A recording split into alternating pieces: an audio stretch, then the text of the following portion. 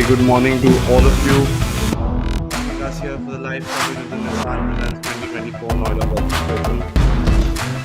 We finally have wonderful golf being played over the past 2 days. We find ourselves on moving day. Here's a look at Rashid Khan, the multiple winner on tour, playing his trade this week here in Noida, and Manu Gandas. Angachima here finds himself on 9 under par top the leaderboard. Veer Alawat as well. Some big names on the leaderboard as we watch the round two highlights.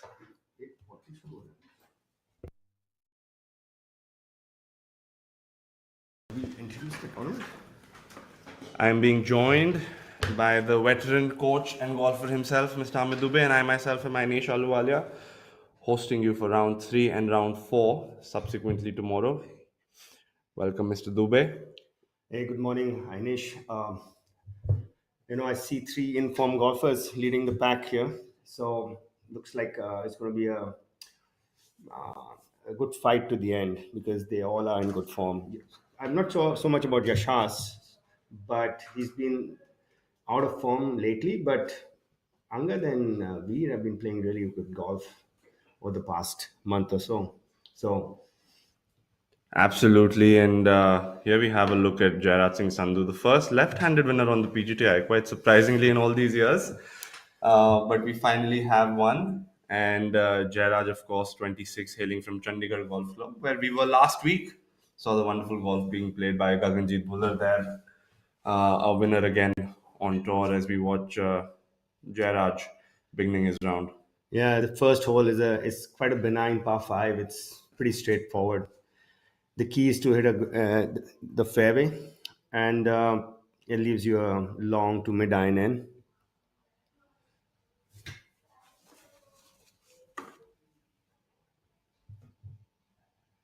Absolutely. I think, as we could see on the board behind, it's about 530 odd yards and not the narrowest fairways, not the longest of holes. You'd want to start off with a birdie here, definitely, or you feel like you're giving a stroke to the field. Yeah, absolutely. And the pin position today is five from the front and three from the right. It's almost like a long par four today. Absolutely. And M. Dharma, the 38-year-old, twice a winner on tour, hailing from the Karnataka golf course, as do a lot of other pros on tour. And Dharma is one of those guys who's been consistent for years and years now. He's always there in and around leaderboards, in and around the order of merit. He's a very tenacious character. I've seen him for a good part of 2 decades now, and has his own way of doing things. He's very routine. Everything is very routine oriented with him, as with all top golfers worldwide. A good And definition of being seasoned. yeah, and Shaurya just recently turned pro. Really good amateur career. The third member of this threesome. Yes, as we can see, he's turned pro this year. The young 21-year-old seems to be a strong kid as well. Yeah, he's got some good club head speed. Watched him hit on the range.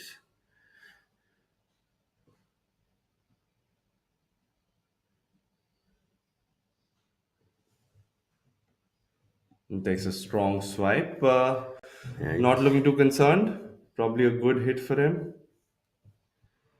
so not a golf course is a golf course where you need to. It's you don't want to overpower this golf course. It doesn't allow you to overpower it. If you just play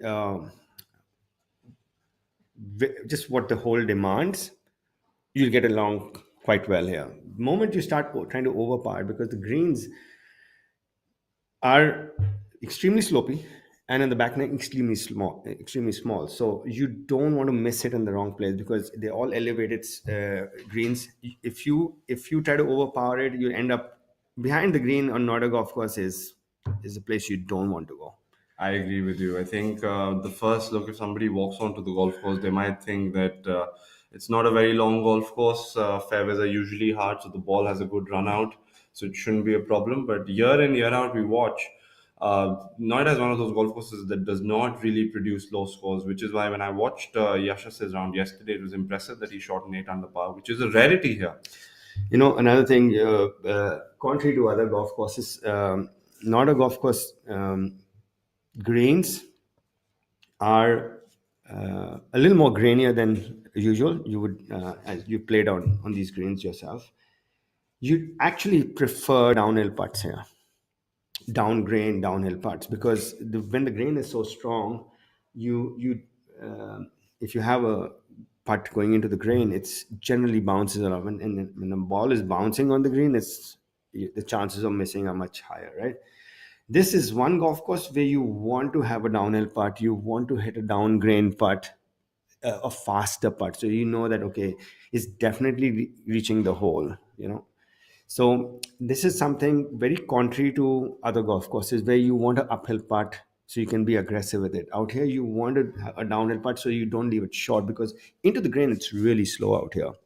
So the Ainesh, the stimp meter reading for today is about 8.10, which is relatively slow compared to pro standards. But I'm not sure whether 8.10 is down grain or against the grain, because down grain it's is, I would say, it's much faster at NGC.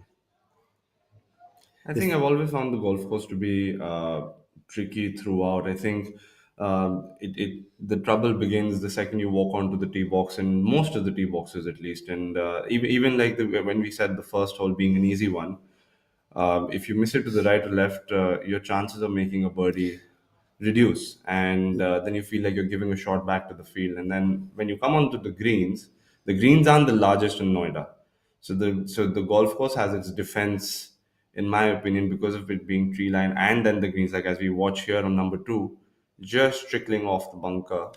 And over the years, these greens have become smaller and smaller, because in yesteryears that ball would have been on the green still.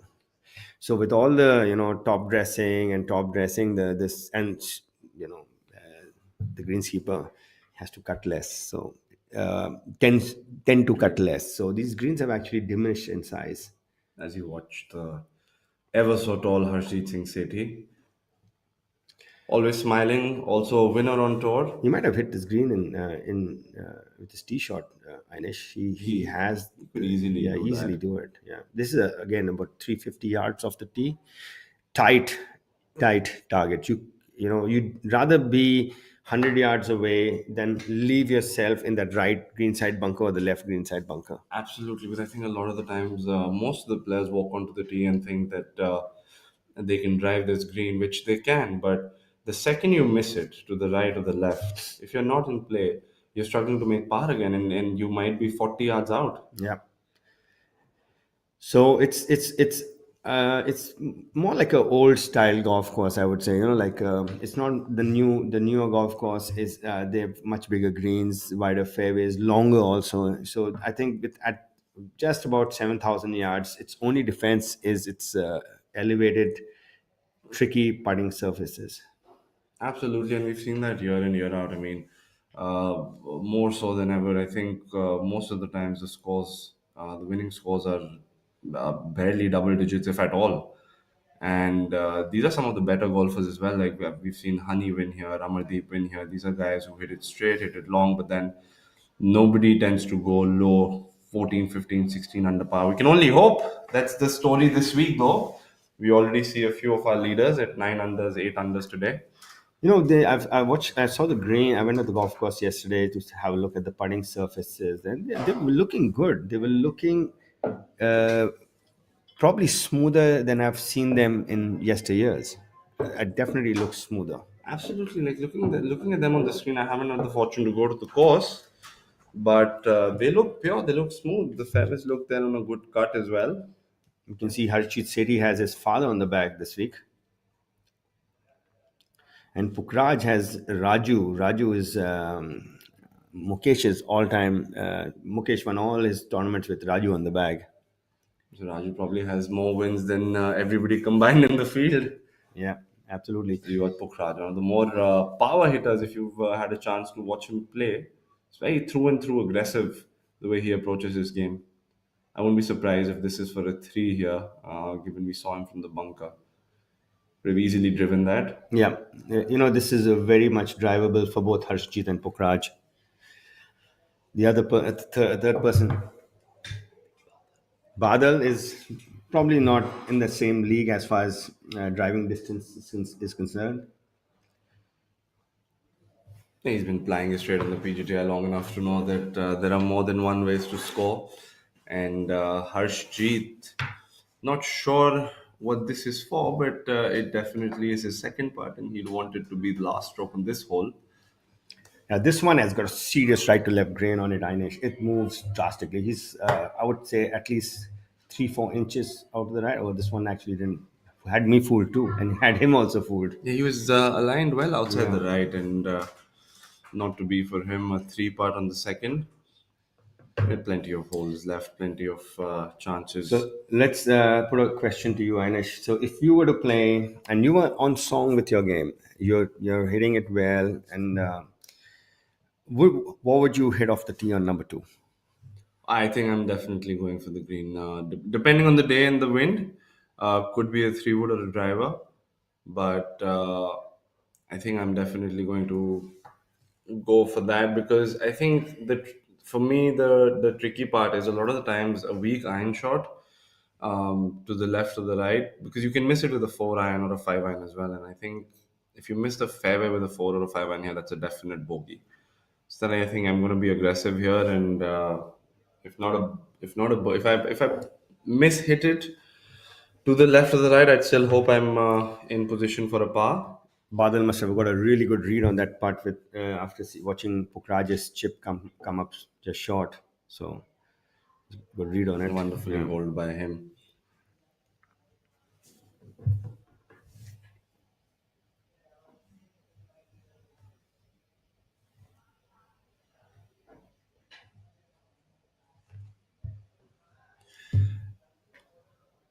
As we watch the familiar faces, the superstars of the Indian tour, and fairly young, both of them. Hani Besoya on the tee, starting his round at 5 under par, and he's a previous winner here, so he knows what he needs to do over the weekend to catch the inform leaders.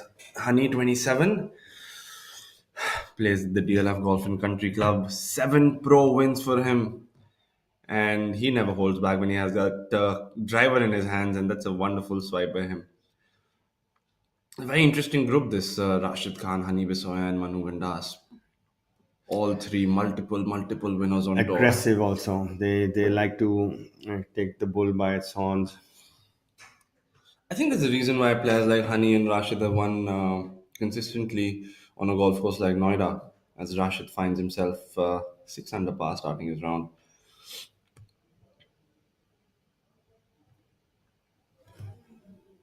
Strong swipe by him, the 33-year-old. Plays at the Delhi Golf Club. And for all the viewers here who've followed golf and Indian golf in particular, have they don't need any introduction for these three. And Manu Gandas, what can we say about him? An Order of Merit winner, played a year on the European Tour. Just an absolute fantastic golfer, knows how to score. He starts 7 under par. Yeah, he's like the Scottish Scheffler of Indian golf. He has he doesn't attach too much emotion to anything, and he goes around doing his work. And I've had a chat with him just before he won the event at Tollygunge. And I said, "What is your game plan?" He says, "I'm just going to do what I normally do every day." So, and you can see that from that statement that he knows. There's a very interesting question as far as a golfer is concerned when it comes to winning a tournament. Shall I make it happen or shall I let it happen? That's a very it's a question that every golfer actually doesn't know the answer for. So sometimes you make it happen and it happens, and sometimes you want to make it happen, it doesn't happen, and you let it happen, it happens. So you must have experienced it with just a round of golf also. that sometimes when you force the issue and you actually get it going and the momentum kicks you through, and sometimes you force the issue and nothing happens, and then you just relax and let things unfold and they start happening, right? So it's but Manu Gandas is from the latter. He lets things happen. He's not someone who's pushing the buttons. He knows that if I'm just there, and even if I'm just going to do what I can do, I know how to do best, and things generally have unfolded correctly for him. Yes, absolutely. I think whenever I look at the demeanor of a player like Manu, I think he never gets flustered. He just goes and does his thing, and usually his thing is shooting low rounds in the 60s. Another thing, I was just looking through the leaderboard out here, and if you look at the top five players, let's say we go Yashas, Veer, Angad, Manu, Rashid, Honey. Okay, top six. Three guys are from the Golf Foundation. Three of them. And this is, I was just going through this. I said, and we don't give the my friend runs it, Amit Luthra runs the Golf Foundation, and I said, I congratulated him yesterday. I said, Amit, I'm just looking at this leaderboard, and I see three of your boys here. And he says, yeah, thanks. So I said, you know people like him have really spurred on Indian professional golf. We have Shaurya with a relatively easy chip on number one. It's straight up the hill. Would you land it short or would you land it on, Inish? I think I would land it on because the greens usually are fairly receptive, and sure, yeah, there Choosing to land it just short, and comes up a little short as well. yes, and you see the different grains, and that's the tricky part of NGC. That drastic change in grain, and you need to. So you got to. It's a really good guess. Basically, every time you take a line, it's a really good guess. It's not easy to Unless somebody hold. shows you the line from behind, you're right. It's not easy to hold putts here, and I think um, the players need to be a little more aggressive. Given the guys who are on the top of the leaderboard, I mean, names like Veera Lava, Tangachima, these guys are all winners, and they're all winners at an international level, at least. Players And like in Manu and form. Rashid, exactly. And I And in think form. They're not gonna come back to the field. You can be rest assured about that. You need to get to them. yes, players like Yeah. Shaurya, players like Jairaj, I think they have their work cut out. They know they need to pick up shots because, like you said, the guys sitting on the top of the leaderboard are not going to come back to the field. So I think four under is very much, and the guy at four under, if needs to smell victory, he needs to shoot at least 66 today. He needs to finish at 10. That's a wonderful putt by M. Dharma, choosing to take the putter from the second cut of grass, took it well over to the right of the hole and leaves himself a tap in. So, all in all, not a bad ending for him on hole number one. Jairaj, on the other hand, has been waiting for his turn for quite a while, so I could assume that he has a chance to make a birdie, or maybe better. And this. I haven't seen this pin position for a long time, by the way, on this hole. So we've been covering NGC for the last 2-3 years, and I haven't seen this pin position. Normally, it's on the third day, it's top right. It's this, top right goes, and the fourth day is generally top left.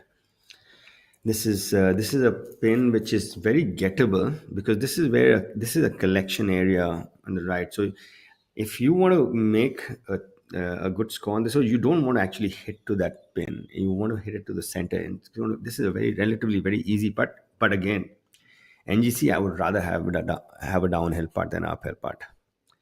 So he's got to make sure he has the pace for it to reach the hole actually. So generally, people you'll see coming up just lacking speed all the time on That's a uphill good putts. example of what the NGC greens have to offer. So during our telecast today, we'll be watching everything unfold.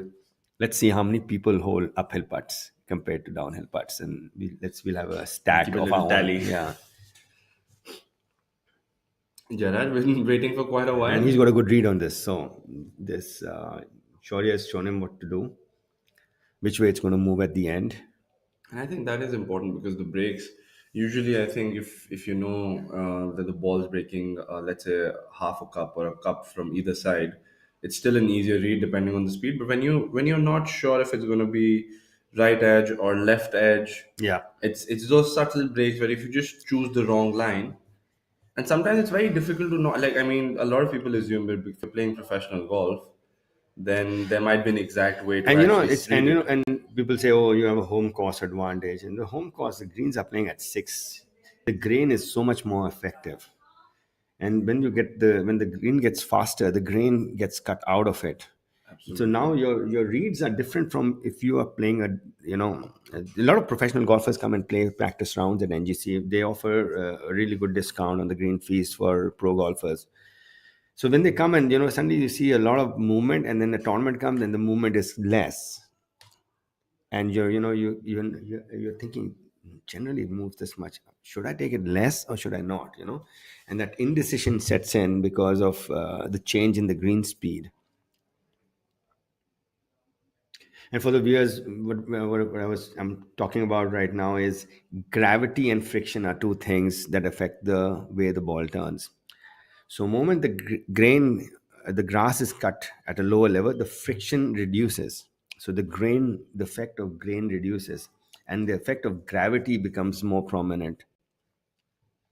We have on our screens in white, we have Ajitesh Sandhu and Harinder, Harinder Gupta, of course, both veterans on tour. It's good to see Ajitesh back and playing.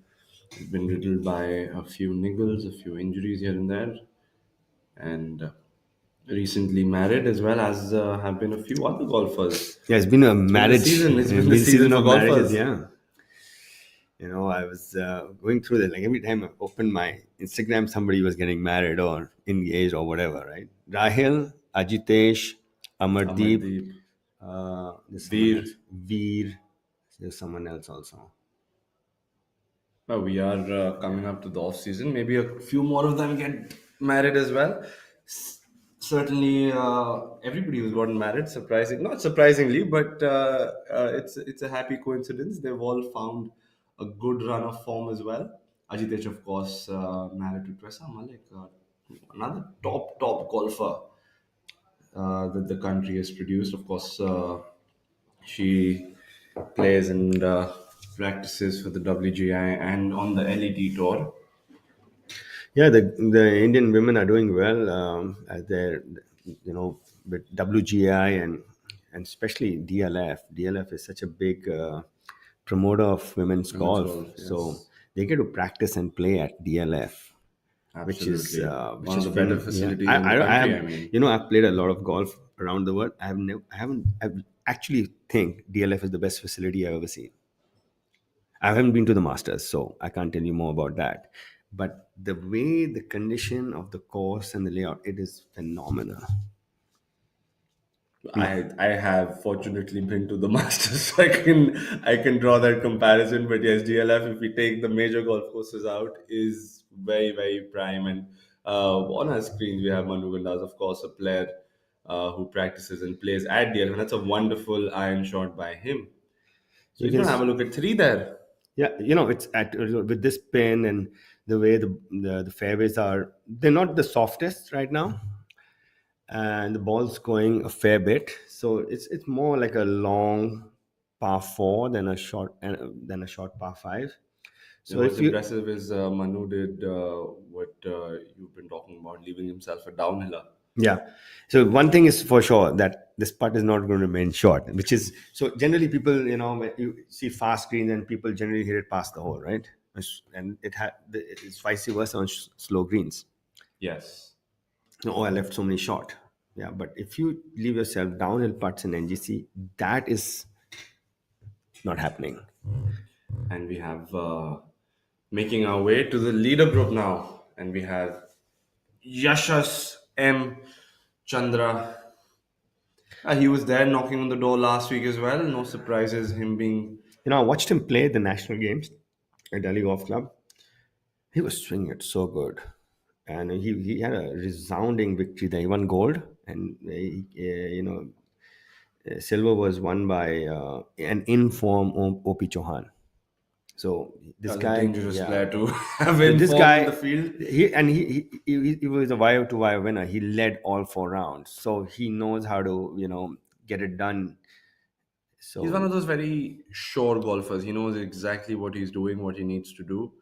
He has his way of going and good golf about his swing business. also. Really, Absolutely, really and good lines. Really, very very neutral. Not too much happening there. he's got a very sure viewer behind him, Jay Prakash, one of the comforting faces on the PGTI, at least for me. Whenever I put in my scorecard, Yasha's there, He's a, comfortably finding the middle of the fairway. yeah, and he's sneaky long. Yeah, he's sneaky long. I can tell you. Beautiful transition also. And of course, another player from DLF, Veer Alawat, the Long 28-year levers, old. long levers, wide arc helps in getting some distance. Oh yes, he can pack a punch, and he's one of those guys who doesn't usually go for the full throttle, but he has an extra gear. Might have used it on the first there, just a bit to the right, following his fellow DLF player Manu Gandas, just on the right side of the fairway. First cut of the rough, no trouble at You all. can see how much roll they're getting on the fairway, Inish. It makes it easier Yeah. then. I mean, So especially a hole like number one, you don't have to really necessarily pummel the ball. You can just put it in play, and the ball's going to run out a bit. And of course, Angat Chima, the 34-year-old, he's been knocking on the door for forever now. I mean, he is a winner on tour, yes, but since last year, ever since I've been covering and I've been commentating, it just seems like every week I'm repeatedly taking his name, and wouldn't it be great to see him win and close out a tournament? And Angad, another one of those guys who's recently gotten married, so congratulations to him as well. see, I knew there was someone else. And It's just finally, not the left side of the fairway does Angad. So all three. probably then the easiest side to come from to that front right pin, and we have Kalu on the bag with of Yashas, and Kalu was my first caddy from Army Golf Course. So I've known him for 2.5 decades at least, no, three actually. So we know that Yashas has got the right mind on the back for him as well. So he's got the right support running. Let's see if Ajitesh can get a good read, has read this one correctly. We saw Harshjeet overreading it. And it goes to show he's taking his time. He's taking that extra few seconds to be sure, because the greens are tricky. And the comfortable stroke for him Yeah, there. and I like the speed of that part that he had. He showed a lot of surety in what he's decided to do, and Do you think the, the way to approach putts here? I mean, this is probably a little short for that, but anything that's over 5 feet, roughly, let's say 15 feet, where you might say that a golfer or a professional golfer would give it a good run. Do you think it makes more sense to be slightly more aggressive than actually just trying to make it reach the hole, especially on an uphill putt? Like let it go 3, 4 feet by. Do you think that gives it a better shot at holding it, or do you think the regular approach of leaving it a I foot? think more important than that is you need to be really confident about your line, nothing else, because that confidence and stroking it comes when you are confident about having read the line correctly. And it's good to have a good caddy in at NGC, because at NGC, if you are not a regular out here, it's tricky to read the lines. So I would say being sure of the line at NGC is the key to holding putts. And even if you take it wrong a couple of times, it doesn't matter. You should not be indecisive in NGC. You should just commit to it. And because sometimes your brain is saying it's right to left, but it's left to right. And the caddy will tell you it's left to right, and you say, "Oh man, it's not going to turn right." But then that's the time you need to trust that. And that's what I'm saying. I think that's what happens on these dreams. Sometimes you're just not sure. That's the only thing you need to be in NGC. You're okay to read a couple of them wrong or overread the underread. That's okay. Don't doubt yourself. I think this is one of those golf courses that does not produce, first-time winners in the sense that someone who's playing the tournament for the first time or or the golf course for the first time competitively, it's very difficult for players like those to come and win because you can't, like you said, overpower the golf course. You have to hold putts here. You have to make those putts for pars as well. Yeah. And a good, not a parallel comparison, but a comparison would be the Masters as we have this week. Is another one of those golf courses where it rarely produces players who playing for the first time because the greens and the grass around it is so tricky that it takes like a couple of years, 3 years, 4 years to actually figure out how to hold putts there and where to leave yourself to actually win. I mean, of course, unless you're Tiger Woods, Now, but this shot, he's 20 25 yards from the green. It's not more than that. It's tricky. He needs to pitch it between the bunker and the front of the green with the low trajectory. He pitches it on the green, he'll roll over the back. and coming from the right side, he has that bunker to also miss. Let's see where he pitches this. See, he's pitched it just short. No, but he hits it. He He hit hit the the fall. stump. He hit the false front of the green. So it's not an easy chip. You can. So it's your landing areas when you miss on this and you're chipping out on the green are very small. Yes, and we You're saw Dharma taking an absolute different approach. We watched him in the center of the fairway there. He must have taken a mid iron off the tee and then choosing to hit his approach from a little further out than Jairaj did. I don't think he has the horsepower to get to that range where he can chip it on. And if you don't chip it on, if you're going to do that, you see how the trees funnel in. So if you can get past that funnel, you're clear. If you're short of the funnel, it's you don't want to. It's no use. You'd rather laid up further back. As we watch Angad on our right with his second on number one. And while we watch where he ends up, This Shaurya now took taking the aggressive route, missing it a little to the right, and he's over there on the card path. He has that bunker to contend with.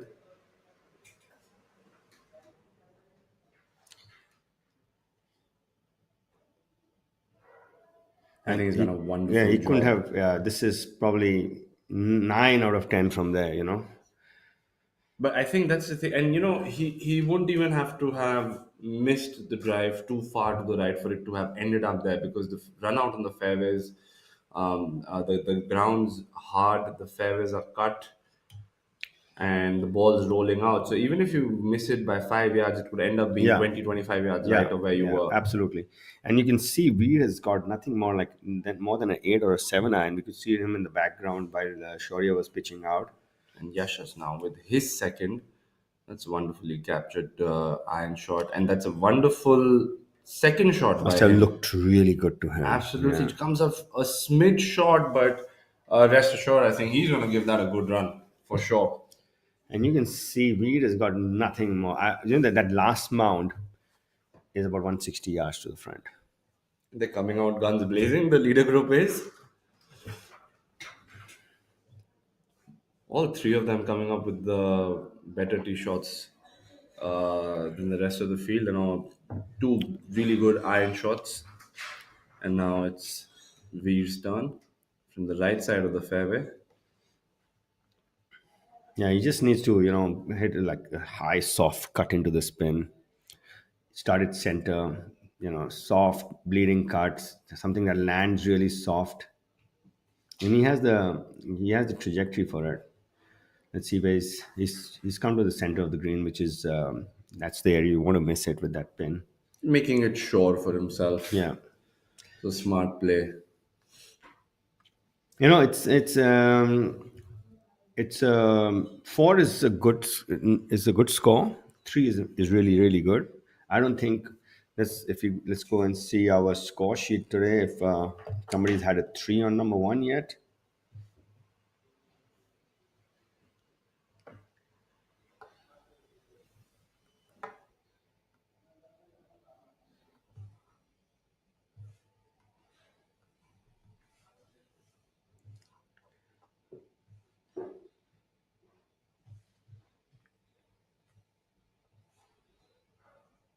Jairaj with his birdie putt on number 2.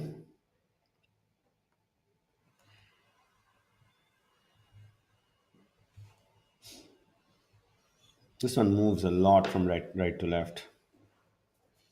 You can see he's given it quite a lot of borrow there.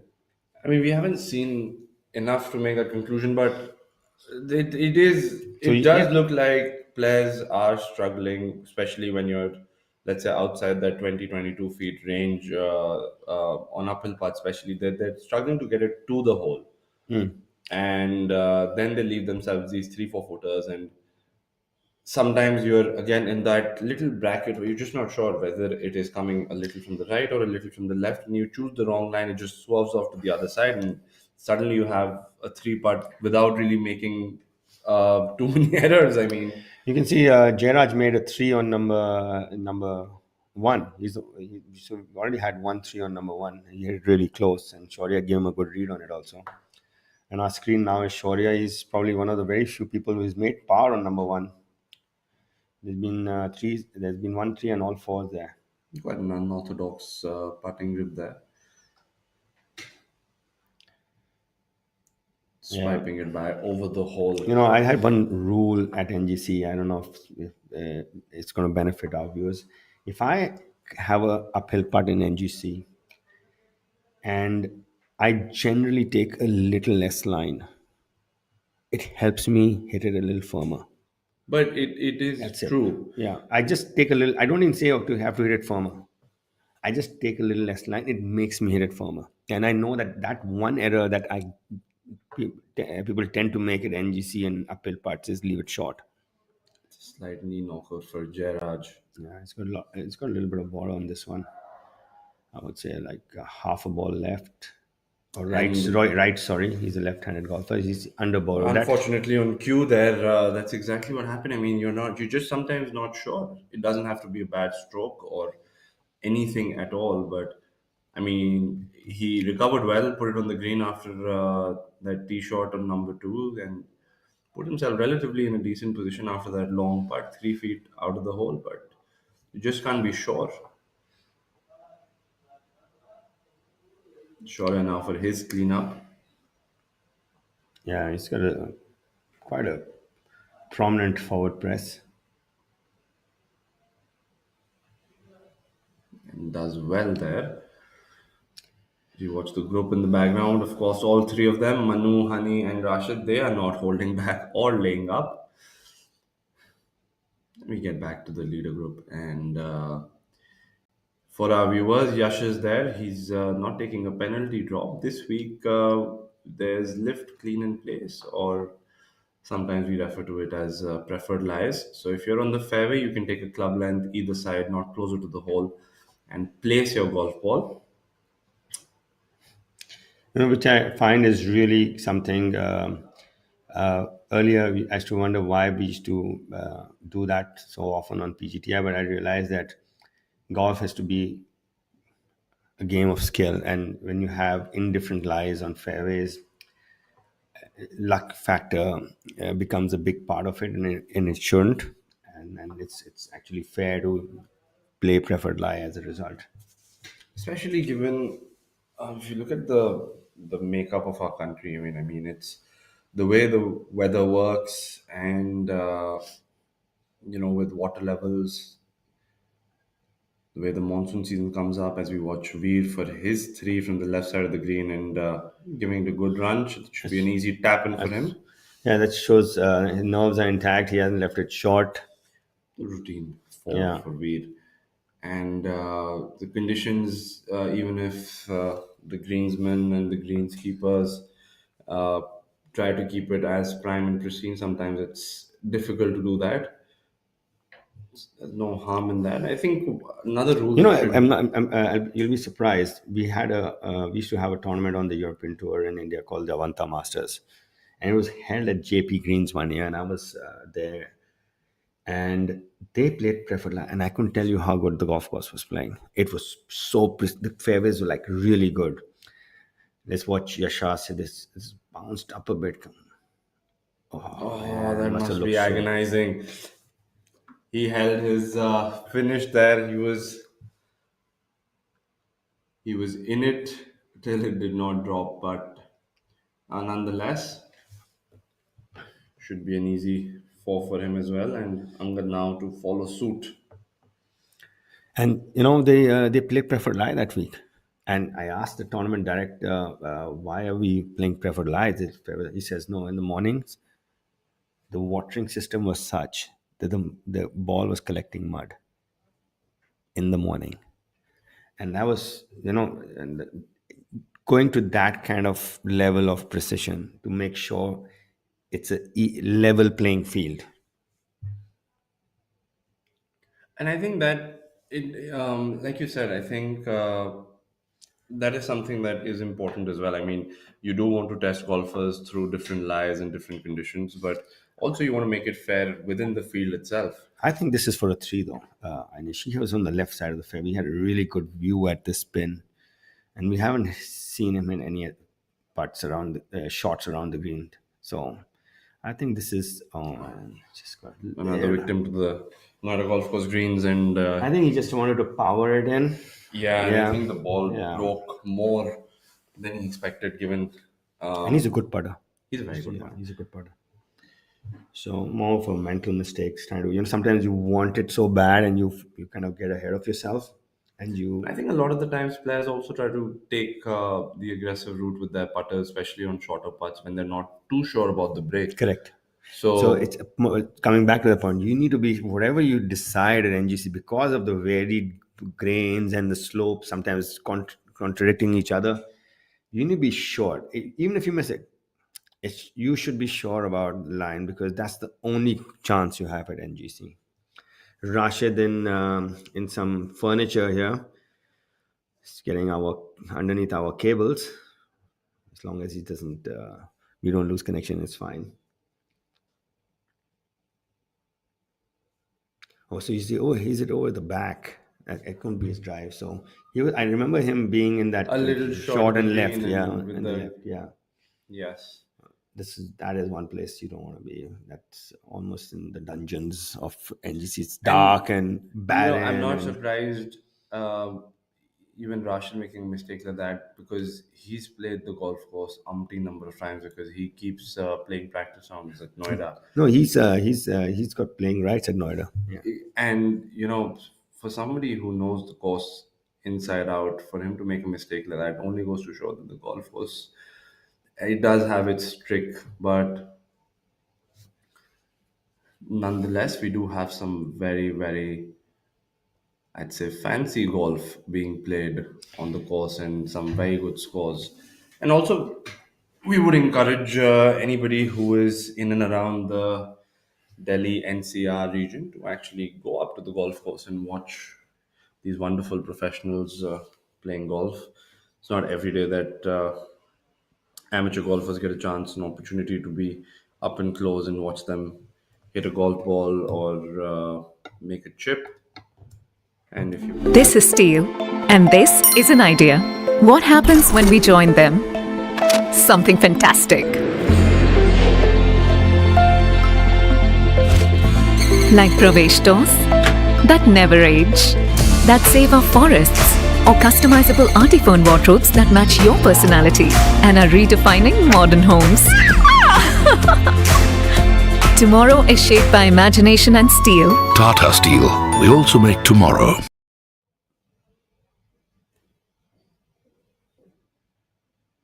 See if he gets the line. Stands precariously far from the ball, Anish, for a putter, right? Yeah, I think so. He's got, but he's also one of those guys who's done his own thing for quite a while. And again, I think most of the players over borrowing on number two, but he did hit the putt better than Yeah, you got the the speed other correct. ones we Yeah. saw. He did get it to the hole. And Rashid now seems to be struggling to get close to the spin position. Numerous strokes under the hole on the left side.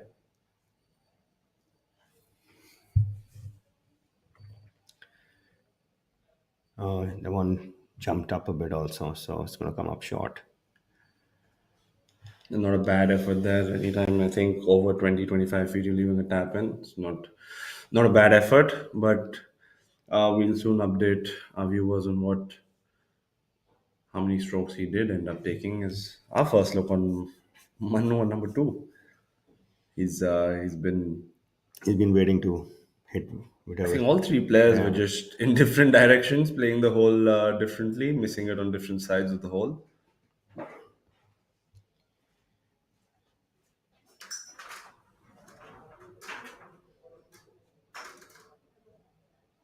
I would love to see a stopwatch timing Manu on every putt. I'm sure it's probably the same amount of time every time. I think he does. I think that's a fair point. The more consistent a golfer gets, I feel the more exact or close to how they do things, it just gets more and more and more routine. Yeah, it's more precise, more refined, everything. So they've kind of there's much more clarity in before execution. You see, One for the old downhill man. putts are much easier in I'm NGC. I'm convinced. Yeah, It's funny, it's Manu. a different strategy change now. Most of the times, most golf courses, everybody's trying to keep it under the hole. Yeah, And you see, you want to go a little above and get downhill for yourself. No flutter in the flag, so I would assume the golf course is there for the taking, at least when it comes to ball striking. Shouldn't be an issue till the wind comes up, so they can take the advantage off the tee. And this is a par three third hole, and Shorty has hit a really good tee shot. He's left himself an uphill putt. So I was discussing this with Arjun Sharma the other day, and I think Noida Golf Course offers the one of the best starting four holes, if one could put it that way. It's got a mix of a par three, it's got a par five, it's got a couple of very good par fours as well, and surprisingly, you could be three under par through four holes, or you could be four over par through four holes. yeah, absolutely. I remember it's the first three holes gives you the opportunity of a really fast start. I remember playing one. It went and I went 3-2, 3-2-2. It's easy. Second hole you can drive it to the front of the green. You hit a good pitch, it goes in, and then first hole is a very it's a mid iron, short iron in. So you can easily start 3-2-2 out here. Absolutely. If you hit some Easily, yeah. quality shots, the scores are there in the initial holes. And again, but if you just have slight misses as well, you could be starting with four bogeys. It's the thing with the in Noida golf course and professional golfers. Generally, professional golfers don't miss big. At NGC, you can't miss small. The trees are too closely grown, and they grow too closely. There's no gaps as such. So when you hit inside the trees, you generally are you got your task cut out. You don't have a 70% of the time it's just a chip out. For amateurs who play here and they miss it big, they just hit it in the next fairway. Yeah, I think there's an advantage to missing it big here. Yeah, I read it perfectly there. Wonderfully hold by Dharma. Well, I've always liked Noida Golf Course. I mean, I usually either find the center of the fairway or I miss it a little bigger than I would like to. And Noida offers You can see quite the course for me. why Angad powered that putt because the other two had made birdie and that was for birdie. So he knew that he needs to, make it, and that's something you don't need to make anything. You let, you know, you make a good stroke on it, it'll find the hole. Jairaj now. Another little knee knocker. He missed a putt of a similar length on the previous, but there making no mistake. So it might be steadying the ship a little for him as well after that wonderful three on number one. You watch on the tee. Honey now with the honor on the par three. Usually, depending on where the flag is, this is one of the longer greens on course. Anywhere between a 7 iron to maybe a 5 iron for most players. Angad choosing to lay it up on number two. I actually like that play because I know that it's a gap wedge or a side wedge, and if you can hit those close, then you know I think there's a lot of room as well with the flag where it is. You can choose to fly it all the way up, or you could choose to drop it a little short and maybe run it up a little, depending on what flight you play. Yeah, so he's brought it in from right to left and is feeding towards the hole. He's left himself From that yardage, I expected it a bit closer than that, especially for someone who likes to draw it right to But left. I think he was just trying to be overcautious about going to the left or a little over there, because I think if you go a little left or over the flag, then you basically saying goodbye to a par, Yeah, that's taking right. the safer route But there. Anish, the playing preferred lie. It's teed up, and You if think you, maybe that putt missed on the first had some effect on that wedge? Maybe just to be sure. I think he just coming back to what you just said. He didn't want to hit it over the green, and that is not what you want to do. You want to hit the yardage that you've decided is the yardage. So, the golf is such a game. It's basically other sports. The ball is moving, so you're wanting to hit it, and it's because it might move away. Golf is the ball is not moving, and you need to use the instrument or implement to move the ball correctly, right? And if you start thinking, okay, I don't want to go there, and then you react to that, and then you hit it the other side, and that's probably what might have happened in his case, because Angad is a good wedge player. We've been following him on PGTI. He's been doing really well. That's why I said I expected better than that. Both Rashid and Honey coming up a little short, and Manu over the hole there with fairly lengthy birdie putt number three. So all three of them off the tee from the par three, and the leader group now making its way onto hole number two. Some crowds as well, a few people following them. I'm sure as the day progresses, we'll have more and more people. I would actually prefer, because from where Angad is, it turns a lot. And if the ball is turning a lot, and getting matching the speed is probably more difficult. And I would actually prefer the chip Pukraj had. That was much all over. That's pretty straightforward. Very little borrow on It's on the it. same plateau as well, Yeah, but yeah. we now, as we watch, still doesn't have a putter in his hand. It would be quite the impressive drive if he's driven it all the way there. But actually, bunker comes in the way there. That right bunker. He's just over on the. I think he's just on the side of the fringe. We might have. I'm not sure, but he does have a lot of room to work with. So it's not the most difficult chip shot. Good technique there. And then we could see even on our screens the quite the severe break, leaving himself 2.5 feet, which won't be a straightforward tap in there. So he's gonna pretty sure mark it down and take his time. Yash just now from coming from under the hole on the left side. Yeah, this one actually doesn't turn that much. It's relatively, I would say, maybe right edge or something like that. Maybe a tad more, but nothing more than that. But slow. Yeah, we watched Rashid from little far back on a similar line had a little bump through that putt. Let's see how Yashas fares here. Yeah, I told you it doesn't break that much from there. It's the grain is going down and across, so they actually, And he's again left yeah. himself a funny distance, and it's just one of those putts where you probably have to concentrate more than you have to on a 30 footer here. You must have misread by a lot, because that's He definitely fooled them. I think he made a confident stroke. yeah.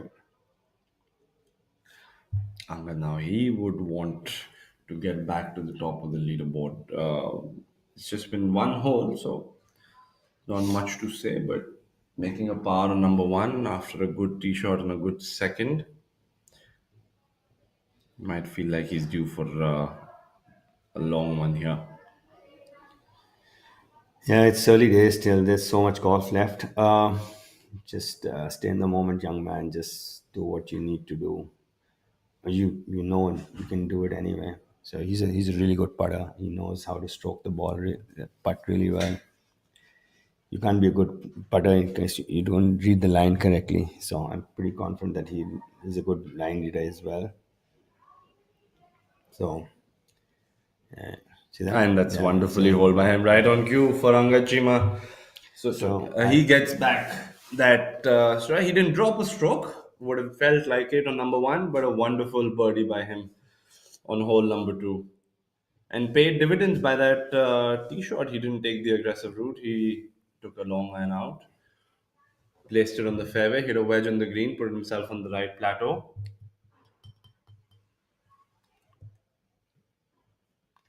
we're cleaning up. And we have a split screen on live feed one. We have the leader group on number two. Live feed two, we have the penultimate group on number three, the par three. Yashas, a little bit of work, a little more than what he wanted left. A bit of a knee knocker. Manu with the better part of 20 feet for birdie on number three, straight down the hill.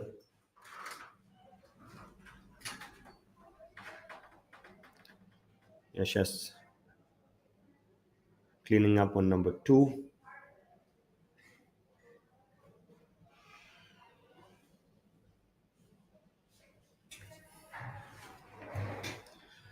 Yeah, pretty straightforward clean up there by Yashas. Manu lagging it up brilliantly on number three.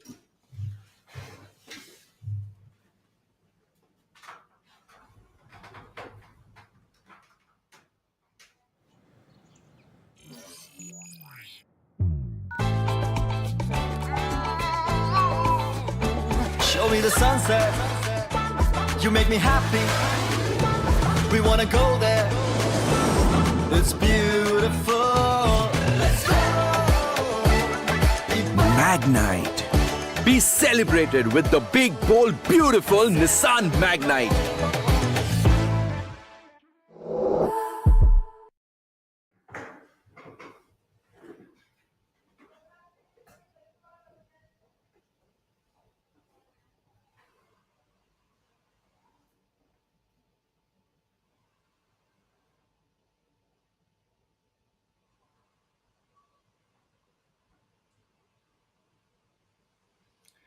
A little bit of right to left in it, up the hill.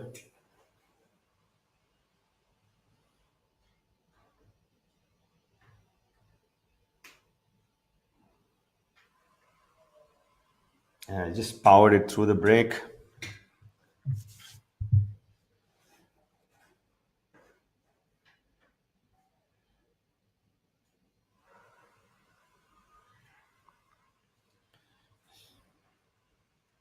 Still got a little bit of work left.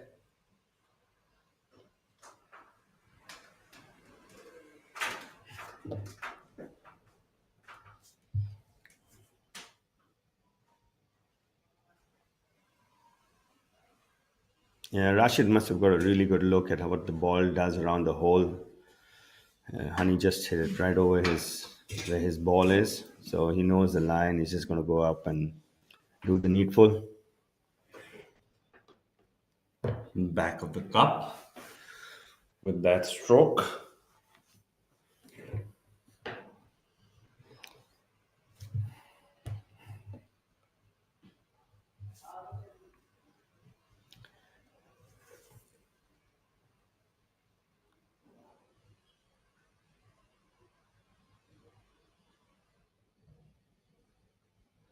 Angad on the tee on number three. Snatching the honor back there with that long putt for birdie on number two. Not a very easy green to hit today. Um, this is it favors the right to left ball flight. It's especially the spin. It's something between a 5 and a 6 iron for most. You can see Yeah, it just probably going for that little fade from that off the bunker, but maybe not cutting back enough. But fortunately for him, he's over the bunker. So yeah, it's a hole where the pin position dictates the way you want to bring it in, and also the wind. Most of the players can move it both ways quite easily. So, And also the yardage. Sometimes you're just stuck between clubs, and you're thinking, okay, shall I take something off? Then you go with a cut, or you want to put something more on, so you go with a stronger draw.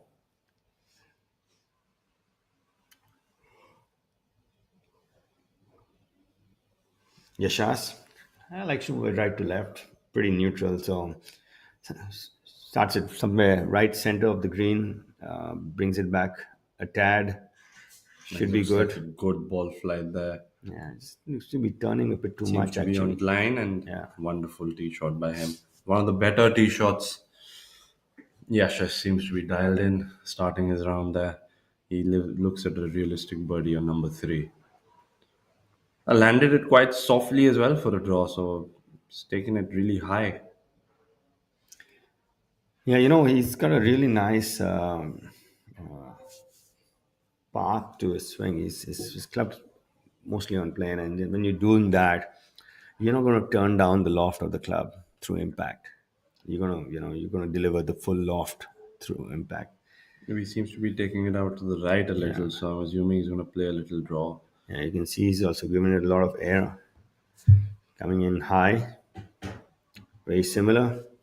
He leaves himself a very, very good chance for a two there, and two really good tee shots and one fairly decent tee shot. Not in the Yeah, worst Angad, position. Angad is got a very straightforward chip coming up.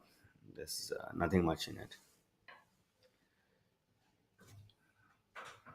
You can see on your screen this is how the par three number three is designed at Noida Golf Course.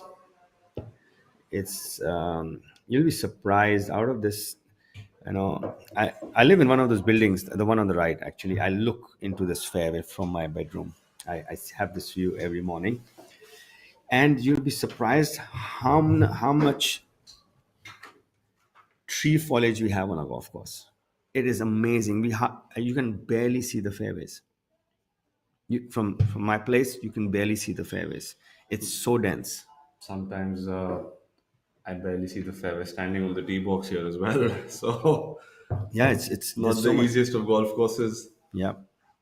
Jairaj now on number four. Our first look at number four. How would you describe number four? It's a very wonderfully designed hole and agonizingly short there for Jairaj. What do you think How about would number four? It's a knee knocker.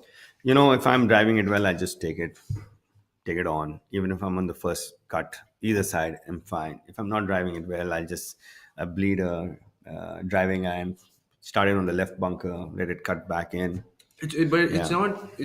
I think if you're not having the best ball striking, let's say on the day or in on the week, the fourth hole is one of the holes that you don't want to be standing on, even if you have a five iron, six that's iron in your hand. exactly. You don't aim towards jail. You don't aim right and bring it in. You just aim at the left bunker and try to bleed one in. If it doesn't bleed in, it's still in the You're bunker. fine. Yeah, Yeah, you can still make it on the green. It's not got the highest of lips. I think So if you're yeah. not having one of the better ball striking days or weeks, do you think going through 4 days, two or three over par on number four is acceptable? After driving iron, I just have 9 of pitching wedge left. It's not like I've got an 8 iron or 7 iron. It's not more than a 9 iron. Yeah, So Dharma seems to have the rub of the greens there, wonderfully held by him. so it's not a difficult hole as such. It's someone it's It is a tricky tee shot. yeah, Once you have the yeah. tee shot figured out, then it's a straightforward par four. And Angad on a right with his chip shot, getting fairly ready quickly, and he did He had a lob ch- it up there, he and had a he's chip in pulled it yesterday out. as well. By the way, he chipped it in on I think it was number 13 or 12. And that's Yeah. the fast start we were talking about. I mean, he missed a very short putt on number one, but he's come back with a birdie on number two and number three. And had that putt on number one gone his way, he would have been three under through three holes. So Yeah, I just thought, I can tell you the mindset of a golfer. His playing competitors have just made four each. He's got a 4-footer for a four. He says, I need to make this one. I can't fall back. And so it just gets your mind ahead of where you are and then doesn't allow you to do what you know you can do. And you're thinking of a result rather than the process of getting the result that you know you can get, right? So that's what happened on number one, I guess. I mean, I think that is what is happening. He was trying to make it happen on number Yeah, one. yeah. It didn't, and he's just playing golf ever since. Two really, really wonderful birdies by Angad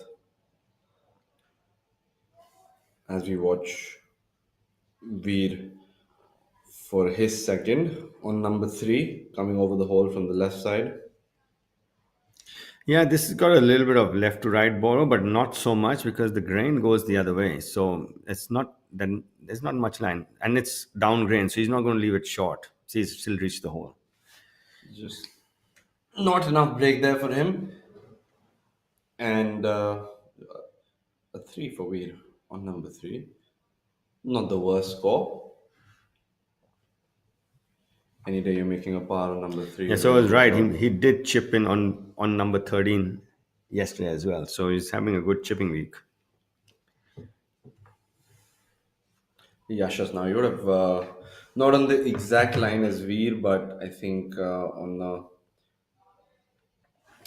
in the similar region, and should have a better read because of him.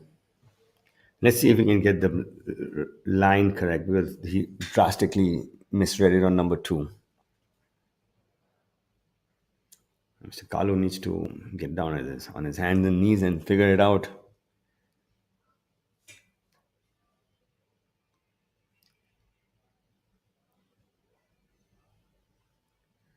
Yeah, well hold, young man. That Very, was very well done by Yashas. So two birdies on number three by our leader group.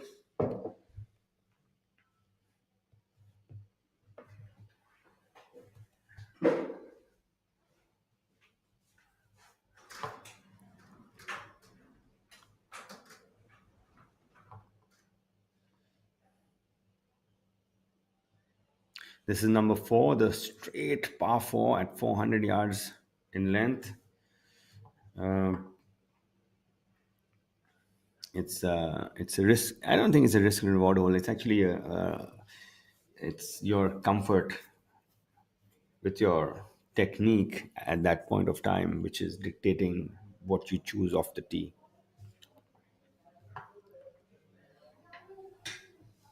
I think most of the guys usually just take up a long iron or a wood off the tee because it's more of a placement hole. But people do sometimes, especially with the way the fairways is running this week, they might just take the driver out and leave themselves 40, 45, 50 yards depending on who's on the tee.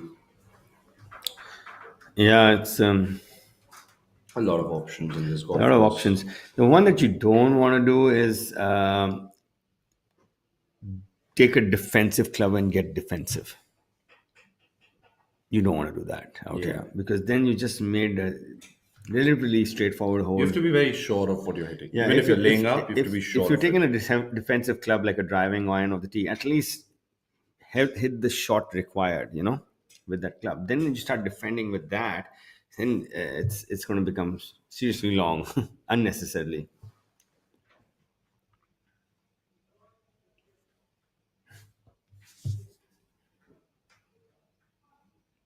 So we have a new leader now. A solo lead is now with Angachima. He's birdied number two and three. Sorry, beg your pardon. Yashas is at 11 as well. He's birdied number three as well. So two-way tie on top between Yashas and Angad.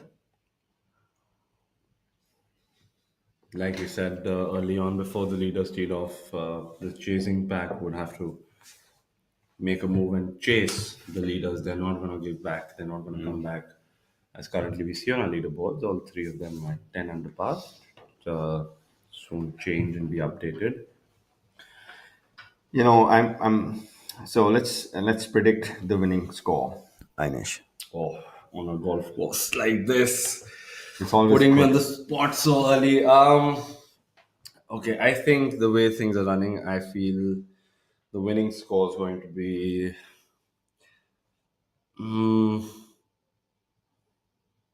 I'm a little flux between 16 or 17 under. I'm gonna go 16 under. What do you think the winning score is going to be? Probably. So because I went 9 plus 9 is 18 minus 2. So, I'm a numbers kind of person. I think, okay, just do your maths. Like that's how we determine the cut as well, right? So, yeah, 16 should be a good score. But if somebody gets to 16, I'm not sure he's going to win though. Because the 3 to I'm not sure he's going to. Yes. 17 is clear. Like almost clear, I would say. I think the reason I put 16 was because I was giving a little defense to the golf course as well, because we know how even if you have a run of birdies, one bad hole. But the funny thing is, if these three guys play well and they have this mini tournament between them, they can get really deep. Yeah. We've seen that happen in professional golf, and two guys are going at it. Like last week at the Valero Texas Open, Akshay Bhatia and Danny McCarthy just had 7 shots between them and the next guy, who was Rory actually.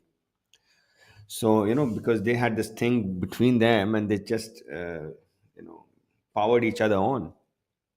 So if these three guys, Yashas, Veer, and Angat, get a small competition amongst themselves going, it can go to below 17. Well, what about this man on our screens right now, Honey? He's going to have a say on that. He says, no matter what you do, I'm going to be coming back and chasing, as would his playing partners Rashid Khan and Manu Gandas. A lovely trio. I would have enjoyed. I would have been very confused if I was on the golf course to follow them or the group behind. Absolutely.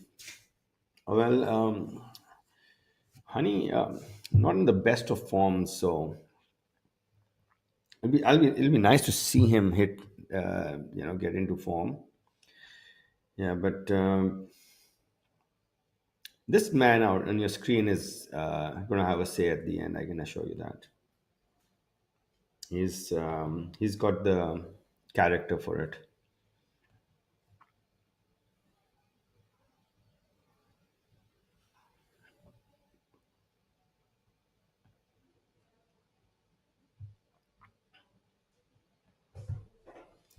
Veer, with his warming up routine on the putting green. So, Anish, since both of you and I both have been professional golfers competitively, what was your thought or your mindset on the putting? What were you trying to achieve before you tee off on the putting green? What were you trying to achieve? Well, I've always been someone, as we watch wonderful slow motion swing of wheel. This is interesting to watch. A good load back, a great turn, and then he stays within the shot, and there's some lovely weight transfer as well, while he does not push forward. So, good technique by Veer. You know a lot about the technical aspects of the game. Um, You can see that he has a little strong left hand grip, so you can see there's a little bit of a lean back through impact. That's just because of the way he grips the club. Otherwise, generally movement wise, it's pretty solid, very good balance, good lines. and he's left himself on the left side. Not sure if he's in the bunker or just short of it, but that's an example of taking the safe play but leaving yourself off Yeah. the fairway. In yesteryears, that tree which is slanting used to be more upright. You had to hit around it. Now you can just hit over it. That probably made it a little easier for him there, and Yeah. So it's, that's it's the second. yeah, That's it's a it's, wonderful it's job. nothing more than a 9 or maybe like a baby 8 for him from there. So and the lip is quite negligible. So And our first sometimes look I at the prefer fifth it in the green. bunker than in the rough, because at least you're going to get good contact with the ball and you're going to get the desired yardage. Dharma's been making a few putts today, and not a bad stroke by him. But coming back to what you asked, I think I've always been someone who's been very sure of putting and how I go about things, and no matter what the greens, I've always generally adapted very quickly, and it's it's an aspect of the game that comes easier to me as well, and I'm always very comfortable mentally on the greens. I've never had a thought, what if I miss? Maybe because the acceptance of missing is there.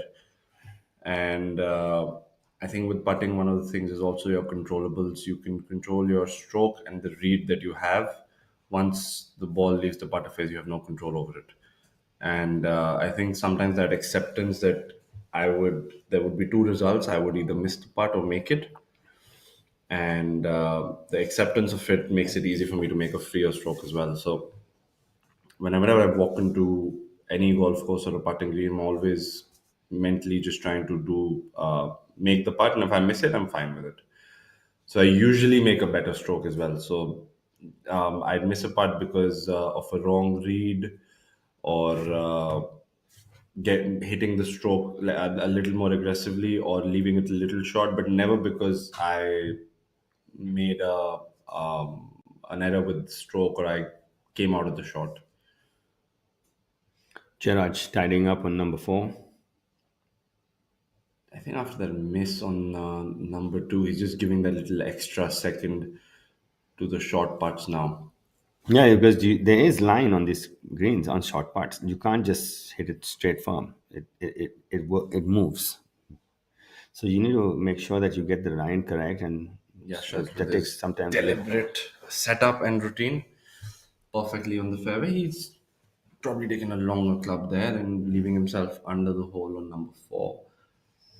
Yeah, must have looked really good to him in the air. He had it covering the flag from his angle, and Angad on the left side, but the hole is looking like a bucket right now to Angad Chima.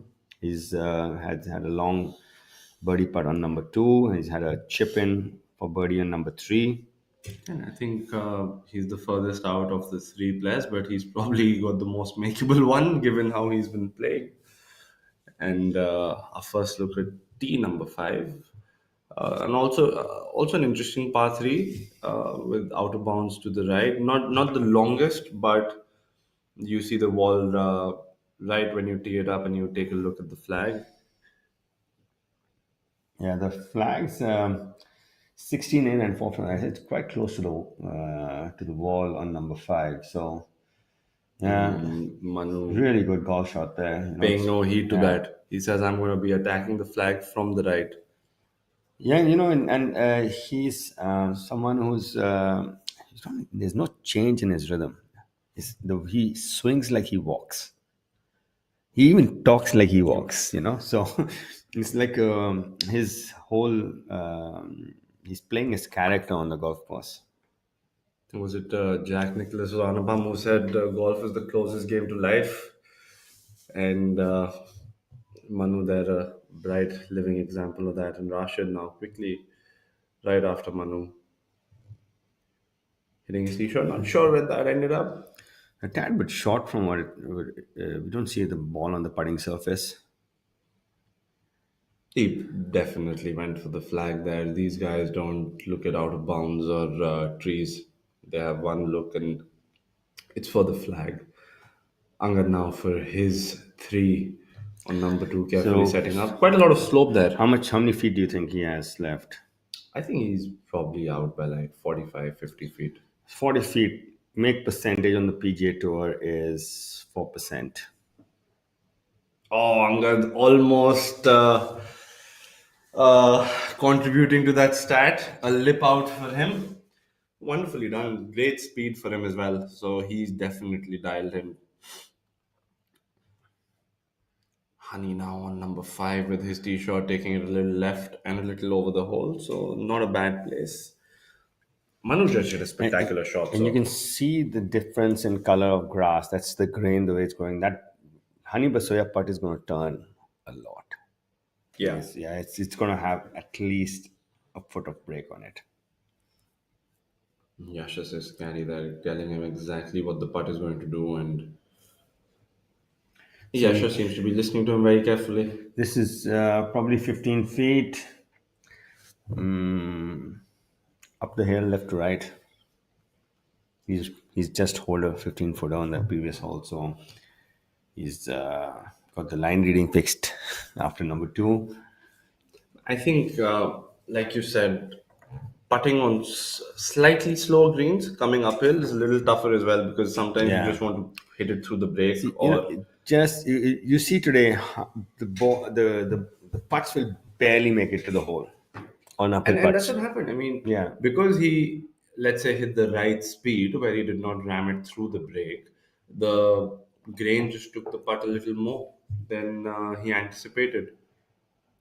And let's say, had he want to take the break out, Who's on Veer's bag? Is that I'm his not sure. friend? Looks like it. Looks Might be like maybe his a young brother. amateur who Yeah, probably practices at DLF. similar build. They look like a team. Well, I'll probably have to message him after the round and ask him, and we'll have the answer for you by tomorrow. But definitely does not look like his regular guy. Maybe, I mean, this is sort of a home event for Veer. It is in the NCR region, so I like his putting setup. Very nice lines. Very good path to the putter, but that was more line to that Veer. I could have told you that. That one turns sideways it took a sharp yeah. break to the There's left. so much And of grain on that putt. It's almost semicircular, by the way. did fool him. Yeah, and you see that he's subconsciously he's hit it past because he knows he's taken less line. Yes, And you and I both know that when we know that we've taken less line and you want to hit it a little firmer. we want to hit it a bit firmer. Probably that's when you tell yourself, okay, listen, re align this one. I need to hit it, take a little more bore on this. Rashid, a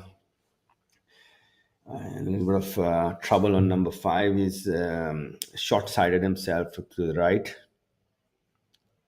Yeah, a couple of options. He's going to run it through that rough or not. Nanga doing his due diligence on number four. Yeah. Comfortably hold. Well, not comfortably hold, but he did hold it. Those putts are never comfortable. Those putts are They never never will be. So you might as well enjoy the discomfort, guys.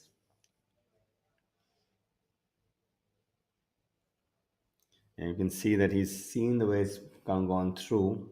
It's a fairly good idea of how it's going to go backwards also. That's the advantage of hitting it past the hole. You know the line going back. But not the kind of length you want left at NGC. Rashid now probably have to bump it. He goes choosing to hit the putter there, and he's going to be over the hole, leaving himself about 15 feet for his par. So, not the most ideal way of playing number five, but he still has a shot at making par. Yeah, Rashid holding his ground. He's still even par. He's 6 under that. He was at that score after round number one. Even par yesterday as well. And two-way tie on top with Yashas and Angad. Manu at 8. He's got a pretty holeable birdie putt coming up. Honey with his birdie attempt on number 5. Let's see if gets the correct read on it. You see the small light green patch left of the hole, Inish? I'm Yes. thinking that is where his starting line is. Let's see if he gets this one because this one turns a lot.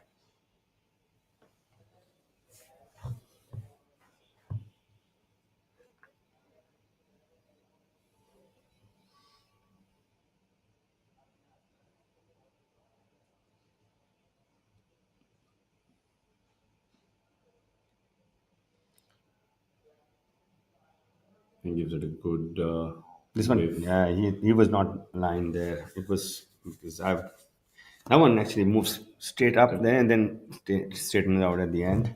Probably on a fall line as well. But a two-part nonetheless for him. I think won't be too disappointed given the length of the first And part. to tell the viewers how confusing NGC is, these guys are good readers of the line and they're misreading it by a foot, not by an inch.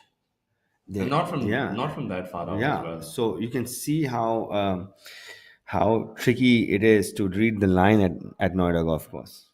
Rashid now for his three. Manu inside of Rashid. So Manu's going to have a look at birdie from a fairly makeable range. And And Rashid, Rashid holding it out there. So Rashid and Hani both making a three. Very, very different ways to do it, but no pictures on the scorecard. So a par for both of them. almost a disdain look on Rashid's face. Okay, if I don't make Just another, well, uh, Friday for him.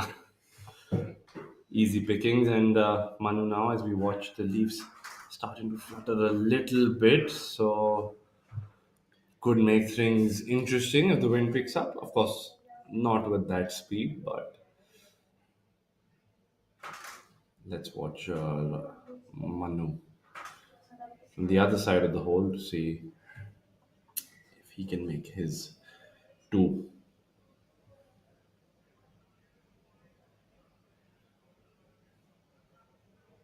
On one of those putters stands closer to the ball, doesn't bend a lot, probably due to a few injuries that he has. But he's found a way to do things this way as well, and burning the edge there. I think he thought he had hit a good putt, so he might have misread it a tad bit. But you saw from his body language, he thought he had made a good Yeah, putt. I So think it was as a long good as stroke. you've done that, you're fine. You are going to misread it a bit here and there. And this is the defense of the golf course. Yeah. You can't second yeah. guess yourself with the putts here because you're definitely not You- making you- those then. You are. This is the only defense this golf course has with its yardage is that line reading is tricky. As Because we watch Angachima, who's barring the first, has got the line reading right and retaining honor on number 5. That's a Yeah. wonderful tee shot by him, leaving himself under the hole in a makeable range on the right side. and they're playing the right tee box today. Sometimes they take the tee box to the left where the trees are right there in front, and you can see on the right side of the greens, and you have to hit it over the tree. That would be actually a easier tee box to this spin today. This one is it's hugging the wall throughout, so your eyes generally tend to aim left, Yes. and you I think most of the players taking a little left to right cut yeah. onto this hole.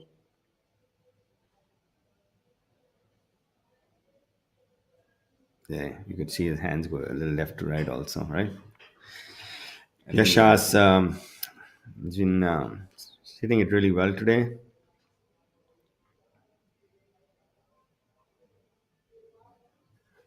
See where this one hands up. Looks like it's on line actually. Yeah.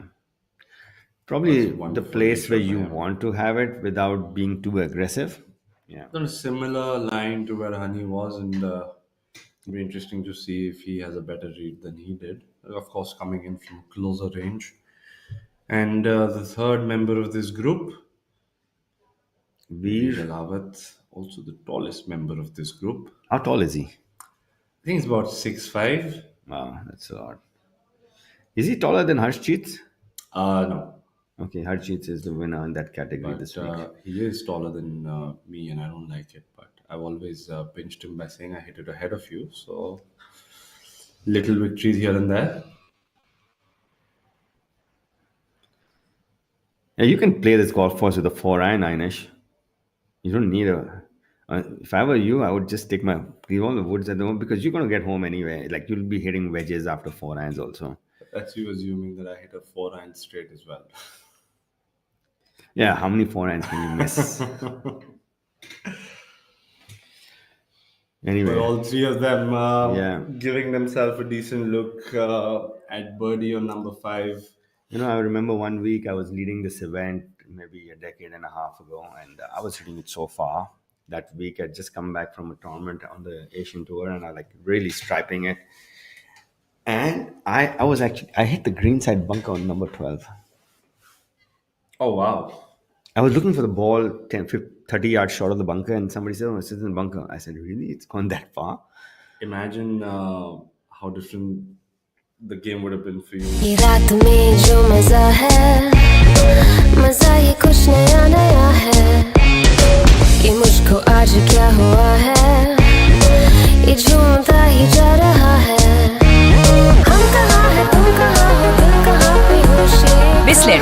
Drink it up. Jum jum jum baba. Jum jum jum baba.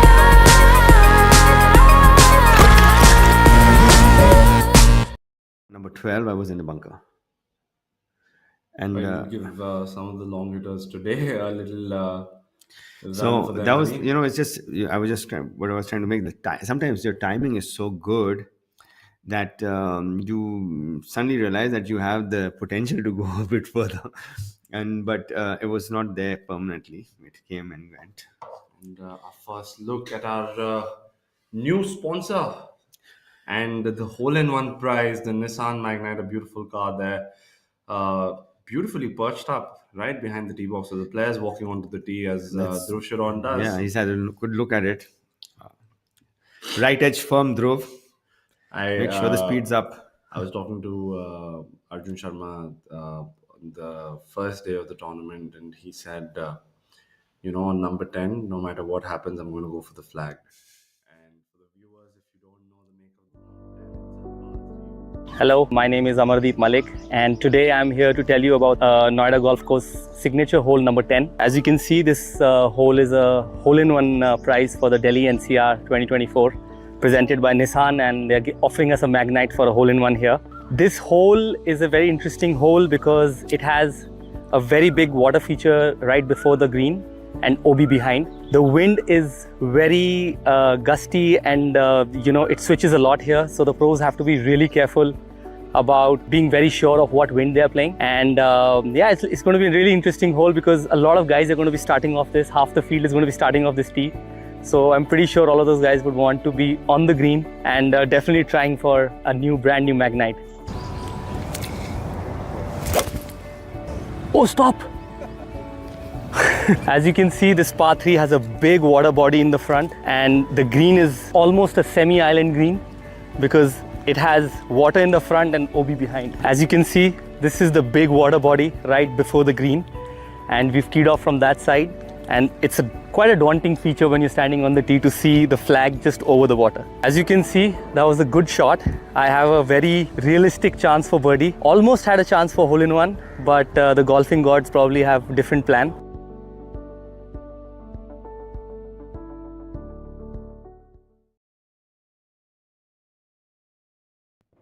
Wonderfully explained by Amardeep Malik. I can tell you one thing about number 10 is you rather play it in headwind. One hole, you rather play in headwind. Well, as long as post my tee shot, the golf ball is dry, I'm happy on number 10 as we move our way back. Because the depth to the green has reduced drastically, and Surprisingly, this week, Mr. Dubai, Amardeep was he's usually around the groups to be followed, usually around the back of the sorry, not back of the pack, usually around the leaderboard. This week he finds himself at 1 over par currently, so a relatively average week for him. He's been how did he play last week? I'm not sure where he finished, but he was there in and around the leaders as he's been for some weeks now. So consistent golf by him, and Yashas now from a similar line to where Honey It's was, going and the it other just way. broke to the left. So Yeah. seems to be on a fall line there, that little spot. So that would be a 3 for Yashas. And So our friend Dipankar Kaushal has made the cut. It's his first cut this year, I think. And he was on the putting green yesterday, and well, actually 2 days ago. And after shooting, his caddy is someone who's quite animated about things. Gaggett. Well, And he was saying, this guy, I've told him this, and I said, okay, yeah, he's made the cut. Relax. you'd assume with the Dipankar you need a person like that. Yeah. Actually, that guy can talk more than Dipankar, if that's possible. I would find that hard to believe. But it's fun. It's good being fun, around the yeah. bunker. Yeah, he's entertainment. Absolutely. He We keeps the mood need light. we need people like Dipankar to play golf, professional golf, because it's quite a mundane sport otherwise, right? But it's a good energy. Yeah. It's a positive energy. He's energetic as well. Absolutely, I couldn't agree more with you on that, because he's someone who's livens things up. Angad with his birdie putt on number 5, and it didn't move. You think He I got was just fooled about by. to say exactly He because I got think he was fooled by, coming yeah. directly So, over Yashas's line from the other side, and I yeah. think he probably took a little more break there because he saw his putt diving quite strongly to the left. Now he's thinking whether this one's going to dive or not, because Yashas did. That from there it didn't, and now will it? Right? Absolutely, and I think usually you would assume that Sometimes you don't. greens Yeah. that are playing at a stimp of 8.5 would not be giving you 2 3 footers to think about, but players here are definitely giving it a little thought. Sometimes it's you're better off not looking at other people's putts before you hit I think yours. that's probably a good way to go in Noida as well, unless until you're exactly on the same line, going in the Yeah, same yeah. direction. Because you these small grainy patches, like you can see, where the grain changes all of a sudden, it confuses you. And if you have it on your line, it goes in. If you don't have it on your line, it's pretty smooth. Otherwise, So yeah, if I was Angad, I would just hit it right center firm and just take the break out of it a bit. I Right, think he's going right exactly. center firm. Yeah, there. That's what he did. So, comfortable birdie putt missed, a nervy par made, as we have Veer now for his little cleanup. Not a little cleanup, but I always wonder this aim point. It's basically to do with the slope, right? These greens are so grainy. I'm not sure whether I would trust aim I point think it's just completely. maybe habit because Yeah, he does play outside the country a lot where slopes do determine matter. the break more Yeah, than the grain. especially So when you're like I said earlier, when the stimp meter goes to like 11, then the grain almost becomes negligible, right? it's just a matter of habit and just going through the same routine. This is number 7. This is the it's a tricky hole. It's you hit into a you don't see the fairway. You only see a bit of the fairway off the tee. You just see the left edge of the fairway off the tee, and you got to thread a needle basically. Yeah, and you have to have quite the exact line as well Yeah, off the tee, and and then it's a kind of a roller coaster green, a lot of slope on it, and if you're on the wrong side of the slope, it's not a it's it is a yeah, difficult it's par. yeah. So this you have it. The pin is right on top of the crest today, Inish, where that small plateau On the is. right side. Yeah, on the right side. Probably So the most difficult pin to access as well. yes, absolutely. Fairly You decent job want by to hit a Gerard. driver off this tee because it's only 360 odd yards, but moment you get a little bit off the fairway, that pin is not accessible anymore. You just want to then just have to Even if you're on the green side bunkers, Yeah. you're not really leaving yourself a Yeah. very good opportunity for birdie. As we watch a few spectators, it seems to be Rahul Bajaj, and there's Arjun Prasad and his parents there, carefully peering on. Arjun's finds some good run of form, just not stringing 4 good rounds. He's been knocking close to some very low rounds once or twice in the week. Yeah, it's good to see him play well this year. Yeah, from the beginning, from Tollygunch, it started off, right? He's not having the best days today. He's 1 over so far after 6. Rahul Bajaj there on the left, and Sampath Chari, tournament director, responsible to give players mini heart attacks with his flag positions. He's someone who, like, if I have ever a doubt in any ruling, I call up Sampath. I know that I might get the same ruling from someone else. It just gives me a reassurance. He's got that kind of, He's got that knowledge and authority to go with, yeah, he's got that the, he's sure of what he's yeah, saying. he's got that personality also, knowing that he's, seen enough of odd things.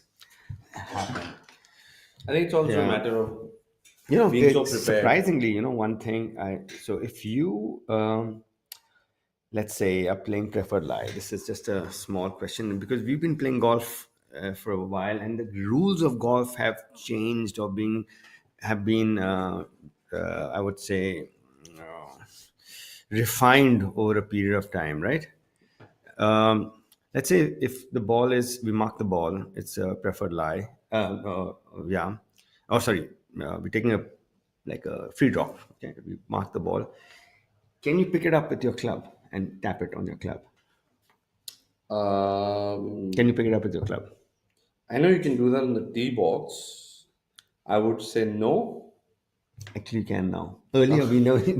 So I was like, really? You can do it? He says, yeah. The moment you mark that ball, the ball is not in play anymore. On the tee box, till you don't hit it, the ball's not in play. It's the same thing. So you can pick it up anywhere you want. And it won't count as practice. Yeah. It won't count as a No. stroke. Yeah. Very interesting. Very interesting. This is something which I was surprised by.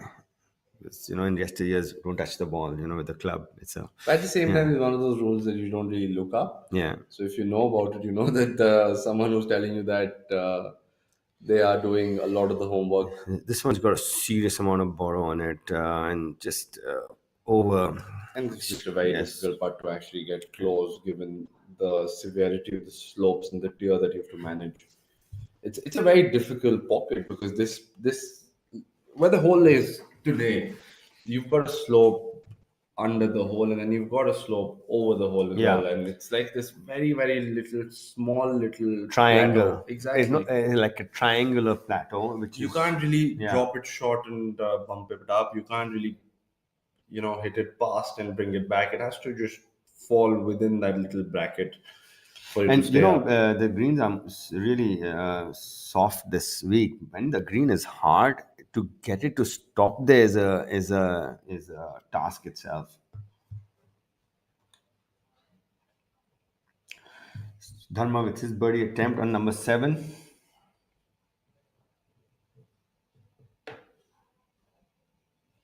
You can see how much of slope there is. We can't see his golf ball. You can barely see his shoes, and he's And it's both uphill and he's, side slope. he's just 15 feet from the hole. He's not more than 15 feet. Dharma coming up a little from the easier side compared to Shaurya. Yeah. But he again leaving himself plenty to do there.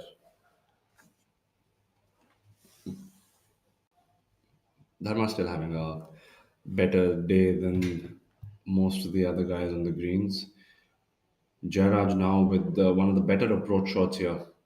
A little over the hole, so he's coming back up.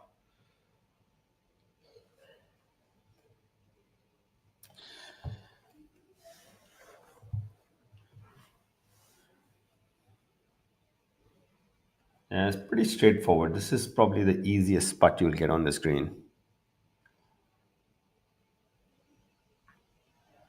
Gives it an aggressive swipe, but moves on to the left. And I think he's a little flummoxed by that because he probably aimed it to the left a little and the ball moved to the left. So, an unassuming par though for him, not too damaging.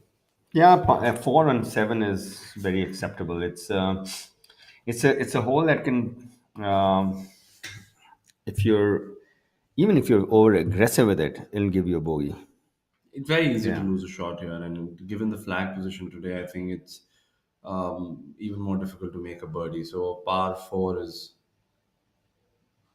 never a bad bargain here as we watch Shota now for his second putt, his return putt after that lengthy attempt from under the hole. Yeah, it's he just I think he thought it was slower than it is. He was coming up that slope, so he's just steamed it by good 6-7 feet.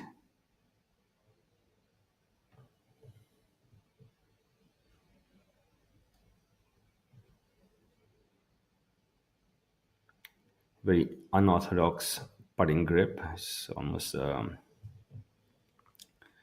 he's Wonderfully but this done by works. him. A stressful second putt there for him, but he's made it, so no harm there. Dharma now going through his pre-shot routine, little under the hole, seems to be about 3.5 feet out, and he's taking his time there, making sure the break is, if one can be sure on these greens. Hmm. He's a tenacious character. Um, he doesn't do things unless he's gone through his routine and sure of the line. And you can see he's observed it from every angle possible. And once he's clear, okay, this is it, then he pulls the trigger, and probably one of his strengths. All three golfers in this group have very, very distinct putting grips and makes it there. Dharma probably has the most conventional with the left hand below right, which by regular standards is not the conventional grip. Yeah. Shaurya has them on top of each other, also left hand below right, and then Jairaj has this really um, claw. It's kind Different of way to do a, the claw as well. I yeah. mean, It's not a conventional claw. It's a little, looks like his right hand is barely on the grip. yes, and as you So, can see on our screens, this is us, Ainesh Ahluwalia, and obviously the veteran golfer and one of the bigger, better coaches in the country, Mr. Ahmed Dube here, as we take you live through two rounds of the Delhi NCR Open in the Noida Golf Course, presented by Nissan. And we are, of course, on day three, moving day. Mr. Dube, what do you think of it yet? well, we've the leaders are moving in the right direction right now. The others seem to not move in the right direction. The closer chasing pack, some from behind are coming up. Sakib is playing well today. He's 3 under, but the last three, third last, fourth last group, they've actually gone backwards. The gap has increased, so it's And you don't want to do that with yeah. guys like Yasha, Sangad, and Veer. I mean, these But- guys are not going to give back anything to the field, as we were discussing, and a bunch of birdies being made. Yeah, and like we were talking about the what we thought would be the winning score this week, and we pinned it down at 16 under is what we think would be close or will get you the title. And with these three, if and you can see them, they're kind of almost feeding off each other. They're kind of they're running their own race, and And that does make a difference. I yeah. think competitively, if the other person's making a birdie, you just get in that same flow as well. Yeah, you could see it from the part that Angad hit on number one. He saw his playing competitors make four, which is the birdie, and then he had a 4 footer, and he knew you could see then that he wanted to make it, and he hit it too hard and had two birdies to make amends. But they're going to feed off each other, and the only one who I feel has the strength of character and he has the patience to play this golf course is the man on your screen. He is someone who plays his own game, and he's well and truly in control of his emotions and his, Ice cold veins. yeah, it's Finds himself in the middle of number seven. Does Manu Gandas, and for the viewers who might have seen, take a little device out and look like a small binocular that is on the PGTI. Recently, we've been allowed to use the rangefinder to pace of play, which I think is a good move. I think it speeds up play, so it's fine. At the end, you will get the yardage. We used to put those markings on the. And I Yeah. think, especially on the Indian tour currently, it's very difficult to mark an entire golf course out and have yardage books printed, and the entire process also takes a lot of manpower and hours. So I think the rangefinder is not a bad solution to pace of play. The only time I find it that it doesn't work very well is when we have rain or something like that. When you see that Manu is stiffed it, he on number 7. How beautiful was that shot? Yeah, he's in kick-in range on number 7 for birdie. I mean, I think Manu said that, you know what, the 5, 6, 8 footers are difficult to sink here. Just hit it to a dead given range and move on to the next. The wonderful approach shot by Manu there. And honey, wouldn't he like to follow suit and do the exact same thing as what Manu did. A better angle for him, a little closer, coming from the left side, a cleaner look at this flag position. Yeah, he's in position A1 in the fairway on number 7. And let's see if he can better our And that goes to show 2000. that Honey, one of the more aggressive players on tour, throughout and through, he's going to take a driver out to practically anywhere. And he also choosing to lay up a little back here, not taking the driver in, and he taking it a You see, little now over the this will track. feed further and further. Oh, he's just about caught the plateau, just the latter half of it.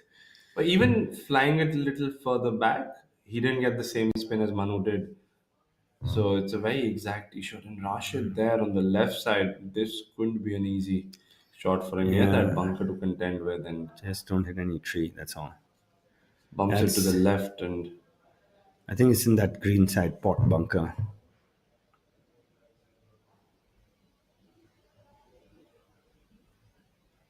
there must have been a very average tee shot for Rashid. And Last year also he had himself in contention quite a few tournaments. Rather than he's, I think his consistency off the tee has been his shortcoming in the finishing rounds from what we've seen over the. I remember the tour championships at no, was it the one in RCGC? Which one was that? The one that OP Chauhan won, and he was well and truly. And then last 4 5 was he was right there, and he's missed a few to the left. All of a sudden, like he started missing them left off the tee. So he's I had think yeah. as it goes for a golfer like Rashid, I think his struggle is always going to still produce a decent round. He just knows how to score, and on his good day, he can go as low as anybody else, and on his bad day, he's still shooting competitive numbers, and I think that's the quality that he has. He's 2 over today, so he's taken a couple of steps back. He has But some catching up more, to do. but but more importantly, you saw him make the putt on number 5, right? That's his scoring. He is so good with that distance. He's so good. It's that I can assure you his make percentage from 10 15 feet is far above tour average. Especially when it comes to saving a Yeah, shot. yeah. He's not dropping a shot no matter what. I don't know Yeah. what switch flips. And I think as a golfer, sometimes there is a difference between making a 15 foot of a birdie or making a 15 foot of a par. And Rashid there from the left side doing a fairly decent job. I mean, it's not the easiest. Yeah, it's a relatively I mean, we tricky bunker saw shot. It's you're hitting it on a spine, and you've got to make sure that you keep it on the spine and hit the exactly. right distance. Yeah. I mean, it's not an easy putt from that side, let alone a chip or a pitch from a greenside bunker. So well done by Rashid. And we Honey's turn. We watched his approach go a little by And the hole. just a small tip for our viewers who play golf, corporate golfers or weekend golfers. You saw what the other caddy do. While Rashid's caddy was raking the bunker, the other player's caddy, cleaned Rashid's ball so they don't. He didn't to Lose keep up time. the pace of play, which is something which generally people don't do. They wait for their caddy to come, who's rake the bunker. So it's like in pro golf, this is a normal procedure. I think the professionals are setting good examples of pace of play, and I think it does go well to see if it filters down to the amateur ranks as well and club level as well. Honey now a little toe up on his putter, and He's uh, misreading it because completely misreading. it moved left to right. He was aligned right. I don't think that was a bad stroke at all. I think he did exactly what he was trying to do, and just a misread by him. Manu, now what we thought was dead given is still Yeah, Behind, he's taking his time. He's giving it a good read. he's still closer than Rashid, so it's pretty close. Rashid now for his pars had a wonderful save on the previous hole. And not to be on this one now, that putt taking a little more break than he anticipated and tapping it in on number six, on number seven, sorry. Yeah, I think he just took a little less line on that one. Look, it started where we saw him align his putter. And uncharacteristic for him giving a shot away that easily, but a bogey nonetheless for Rashid. Commentators curse. You I, say, oh, he you doesn't like can't to you make can't bogeys. call all of them. Noida Golf Course does have a few tricky greens. We're not going to take that on us. Manu now, what seems to be about 2.5, 3 feet there. Watch his space. It's the same. I would love to put him on a stopwatch on every putt. Going through the same exact routine. Couple of practice swings. Carefully sets up. Lines himself to the break. And then it's almost like a procedure which is followed. And And just drops it in from the right side. he used the side door to enter his house. Would have been a little nervous there once that ball But that left the means putter stroke. that putt is turning, but the golfers are not seeing that because you saw Rashid also misread it to the lower side. Honey with his four, so all three of them finishing this hole, all three coming up. This is Tata Steel, and this is an idea. So, what happens when you join them? Something remarkable, like the material of the future, fiber reinforced polymers that goes beyond steel, that is high on strength and corrosion resistance, and is cost effective. A material that will be used in foot over bridges, the insides of railway compartments, and electric vehicles, as also an infrastructure for smart cities. Tomorrow is shaped by imagination and steel. Tata Steel. We also make tomorrow. From the tee and leaves yourself a long to mid iron in to an elevated green, which is very well guarded with a bunker on the right. Really nice bunker placement on number 8.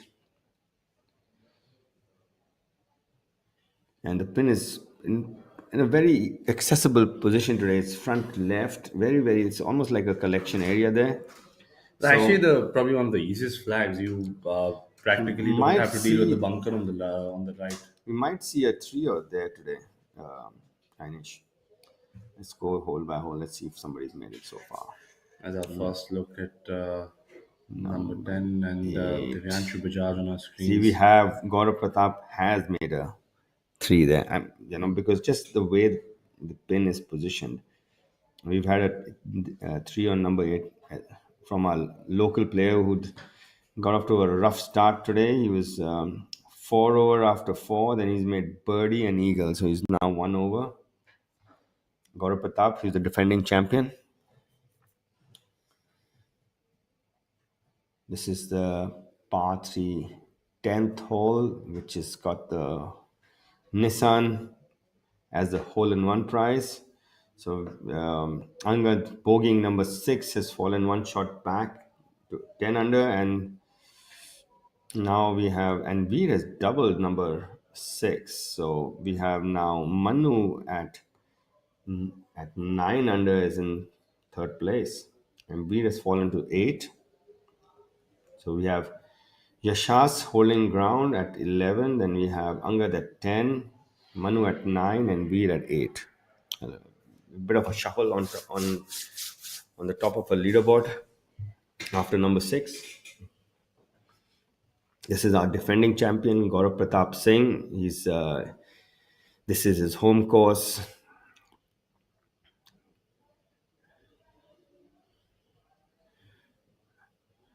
So a little bit left to right, down the hill for birdie. Yeah, he's Wonderful yeah. putt by Gaurav. So that should boost up his confidence, playing alongside. Sachin Bisoya there. Yeah,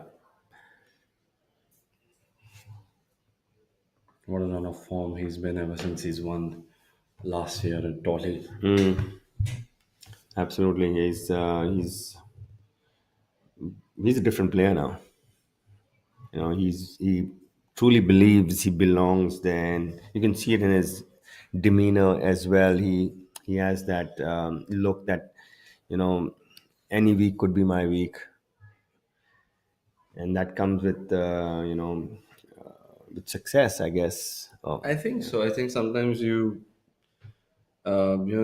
conundrum where it's like, do you get success first and then confidence, or do you get confident first and then you get success? And Aman Raj, there, the familiar Aman Raj, stylish Aman Raj on he's number three. the Indian PGTI version of Shingo Katayama. He's similar.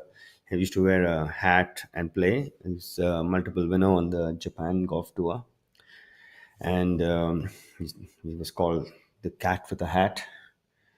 And the somebody asked him like, why do you wear, and he used to have it upturned on the side, and he says, so why do you have this strange looking hat? He says, I have a stylist, and he says my face would look better with a upturned hat. And I'm like, really?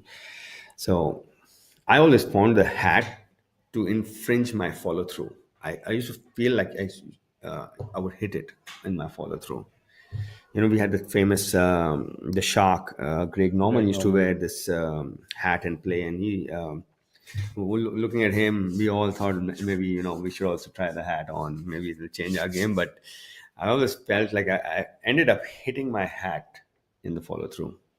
A very few golfers around the world actually who sport a hat nowadays. So quite a distinct look, quite the old style look. It looks good. It definitely looks good, and Aman Raj works for him.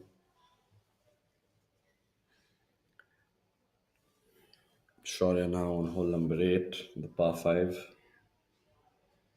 Yeah, I think he was in the fairway. He had a mid iron to a long iron in, so I would say this would be for a three. Come hold the hole. Should be a little left to right for him there.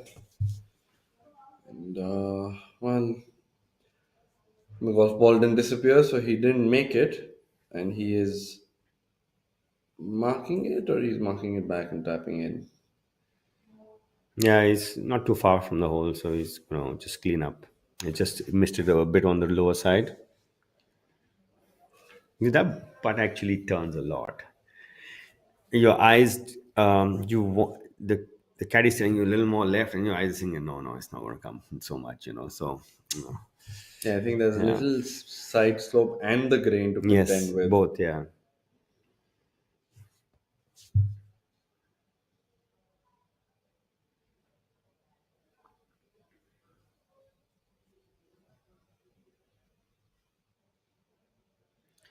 Veer from the left of the fairway on number 7. He's left himself the perfect angle, but still, it's a tricky approach. Yeah, he's coming from a really severe uphill lie, so the tendency will be to hit it left, and that's the right pin, And that's what happened. and you don't want to start it right of that flag. Your eyes are not allowing you to do it. Absolutely, he left himself on the left side of the green. Angad from a really nice position, very similar to what Honey had.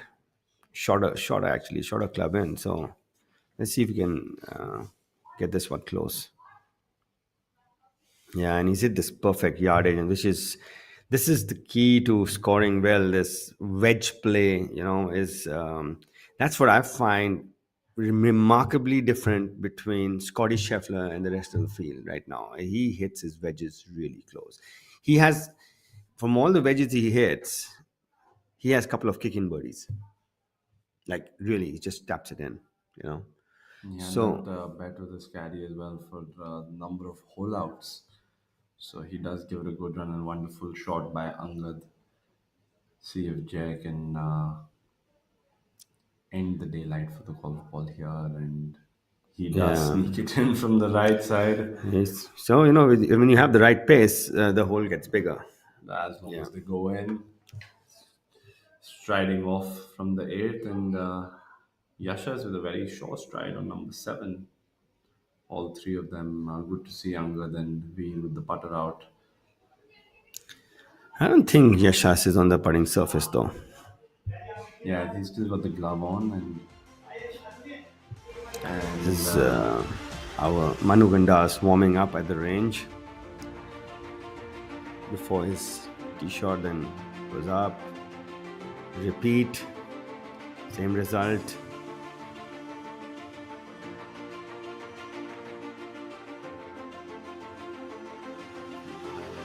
what has transpired. Slow motion look at Manu slow swinging in the three, the part three. And then the coach analyzed this swing. Yeah, you can see the club gets a bit shut on top, and as a result, he hangs back a bit, which is a compensation for the club face being a bit shut. Otherwise, his rhythm is fantastic. You can rhythm is the key to repeatability. So he can, because of his rhythm, he can repeat that again and again, and generally, then he has the same ball flight again and again. So now he can play with that. He's leaving it in that window and knows how to do that. And Yeah, and, Yasha's, and it's only from his rhythm. He's so smooth. You can see that there's no hurry in his transition. you think Yasha's might have taken a driver out there? Coming back to this, I don't think he can hit the drive there. By the way, that's he must have not hit the fairway. Then probably Yeah, chipped out to that yeah, bunker. So yeah. Coming back to the rhythm, and I was listening to this really funny story. Was actually, since it's Masters Week, and Sir Nick Faldo has won three of them. So they were, he had a small podcast going on, and he said, the first one I won, actually, I came to the practice round and I skied my drive on number 10, then hit a really bad one. Then skied it on number 13 as well. And I told my caddy, listen, we need to go and practice because this is not working. So, and he goes to the range and he finds out that he knows that he's too quick in the transition. And he says, okay, I need to swing it softly. So he does it and it's working. But as luck would have it, he's drawn in the first round with John Daly, who's going to smash it. And here's Nick Faldo trying to hit a few softer shots this week to keep it in play, teeing off with someone who's going to smash it. And imagine the trust and confidence he has in what he's doing. He won the Masters.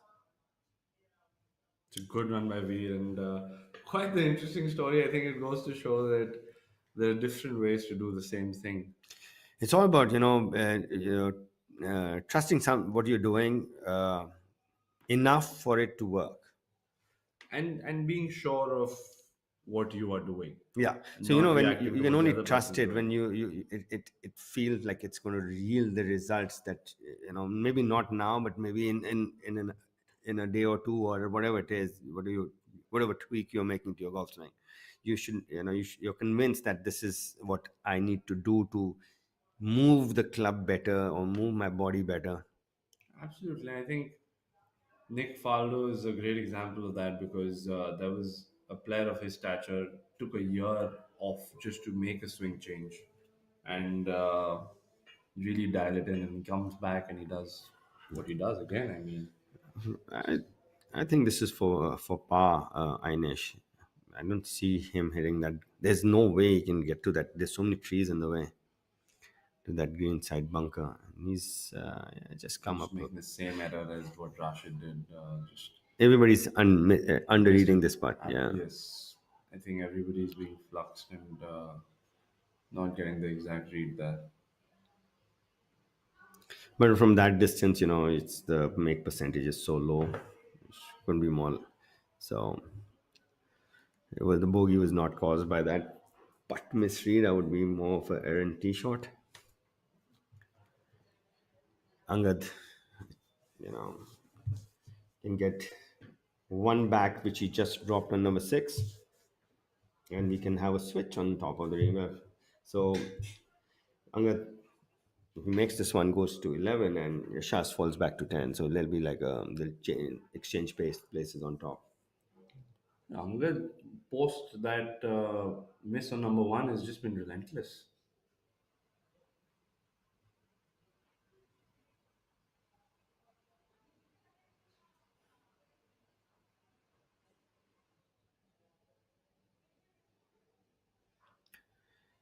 Yeah, he's been reading them well today. So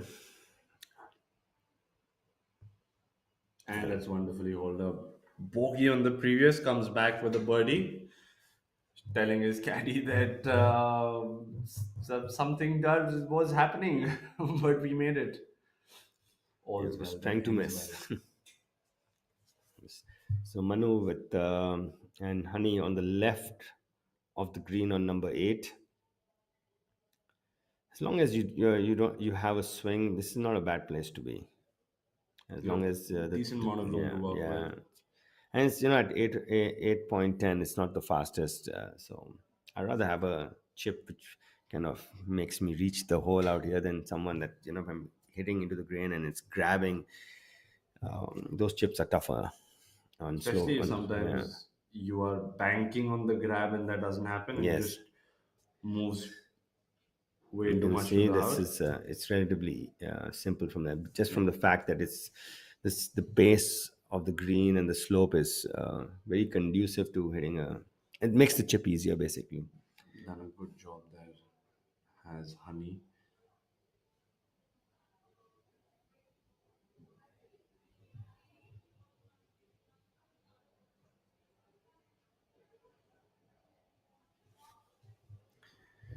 So amongst the top five, the only one who's blemish free so far is Manu.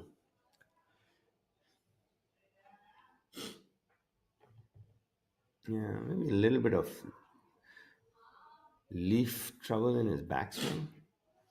He's rehearsing it away from the target because you can't break a leaf while taking practice swings. It's leads to improving your lie, which is a rule infringement. Which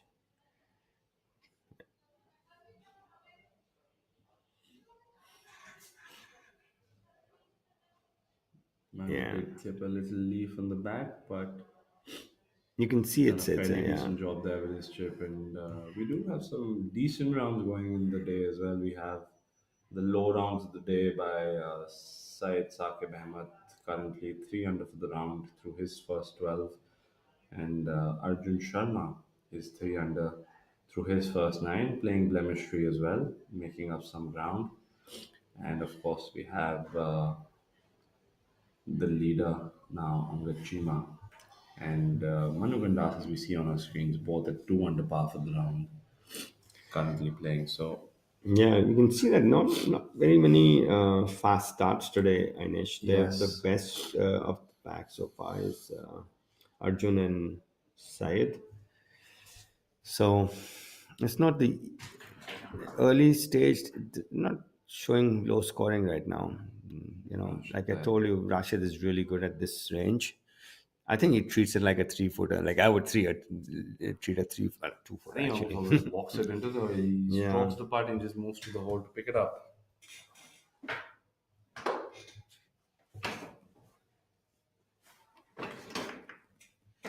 yeah. Jairaj on live feed too.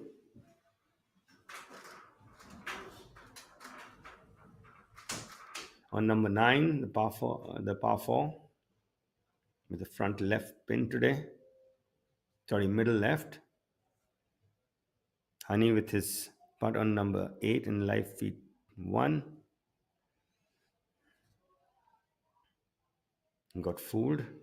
Thought he'd taken the right line, but it just moved a bit more than he expected.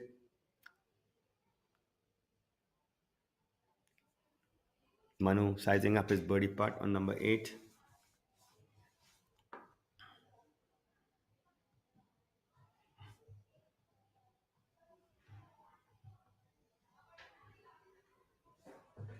So we have a change in our leader. It's Angad is our new leader now. He's at 11 under. He's birdie number 7, and Yashas, making his first bogey for the day, has moved back to 10.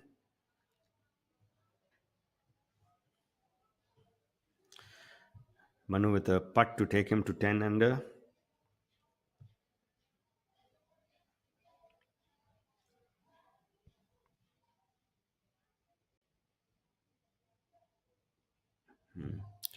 No doubt in that one. That's takes Manu to.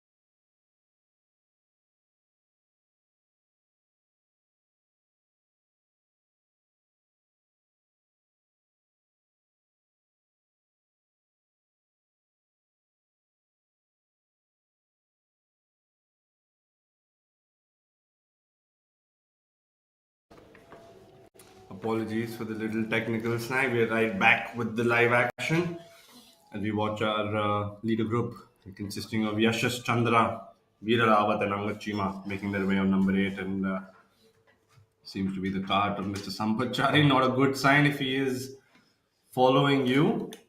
Never a pleasant sight. A pleasant person, but a unpleasant sight of the referees there on the group. Means you need to speed up. He doesn't like slow play at all. Absolutely, and pace of play an important factor in the game. Yeah. So while we were off air, my fellow commentator Inish and I were having a nice chat about, you know, I always thought he had the physique. He still has to pack a punch, and we're talking about the game and what it has done to us, and so I was like, we had a really good chat though. Sometimes a break is all we need to chat correctly. Absolutely. Yeah. And sometimes a break is all you need to get a perspective of what you need to do also. Even in the game, so many times we've seen players take a break and they come back and they're in better form than they were when they left. It's just like a freshening of the mind. Yeah. Let's see his, you know, And I'm not too happy there, but I feel he's giving himself a fair shot for a putt there. Not the easiest of chip shots. yeah. So Little room to Manu, a work little with. bit of in the little bit of tree trouble on number 9. It's in the right trees, like, and we were telling you earlier that the trees grow really close to each other. Unlike most golf courses, when they're planted with the distance, these trees are really close to each other. So generally, it's just a chip out. And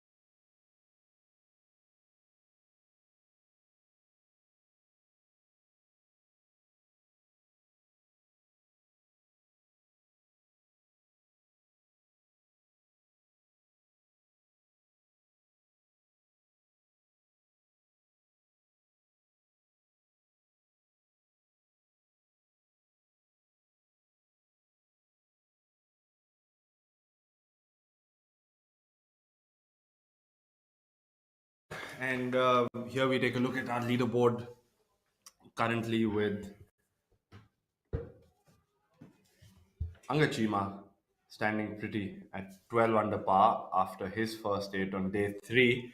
Yashash Chandra following pursuit, one shot back, and Manu Gandas finds himself uh, in third position alone at 10 under par. Veer seems to be backtracking slightly, but he is Veer Alawat after all. He will make a comeback. Yeah, he's had at that big six on number six.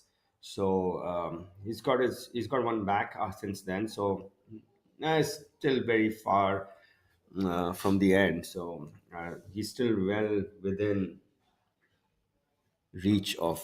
Absolutely, so and I this is won't the worry way. Look at the because names on the leaderboard. We've got Ajitesh Sandhu, Harjeet Singh Sethi, Saqib Ahmad, Rashid Khan. I mean, it's a power-packed day and a half left for us. yeah.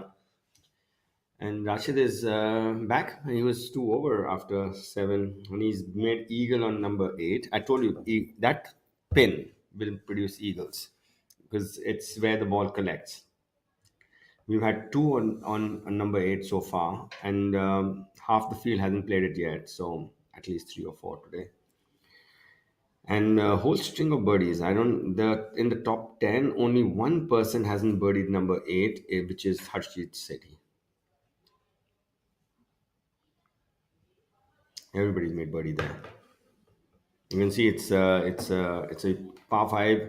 The number one and number eight are playing relatively easy in the par Yes, we fives. have that top 10 rounded up by Mandar Prashar.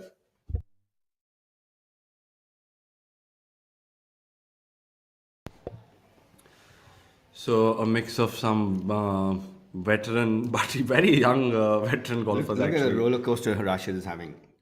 Birdie in one, bogey two, double bogey six, bogey seven, eagle eight, birdie nine. He's even par and he's made three pars. Like it's Sign he of must a be man dizzy. He must be dizzy after that roller coaster. playing aggressively is Rashid. I think he's getting the benefit somewhere and missing a few opportunities as well. Yeah, it's you can see that he's unfazed by things, and that's his demeanor as well. He's a very you know supremely confident of his abilities on the golf course. And Mr. Steady is going as steady as ever. Manu just blemish free, three birdies, six pars.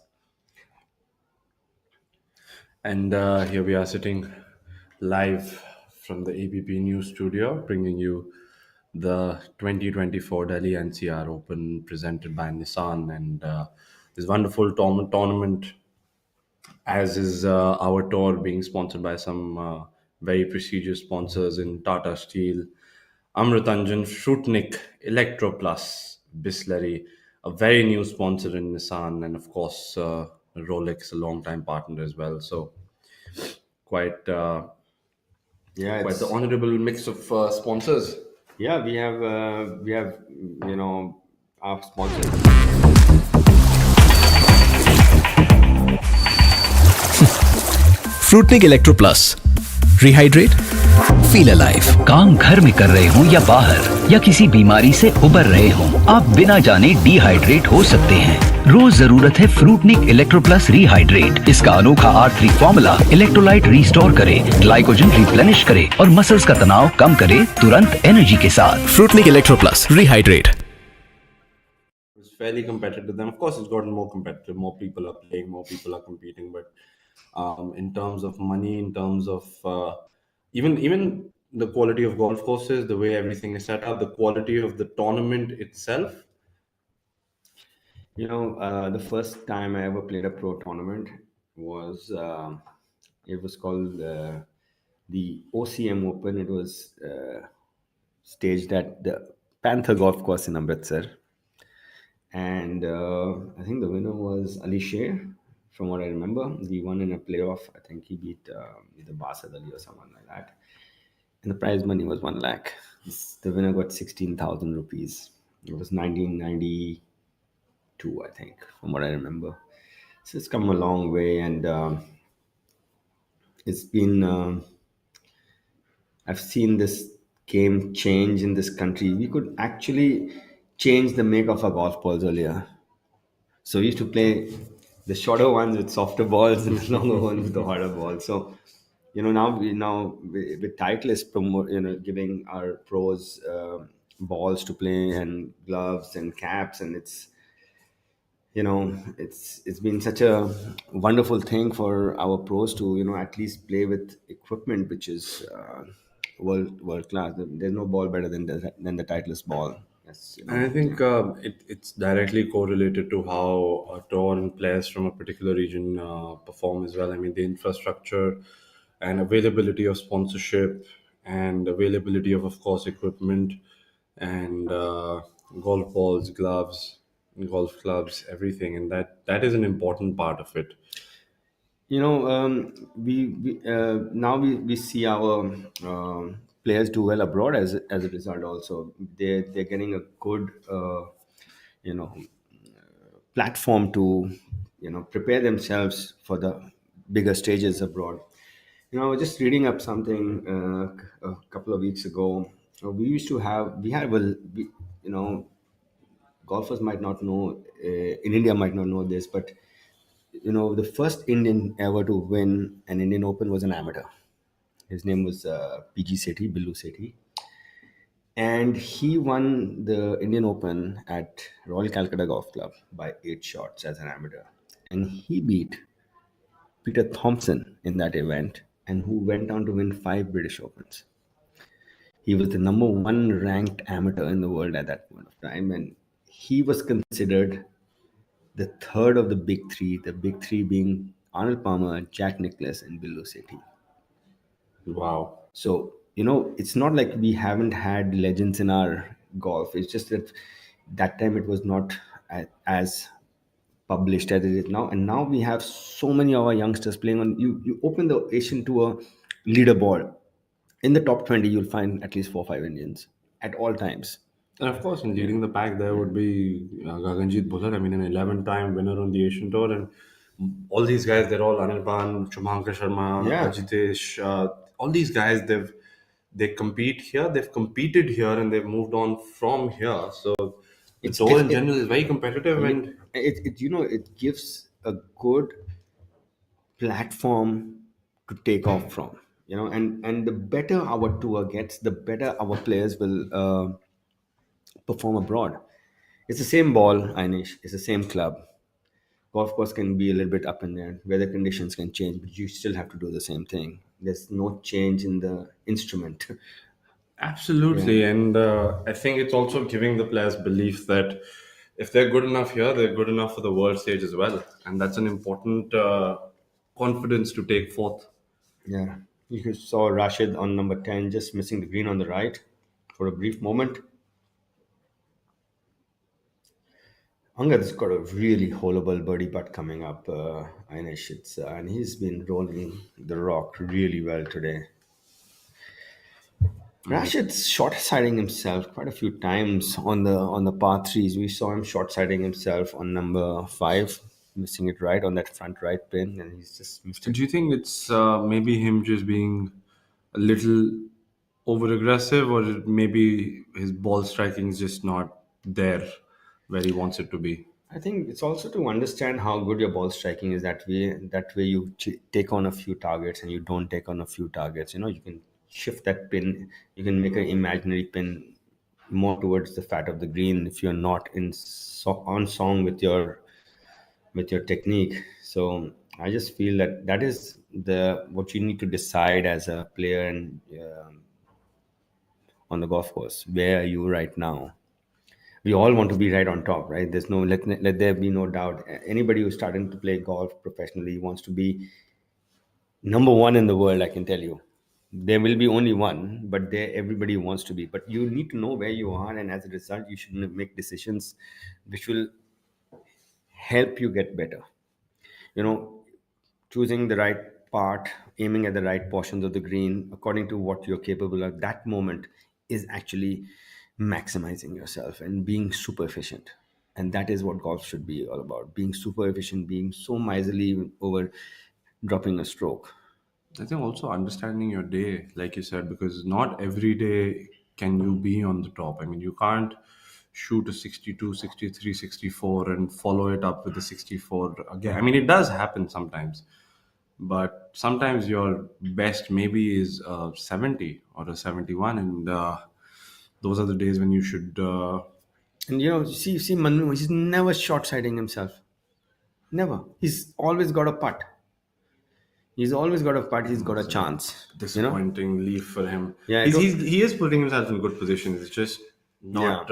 I think he just for the one time he got ahead of. You can see from his that he got ahead of himself. But going a Like, little cold this for him. guy is always in the moment, and he's leaving himself always okay. He's got a putt. He's not chipping. Rashid going carefully through his routine. He's on a similar line to Manu. Yeah, this is bread and butter for Rashid. He's going to knock this into the hole. There's no this is a 2-footer for you. Okay.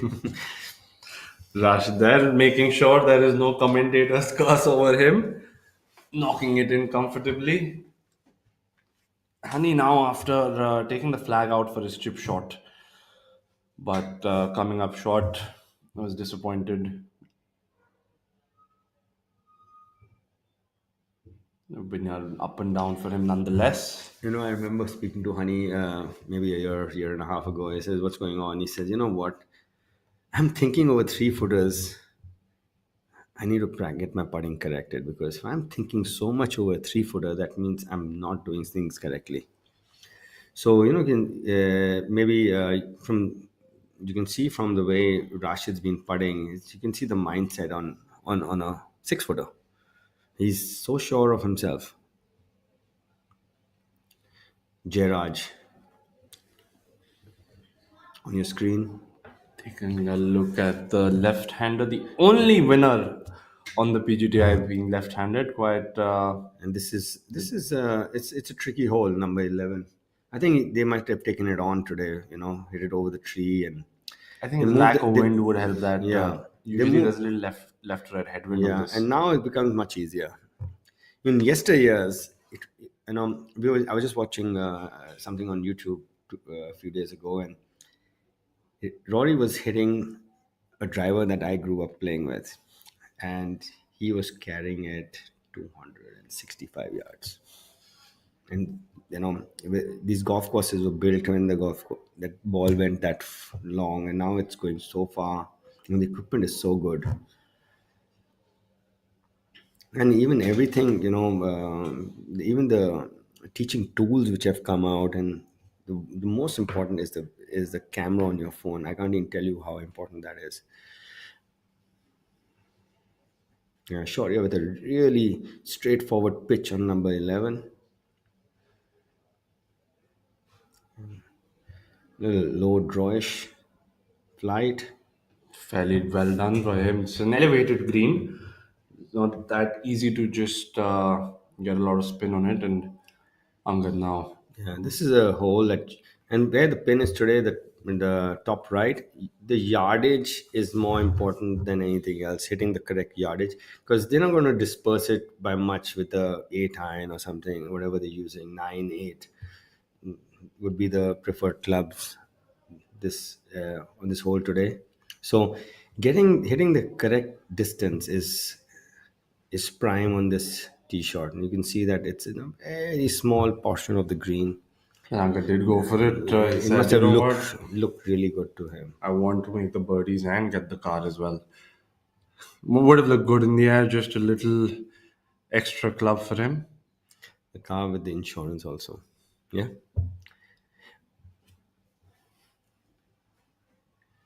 Veer. Yeah, he's back on track. He's basically where he started off, and Veer has the pedigree to turn it up a notch or two. I think it's a question of just giving himself a few more putts. and trusting that he'll make it because his ball striking most of the days is on point. Teeing it up on the right side might be taking a little left to right Yeah, it is fade, a left-right pin position. Like it's leaving himself yeah. short So center of the green. so you can see that he's aimed a bit to the left. That is probably he's taken half a club less.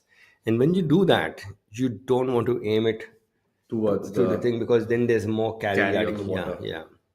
So sometimes you have those scenarios on the golf course where you're between clubs and you rather go with a full club to a tight pin than a And a halfish half to your cut, yeah. thing because you won't get that much purchase on the green because it's going to come in a bit lower. And the chances of missing it Yeah, or you can see not timing it properly also he's taken the increase. extra club and he's gone back. So basically Both Yashas and Veer found themselves between clubs. between clubs there. Yeah. And after watching Angad's shot, which has gone over the back, they're more sure. Okay. I think you end up peeking into the other guy's bag because you want to know because that where they're standing, they don't feel the wind there because there's a building behind them, and it's in a very secluded, surrounded area. It's surrounded by trees on three sides, so you actually don't feel the wind so much. If it's from behind, you don't feel it at all. Let's see if he's done wisely by taking in a couple of clubs They're back. definitely a smoother swing for him. Still not sure. Yeah. And And it's I can tell you he's taking the extra club and he's trying to soften the head. And when you do that, you generally slow down a bit, and that doesn't allow you to square up the club face club face completely. Yeah. yeah, just a few errors because I think we're there making the more Yeah. experienced decision. Yeah. Just taking That decision was I would prefer that decision over what Yashas did by taking I think it just makes it easier for you to not miss the green as well. So And then another thing, I feel that if you are supremely confident about making a good stroke on a putt, you won't make those decisions either. Of trying to hit it that much, a little bit closer. Those decisions come when you feel that you need to hit it close to make a putt. yeah, I think also sometimes you forget that the risk and reward percentages are not in your favor.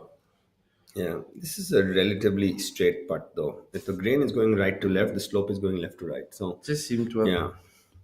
No, aimed it a little left. Yeah, there was because the grain goes severely from his right to left as he was looking at that putt on that green.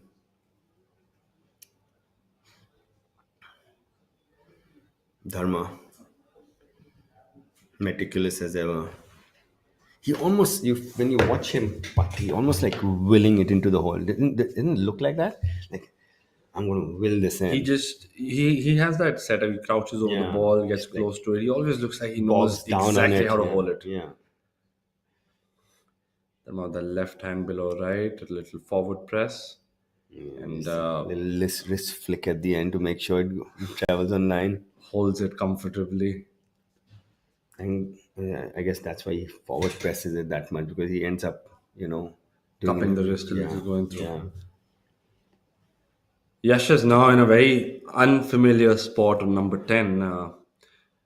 Not not a very common area to be in, so he definitely had a big miss hit or something he That did is there. something which I have, when I was I'm a little bit of a geek when it comes to strategy and all. And I remember Nicholas speaking about it. He says, he was on a par five.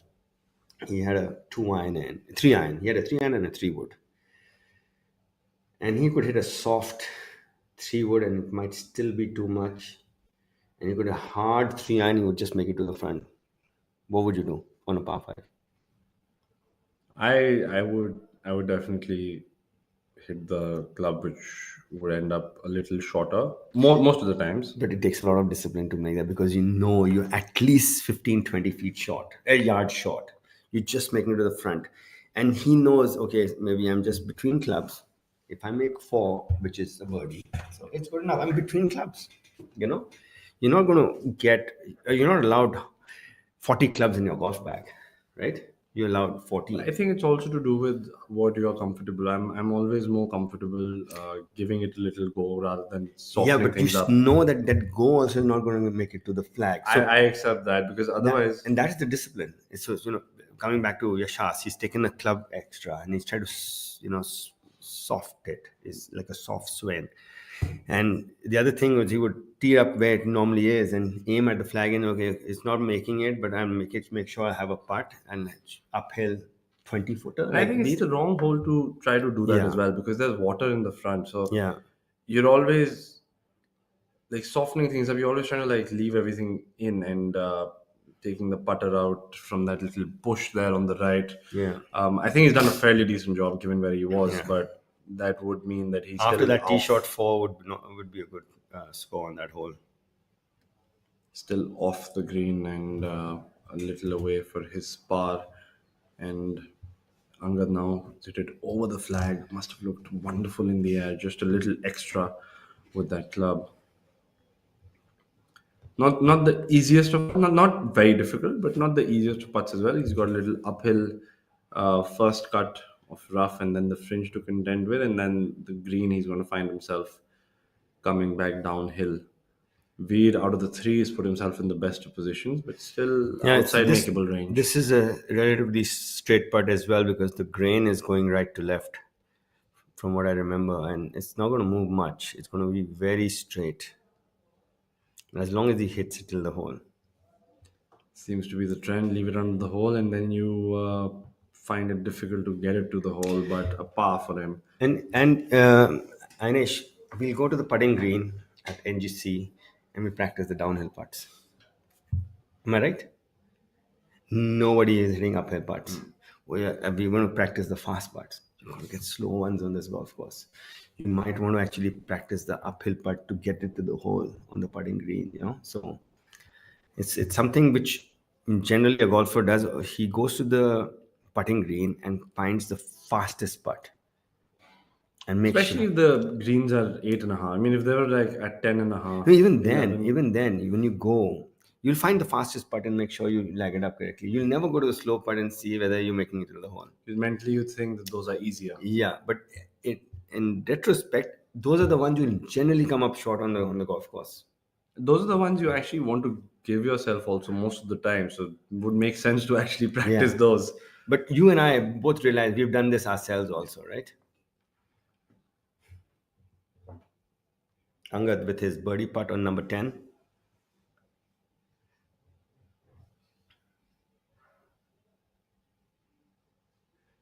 Yeah, it looked like he put a good roll on it though. Good I think try. that's well done Yeah. with him being off the surface of the green. He Honey wouldn't is mind a two bombed putt. it on number 11. He's just maybe 20 yards short of the green. Yeah, I No, you think can hit your forehand there. That's different. But I wouldn't want to he's compete half your with. size. He hits it quite a mile as well. One of the longer hitters on tour. He's almost like a JT kind of personality. He's almost out of his shoes hitting that ball, right? But he's very confident doing it. He's always sure of going through the ball. So it's not like he's trying to find a gear that he doesn't have. It's just the way he plays and he does it quite well.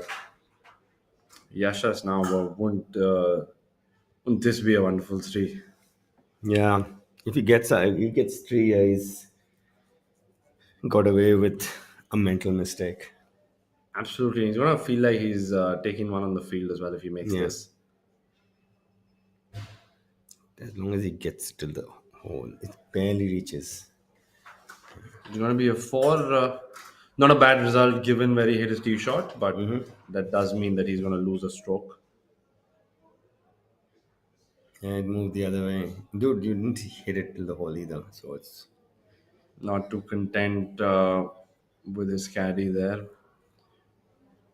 Just venting out a little frustration. Yeah, I guess, I think that was more of a mental error than a technical error. He chose the shot which could lead to the result he got. I think You make an error like that, you have to take the medicine. Move on to the next, regroup, gather your thoughts, and Manu looks like he's a fair bit away, but that couldn't be his drive. He might have just laid its. and given where the flag is, it would be quite surprising if he had found the fairway Yeah. and hit it there after that. It's almost to the other side of the green. Yeah. He's got almost the whole width of the green to contend with. A good part of 45, 50 feet. Let's give you our viewers a few stats on 45 feet. From 45 feet, the make percentage is 3% on the PGA Tour, and the percentage of three putting is 13%. Well, let's hope Manu doesn't contribute to that. I don't think he will. Fairly tap in range is Yeah, so doesn't need to he's mark the ball. He's going to tap this in. Move on to the 12th. 12 this week has also been giving a slight thought to players as the little grass bunker actually on the right has a little water now. really. So That's it's so playing as a interesting. hazard. So a You lot of know, players actually laying up. I was part of the committee that I was so adamant that that becomes a water hazard. So adamant. The one on number 14 also should become a water hazard. Yeah, it changes the makeup of the Yeah, hole. the Actually, whole changes. Yeah. it makes it it's a fairly, and Rashid almost holding that from under the hole on number 11. Number 12 with that little grass bunker as I remember it now playing like a little water hazard in this tournament. It changes the dynamic of the hole completely. I mean, suddenly from players hitting drivers to 40, 45 yards, now suddenly taking a 4 iron and laying it up Yeah. and hitting a 9 iron, 8 iron into the green. It just, And that green is the grain grows from front to back. and the It aggressive play releases. helping Honey there with his Yeah. birdie. It So does, and that green is also plateaued a little. It's a little elevated, so the it's not easy stopping a 9 iron, 8 iron. our friend Vikrant is having a splendid day today. He's the low round for today. He's 4 under today, and he's made up some ground today, Anish.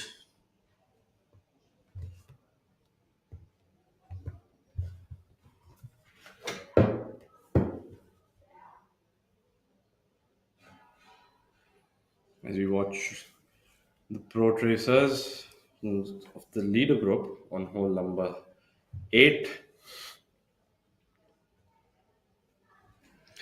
So yeah, they have moved the tee up a bit because this from the absolute back is a much tighter funnel.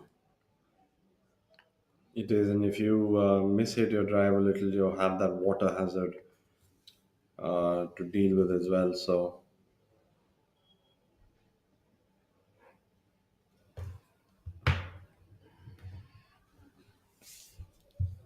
This is the view of the ninth hole. No, sorry, this is the third hole, par three, with the twin towers in the background.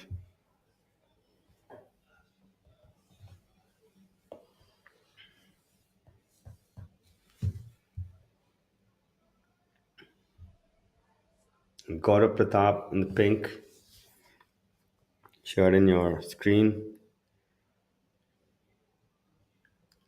This is the 14th hole, par 5.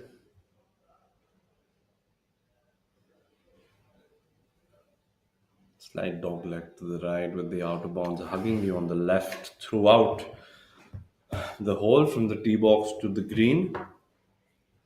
You know, they used to have a tee box, Inish, which is really close to the wall on the left. You guys have never seen it, but when I first moved to Noida, that was actually a much tighter tee shot. You had to move it out right to left from that tee box. But they've gotten rid of that tee box since, and now it's become a predominantly left to right tee shot of the tee.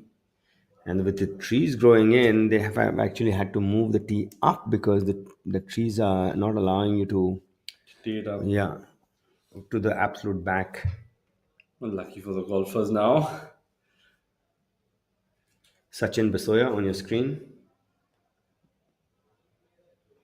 Ideal position to be on number 14, and looks like he's pushed it out to the right. If it is coming back, no, it is not. So he's going to have a miss to the right there, and Gaurav Pratap Singh in a better spot over the hole, over the green.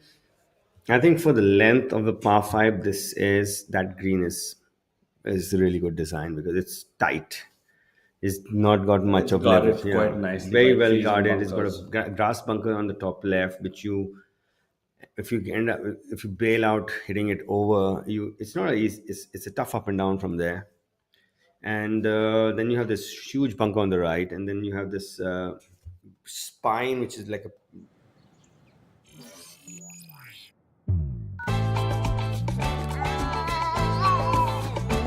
Show me the sunset. You make me happy. We wanna go there. It's beautiful. Let's go. Magnite. Be celebrated with the big, bold, beautiful Nissan Magnite.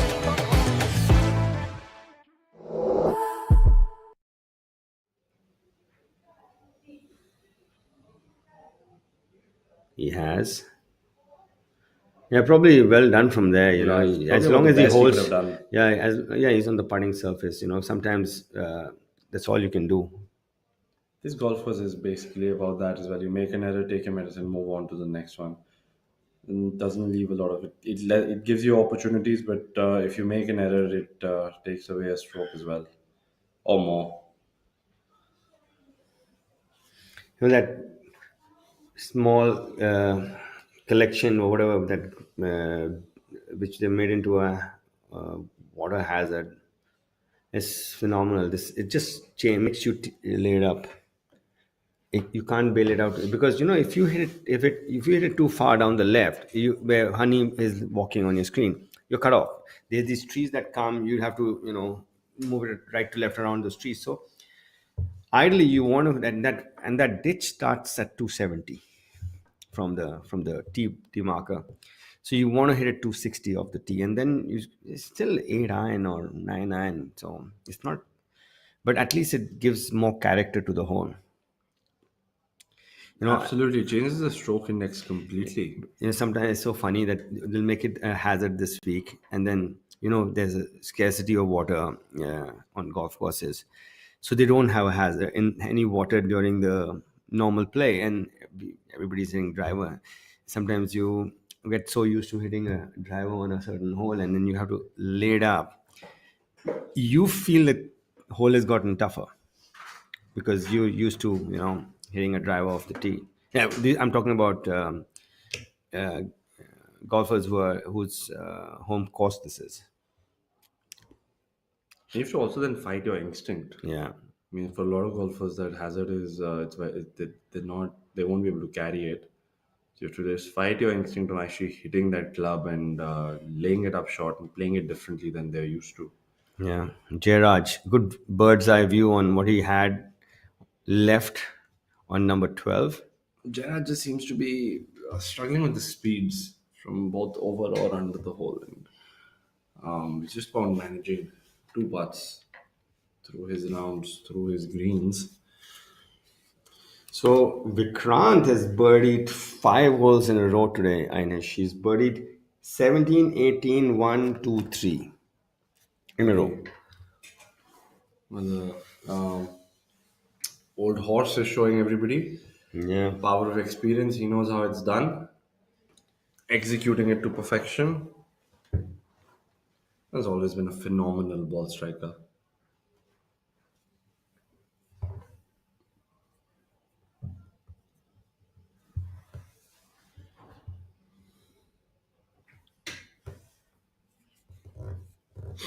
Shortly after that third shot from a miscued position.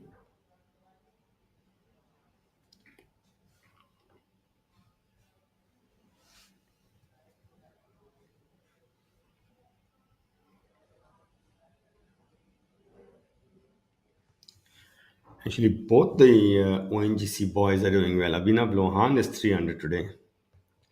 And he's jumped into A tie for ninth at 5 under,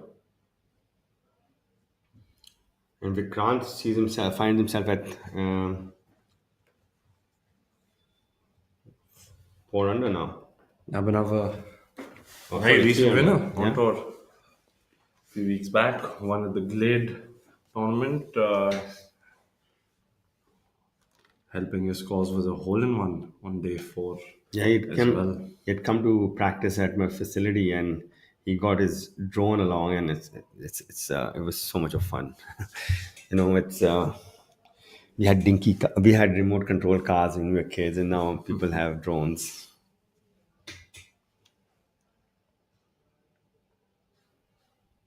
Uh, Screens on the right. We have a look at 11 and Jairaj on the left for his cleanup after his first putt, and he just is struggling on the greens today. Yeah, he hasn't made anything. He's that's another three part. The green seems to be troubling him a little bit, but enough number of holes still left to make up ground. And contrary to Jairaj, Dharma is having a wonderful day on the greens.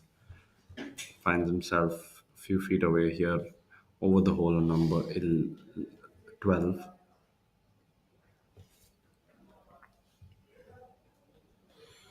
So a Let's quick found him. update on the leaderboard. Our leader is Angad Chima at 12 under. We have a tie for this on for the second spot between Manu Gandas and Yashas Chandra MS at 10 under, and a shorter drift of them is Veer Alawat at 9 under. Angal finds himself in a very, very odd position. That's not what you want to be on number 11. He's hit it over the back, and that's jail as Oh, far as I've number. put the curse on Dharma. He missing out. They're quite uncharacteristic of the day he's been having, and That's phenomenal from there, Ainesh. it's a That's wonderful yeah, shot there. I mean, I didn't think there was any chance he could have put it in a makeable range, and he's done beautifully there. yeah. It's really well done from there by Angad. That's why he's leading the tournament. He knows how to get out of jail. Absolutely. Take a look at Manu's scorecard there. Quickly getting back to the feed. Yashas from under the hole got the flag out, so he thinks he has a good shot of making this.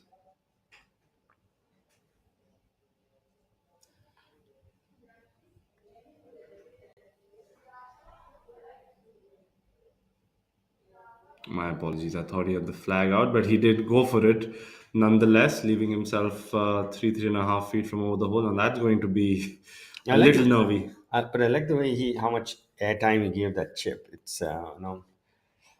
shows that he's in control of his emotions and his nerves, because it's these are the chips that when you get a little nervous, you want to just roll it up close by, right? You don't want to give so much of airtime, but you can see that he's very well in control. So yeah, I with think those those are four, signs of a confident player as well, where yeah, you're just you're going for the chance. You're trying to take the chances, not bothered about. I think a lot of golfers play restrictively as well.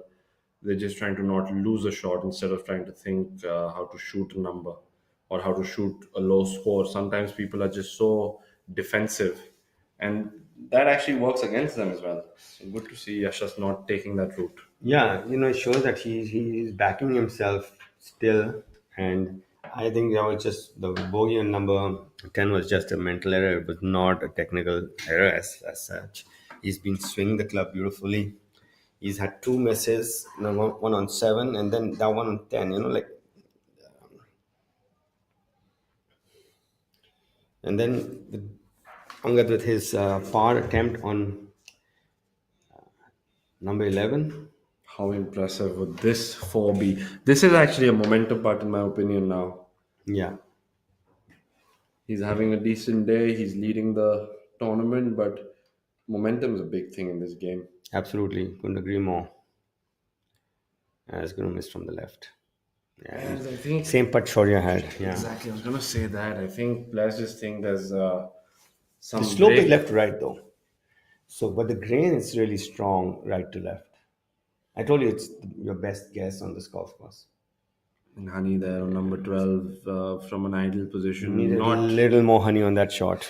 is not the most impressive of approach shot there, coming up a little short. And well, unsurprisingly, we find Manu perfectly flag high, center of the green. I think that's probably the best position, trouble-free position you could have left yourself there. He backs his putting.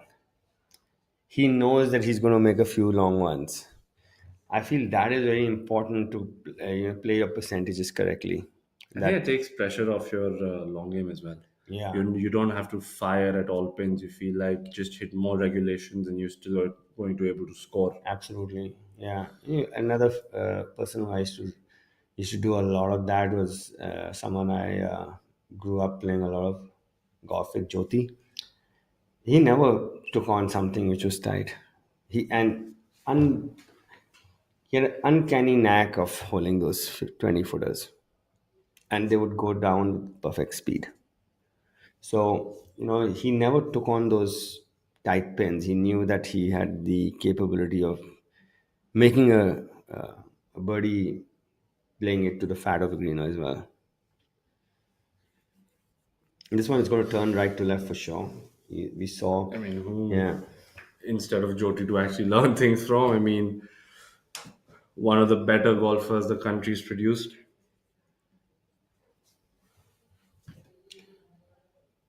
Probably, somebody who has his thought processes were so simple, and I feel simplicity comes when you have refined everything. I read a really nice quote. Excellence is not when you got nothing more to put in. It's when you've got nothing more to take out. You removed all the unnecessary stuff. And he had such simple thought process. When I asked him once, what do you think? Do this. So it was very simple. And we used to always feel like Jyoti didn't have the short game to match up in, as far as his skill set is concerned. And He's one of the better ball strikers, yeah, I so think, in the world. I mean, I watched him. We were playing a Volvo China Open, so I finished my round. I went back to watch him, and he finished up second that week too. I can't remember. I think whoever it was, and he had a really tight chip, and I like, okay, let's see his chipping, and he's taken a couple of practice swings, and he's hit this perfect chip, which almost goes in. So after the round is over, I said, "Yeah, your chipping is improved." He says, "I don't know anything. I took two rehearsals, and I said, okay, this is correct. Repeat it on the ball now." So he came end up to the ball, and just repeated it, and he says, "That's enough." quite the amateur approach for one of the better golfers No, I have ever seen. I would say it's very process oriented. He's got the feeling of what he needs to do. He just needs to repeat it on the ball now. He doesn't need to, he's rehearsed. Okay, okay, this is what I need to do, and he just does it. Do you think professional golfers sometimes today, in today's times, try too much or think they have to try too much to get the result? I think if they do what they generally do, they'll get the result. Why would you try more? I've seen sometimes, I think, obviously on tour, some of my peers, I've seen them play and practice with them. Sometimes I feel a simple shot and they overcomplicate it. And I think it's because they can overcomplicate it because they have three ways to hit one shot. They choose the most complicated one because they think that's what they have to do. I don't think. I think if you keep it simple, you can repeat it. Absolutely. And Manu See, there, I told you, simplicity is the name of the game. How much do you think he's going to do anything different? He's going to repeat it again and again, and the more he does it, the more refined he gets doing it. Because to get better at something, you need to maintain it. You don't need to. It only gets better when you maintain it. If you do, and if you're repeating it again, you're maintaining it, and it's going to get better from its rep by maintaining it correctly. absolutely, because I think one of the better examples is I remember having this conversation with a friend of mine. We were playing ITC and Rashid coming up a little short with his putt. Very uncharacteristic of him. Never, never, ever almost not makes it reach the hole, but one of the rare occurrences in his putting. And Honey would not want to give a stroke away here. He was perfectly in the fairway, comes up a little short, poor chip to here, but still he can hit a good putt and make it up. Yeah, we got with Manu is joined our leader Angad with that birdie on number 12. And not to be for Honey, it's a frustrating bogey on number 12. And coming back to the conversation, I remember we playing hole number 15 in ITC, and the flag was tucked in back. So the entire green was there to work with. And I'm having a decent day. I'm hitting some good wedges, and I take out something like I think a gap wedge, and I try to hit this low shot, and I come up short. So my playing partner goes, "Why don't you just hit a lob wedge to the flag?" And I said, "No, I have all this room to work with, and I thought I'll just bump it up here and I'll roll it up to the flag." And he's telling me, "You're just 60 yards out. Why don't you just pitch it there and let it spin and just hit it Yeah. close to the flag? Why do you have to do? How does it matter if you have green or not to work with? Play the shot that you play best." Yeah, that you have practiced the most. And I was like, yeah, you know what? Just because I think there is a shot I need to play, I need to further simplify it as well. And I've seen that tendency today with a lot of players because they have such wide array of shots. And And you know what? If you The thing is, golf is such a game of confidence. You hit a couple of lob wedges, let's say coming back to your shot, and you hit it close. It's just another one, another close. Now you're thinking, okay, this is simple. I just need to throw a dart. I don't need to think about the roll, because when you begin hitting a gap wedge, you're thinking about the release after it hits the surface also. So there's one more calculation for your brain to make, and as a result, you need to make that. Your body needs to then apply that calculation, whether it's the way you're releasing the hair club through the shot to bring it that the ball to react on the green the way you want it to. So it's one more calculation. You need to simplify it. I think that's what happened. I think a lot of time you get into the conversation about, let's say, playing aggressively as well. I think some players think that playing aggressive would mean you're going after all flags, hitting drivers of all tees, and I think that's far from the truth.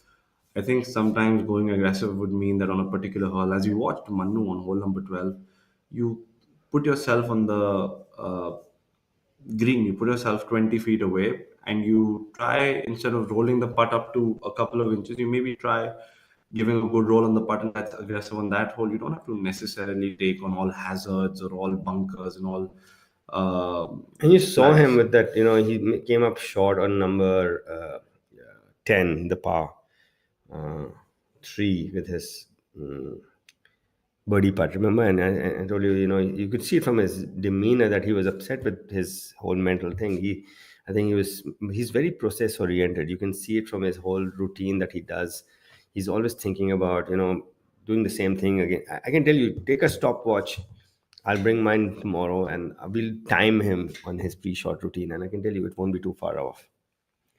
I And agree with you there. and you can see that process has led him to clarity. And when he missed that, I could see it on his face that he was not he wasn't happy with himself, because I think for that one moment let him think about the result, and he came up short. So then he's back to his normal. I think that is Yeah. the difficult learning in this sport as well. You can't be result oriented. I think you have to look at the results in hindsight and just go through the process. And Dharma finds himself the right side of the green here, so he's got a little uphill and side slope to contend with on number 13. And he repeats his swing, whatever his, and he's got tremendous rhythm, which allows him to repeat it. The transition is the same from the rhythm, and that rhythm comes from his internal rhythm. He's calm inside. There's no anxiety building up.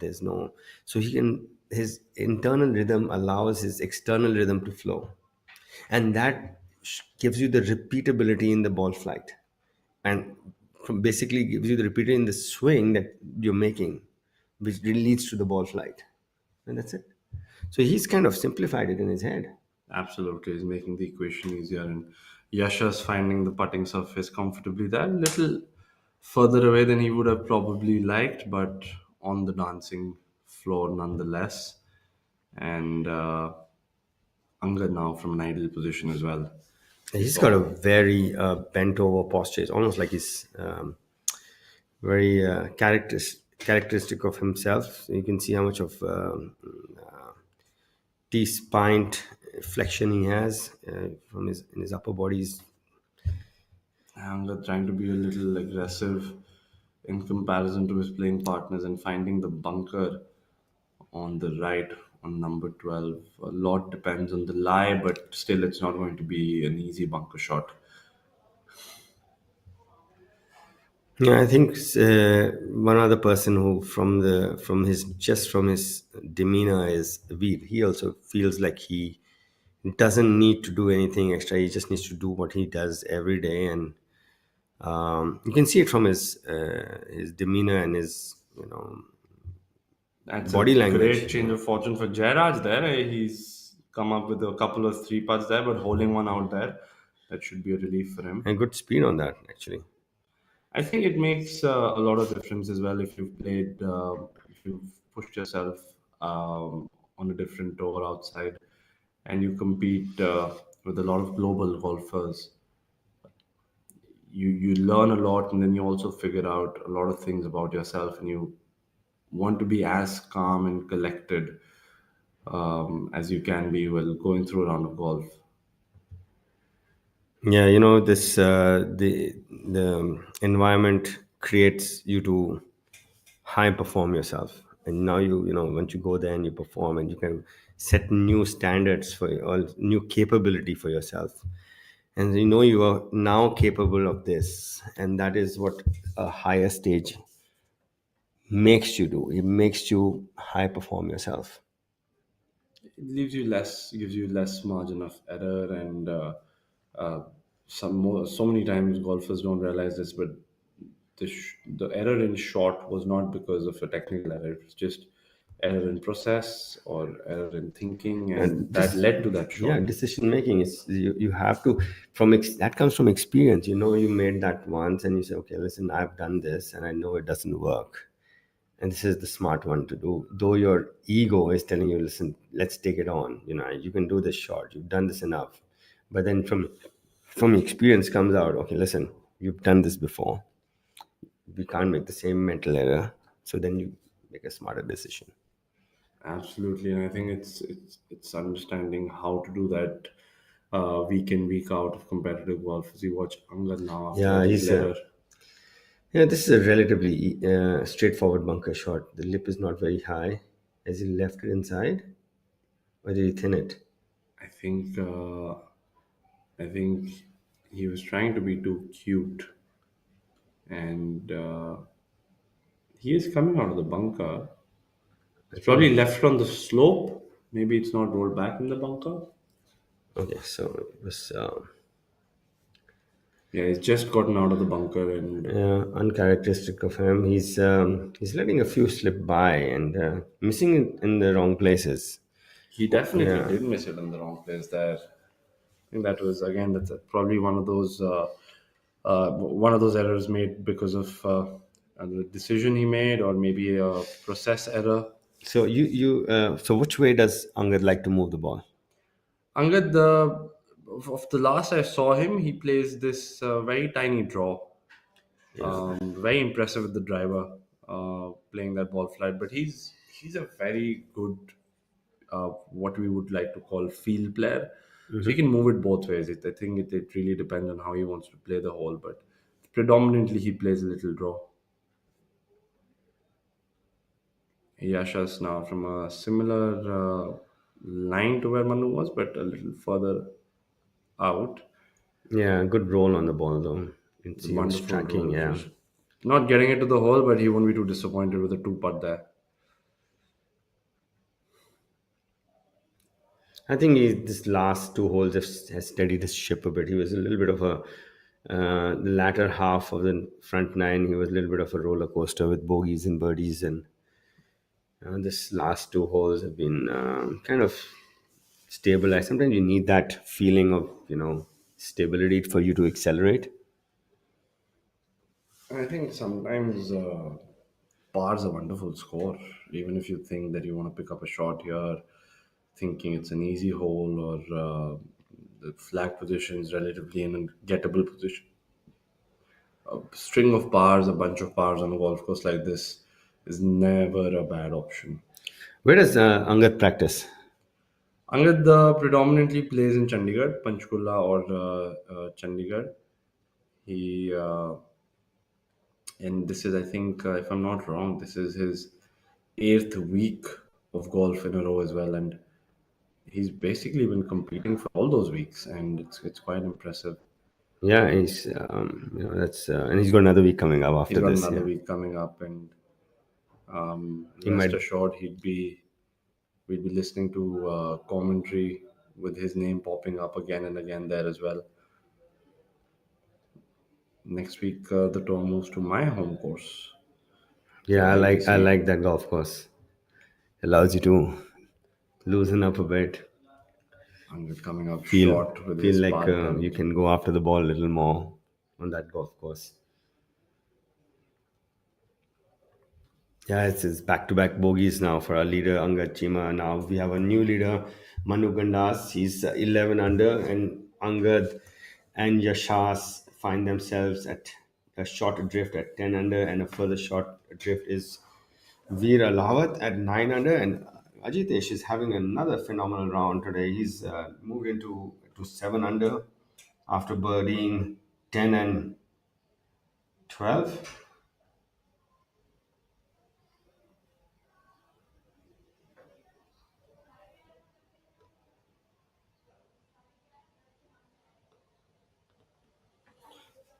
We now, best out of the lot, he's left himself in the most makeable birdie range on number 12, coming from under the As hole long and as he left to gets it right. to he got it to the hole, which is Just good. ran it through the break there.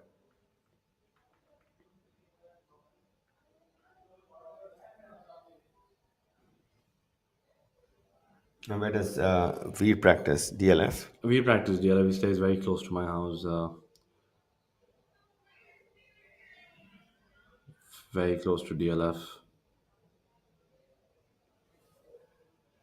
So, are the pros allowed to practice from the grass at DLF, or do they have I'm to not have a mat? sure the system of DLF, how it works.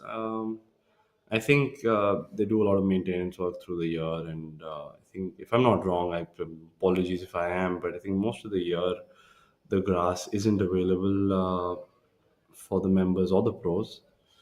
Um, but they've got a great. ये रात में जो मजा है मजा ये कुछ नया नया है ये मुझको आज क्या हुआ है ये झूमता ही जा रहा है हम कहाँ हैं तुम कहाँ हो दिल कहाँ पे होशी Bisleri. Drink it up. झूम झूम झूम बाबा झूम झूम झूम बाबा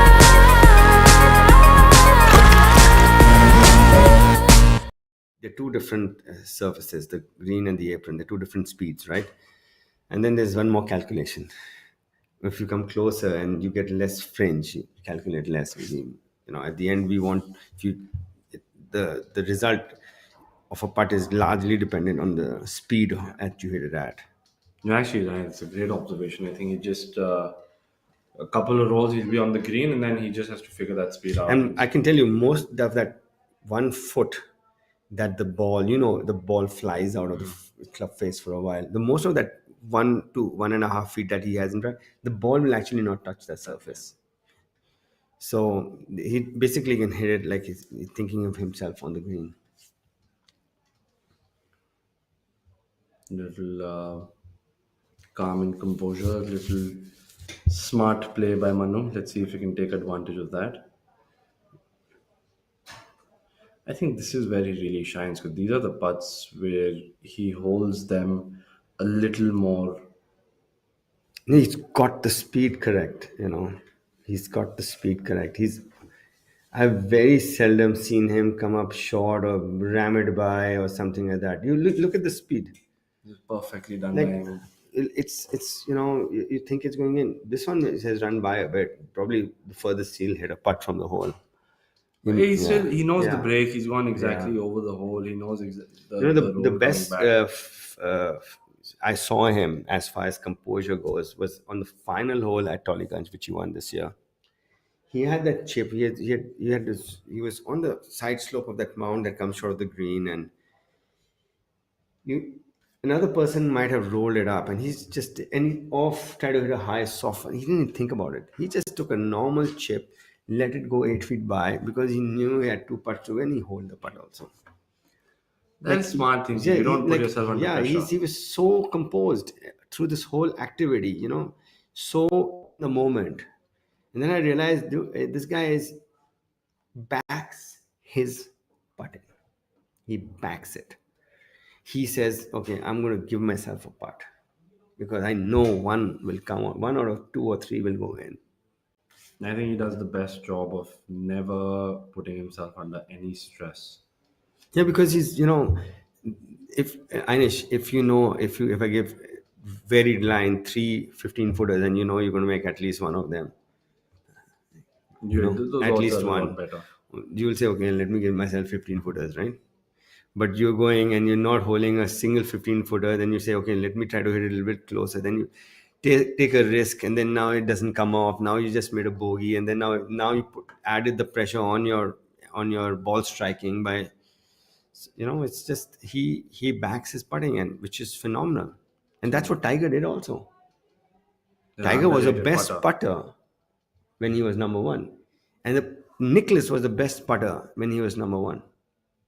It's a wonderful approach by Jairaj on number 14. I mean, he's already had a 3 in the day on a par 5. He's going to give himself a wonderful look on number He's 14. a strong lad, Jairaj. I like the way he swings the club. He's got this, you know, Quite the athlete. yeah. He uh,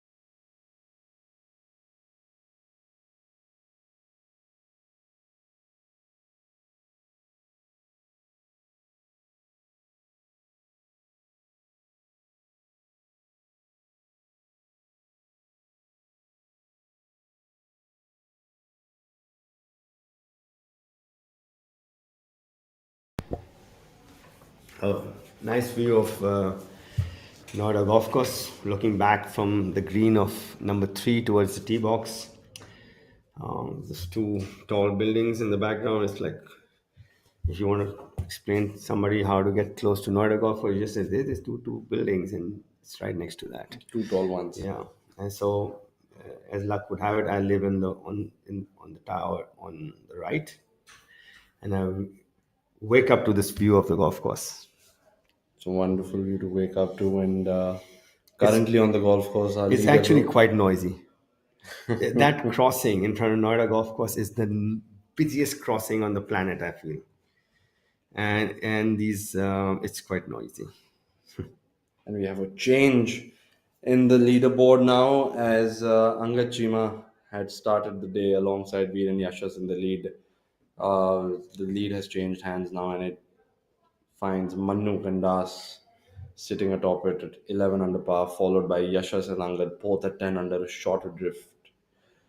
Veer finds himself at 9 under. He has a round going on. I mean, a double bogey, a few birdies, and not so surprisingly, we find Ajitesh making a big move towards the leaderboard, 7 under par for the tournament, and he finds himself sitting alone in the top 5 and the 5th spot.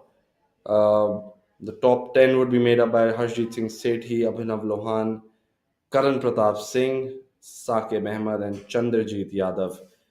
Saqib and Chandrajit both at 4 under par. So I would assume that a 7 stroke difference, if it remains so by the end of the day, might be a little too difficult for them to catch up. But the day is still fresh, plenty of holes left for Yeah, at and least. our leader Manu has been rock steady today. No blemishes on his scorecard. The only other one who is blemish free today in the top 10 is Harshjeet Singh Sethi. He's also had no blemishes so far. I think Manu's found this wonderful flow. He's not making any errors. It's just a matter of how many strokes he's going to pick up on the way.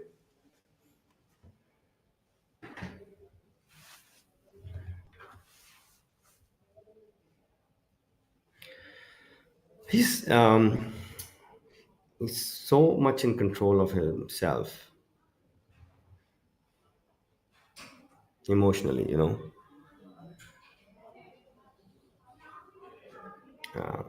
Good approach there on number 13 by Angad, giving himself a good look at birdie straight up the hill.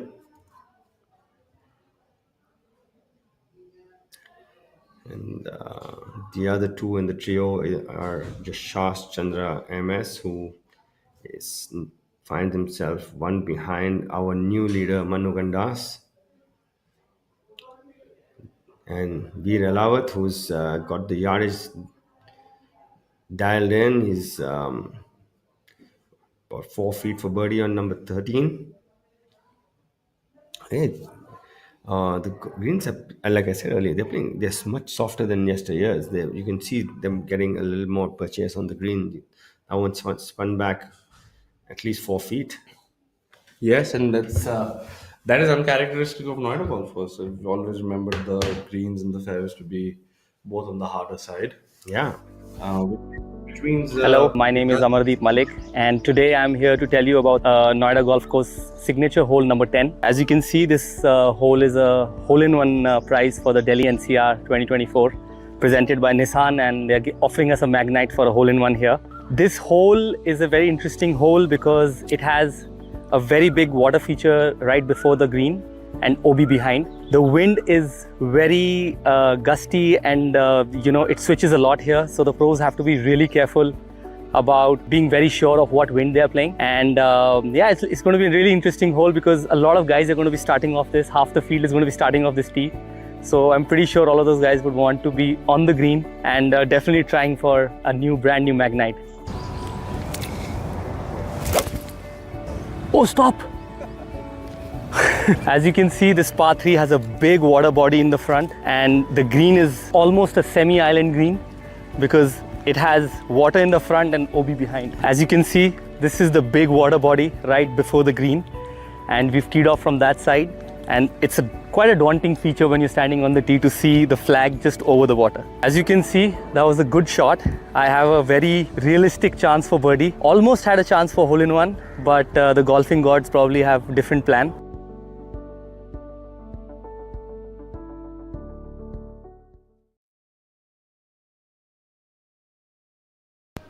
That was a good explanation by Amardeep. He's been successful on this track a couple of times. And our new tour partner, Nissan, giving a hole-in-one prize on number 10 on this event, at this event. And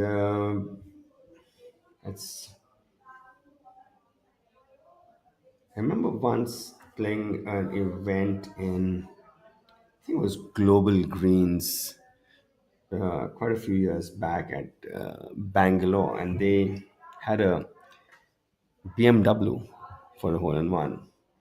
And you played KG, haven't you? So they didn't change the pin for 4 days. You know where they put the pin, and you know how it rolls right to left or right to left head on number 4 at KGA, right? They had this small plateau on the right of the green. There's one small plateau. They put the pin there and didn't change the pin for 4 rounds. It's almost impossible to get. It's impossible to get close on there. Yeah. You have to cut it into this wind and get the yardage right, and has to release correctly. A yard left, it will come off that plateau. I hit my tee shot, Einish. It was lying behind the hole, this much, like a centimeter behind.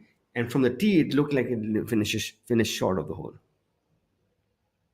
I have, it was that close to going in, probably. So The agonizing holding yeah, that was like a. They should have given me the at least the tires.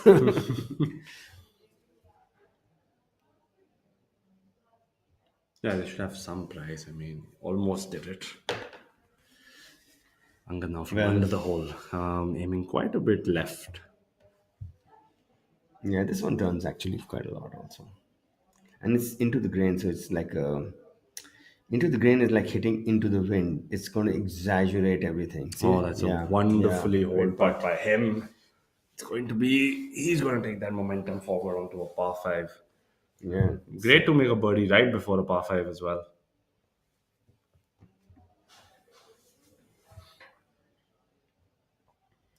and relatively short par five. It's the key to that hole is just anything off the tee that gives you the fairway. You're not going to have much left after that. So now Angad joins Manu on top of the leaderboard at 11. A prediction of 16 might be actually true from the looks of it.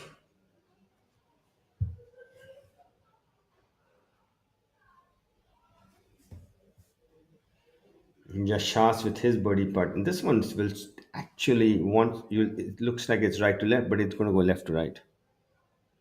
See? Yeah, that's a Yeah. big misread for him. And you can see the slopes right to left. He got out of the putt immediately. He knew that that had no chance at all. I think he didn't trust the line completely. That's generally what. I don't think professional golfers make that bad a stroke, and they would miss the hole by a foot. It's just when you don't trust it, it's a non-committed stroke. This is a tricky one for me. These are the lengths that you expect to make, but they're very easy to miss. And once you miss it, they're more frustrating. It's This not is like a 20 he has footer. to keep it outside the hole. It's at least a ball left, at least. You saw how much it turned, yeah. And it dives right at the end. No damage for him there. Comfortably hold. That was a birdie putt. No, it's Yeah, gaining yeah. a stroke then. Yeah. That was a birdie putt. He's finally under par today. He's been at even par for the most of the day. Yash is now for his tap in, making sure he takes his time and. Then he just needs to be patient, Yashas. You have that. He has that look of impatience right now. Like why isn't things happening? When the ball putt's going in, and this is where you got to talk to yourself and tell yourself that you need to remain patient. Angad with that birdie has joined Manu at. V with that birdie has joined Yashas at 10 under. So two tied on top at 11 under, which is Manu and Angad, and a shorter drift are Veer and Yashas. And this is Amit Dubey, your commentator, with my fellow commentator Ainish Aluwalia, and bringing you live coverage of the Delhi NCR Open, powered by Nissan. It's a tournament which is a big part of the tour. It's been consistently been on the calendar, and professional golfers enjoy this track a lot. And Noida presents a good challenge as far as skills are concerned. It's got a nice mixture of challenging holes and challenging greens, and so all in all, Love it's a, given by the players as well. I mean, it's a it's a relatively challenging track. It's a fair challenging track, and I think players enjoy coming back here every year. And we certainly watch. and you know what? Believe it or not, it's in Noida golf course is it's so centrally located. People can come here easily also. So sometimes golf courses are always on the outskirts of the town of the city, and it takes a while for pro golfers to get there. And, if you're playing, let's say ITC next week, it's going to be a task getting there for pros who are going to stay in Delhi. And Noida is so central, and it's so, and there's very good hosts to the pros. Pros always are treated with a lot of respect at Noida Golf Course. It's very well supported by members, and a lot of members come to the event in droves as well. So Yeah. players get good support, members and other spectators. Golf. So all in all, it's a great event, great place to be in at this time of the year. A little hot, still not as excruciatingly summer No, hot as it can last get. year this event was excruciatingly hot. The ball was going a mile. I played it actually, and I hit a drive on number 17. I had like 8 iron left, Oh, it's a long and ball. I said, okay, let me just hit this low one. It was a little windy, and I like it went forever. It rolled forever. You're right on cue talking about long hitters. We have Pukhraj on our screens and our first look on number 16. The long, long, long par 3. And oh, that's a wonderful bunker shot, almost holing out. Yeah, I think it's a signature hole at Noida Golf Course. It's played from right alongside the monument, which is a monument, which is erected for the war of Delhi between the French and the British. The Marathas siding with the French, and this used to be an ancient battleground where Noida Golf Course is right now. So there's a little bit of history to Noida Golf Course as well, though it's a relatively new golf course. It's constructed in the mid 80s and by the Bengal Sappers, which is engineering unit of the Indian Army.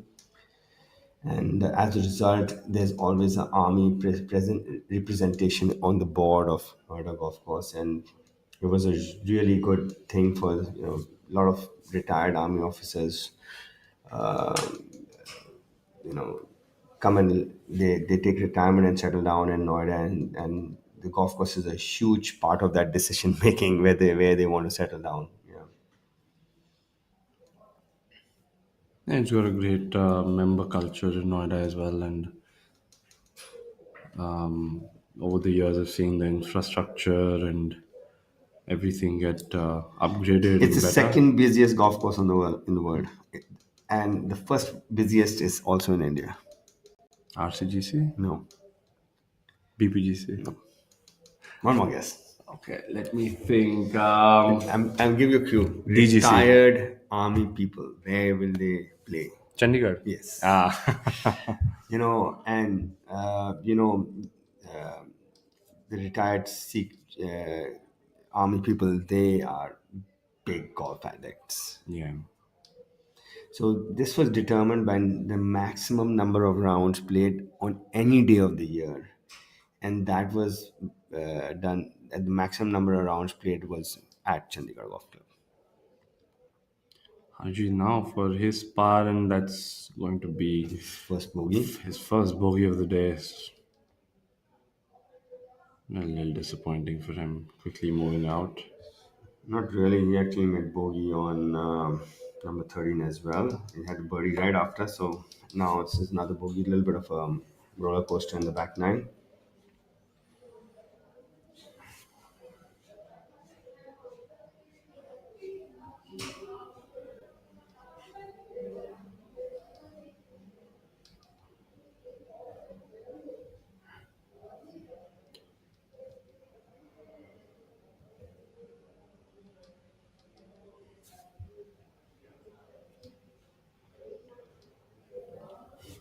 As Badal gets ready for his par on the left, on our right, we have Rashid Khan, Hani Besoya, and Manu Gandas's group that consists of the tournament leader currently in Manu Gandas. They find themselves on the par 5 14th.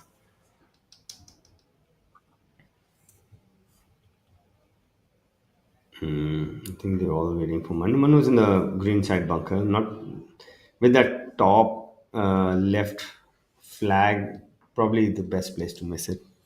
And that is in that left bunker. It's relatively easy bunker shot. It just needs to the ball will feed towards the hole there once he pitches it on the green. It's like he missed it at the right in the right place. That's beautifully done by And him. done by our tournament leader Manu. It's an impressive bunker shot from there. Sometimes these bunker shots where you have a lot of green to work with are not the easiest. You know, this one, Inish, there's the ridge in the middle kind of makes the decision really easy. Now you can't roll it up because there's a ridge in the middle. You need to fly the ridge. I was actually thinking of that because you get two options and you're always when confused. two options are always confusing. He had only one out. He had to fly the ridge and then let it feed. The good thing is once he flew the ridge, it would just feed towards the hole automatically. That's where the collection area is.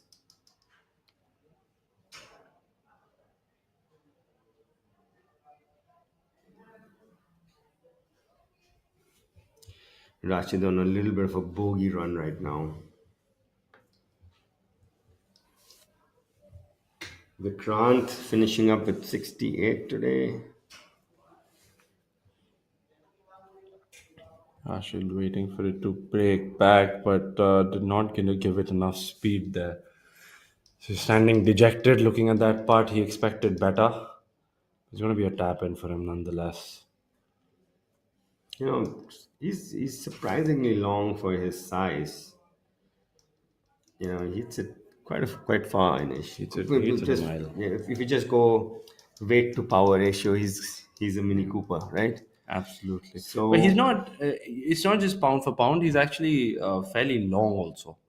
yeah, he's fairly long. So, you know, the reason I'm talking about this right now is that Rashid can throw the ball a country mile playing cricket. Like he has such a strong arm. It's to give you an idea of how strong his arm is. On the next tee on the 15th tee on NGC, there's a water tank on the left. If you've ever noticed it, there's a water tank. You can throw it on top of the water tank. I've played cricket with Rashid, and He's got a strong arm. he's got a strong arm. I think the most I actually admire about him is his. I won't say confidence. He's confident generally, but his attitude. And another thing that our viewers might know, he can hit the ball almost the same distance left-handed. I did not know that actually. Yeah, he's ambidextrous. So that gives him that, A pull from the left side as well. When yeah, he's swinging. and just more coordinated also, and lesser susceptible to injuries. You won't see him holding on to any part of his body. Manu now for his four, and he does that comfortably. This is just routine for him. He's been draining this for the last half a decade, I think. You got to check the temperature on his putter. It's always running hot, no matter where he's playing, what time of the year, which golf course. The cooler he stays, the hotter it runs. I know. Absolutely, it's the inversion theory for him there.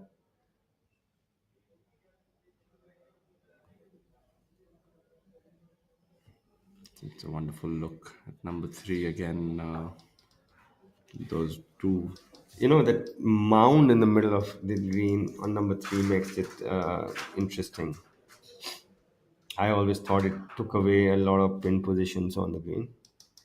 I thought it was just something which gave us a couple of less pin positions on the green as far as the green staff is concerned.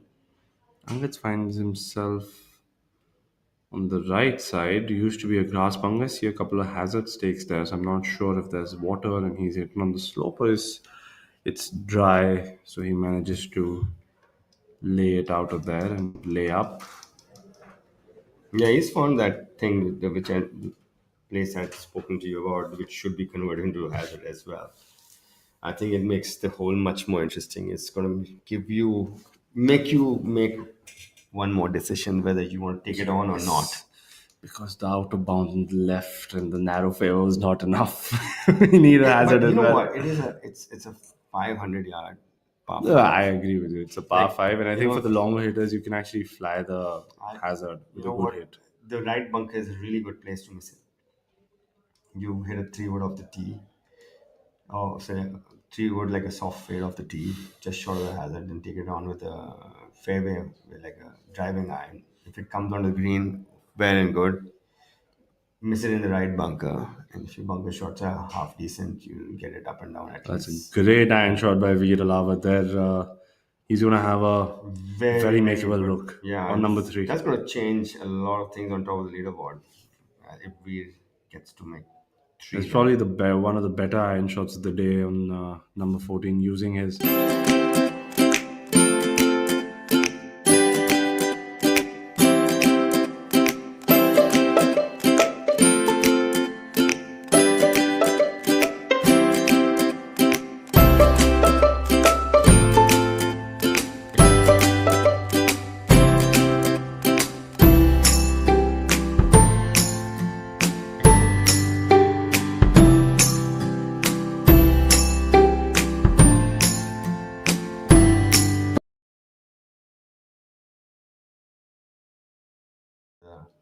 On the right side because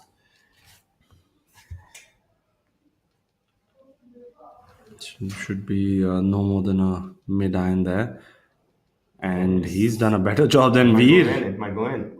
Almost holding that out does Yashas. Yeah, amazing shot by two of our from our leader group, Yashas and Veer on number 14, the par 5. They're both within 5 feet for eagle.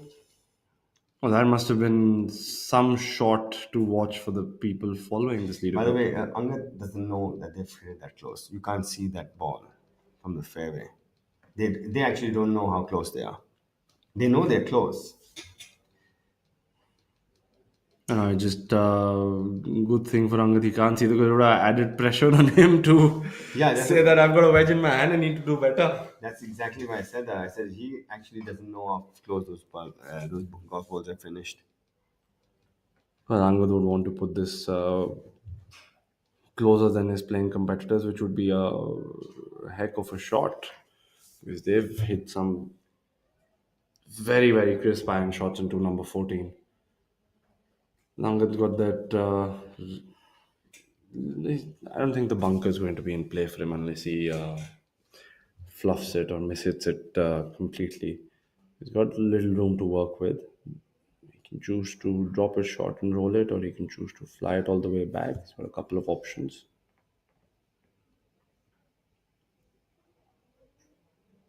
Choosing to fly it all the way back. Yeah. But coming up short. Probably it's not that easy a pitch because you can't over pitch it. It's on a downslope, and if you under pitch it, it's not going to release. That's what happened with Angadi. It's just erring on the side of caution there.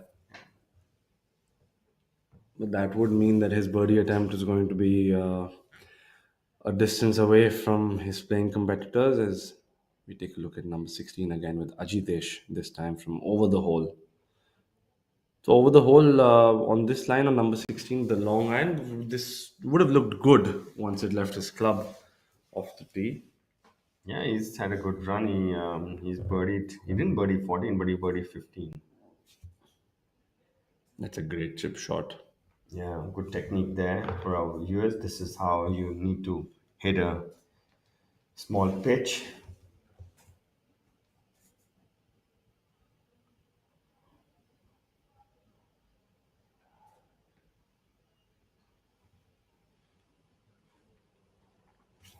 I'm just going through our scores today. Our lowest run so far is by our leader Manu Gandalf. He's 5 under today, blemish free.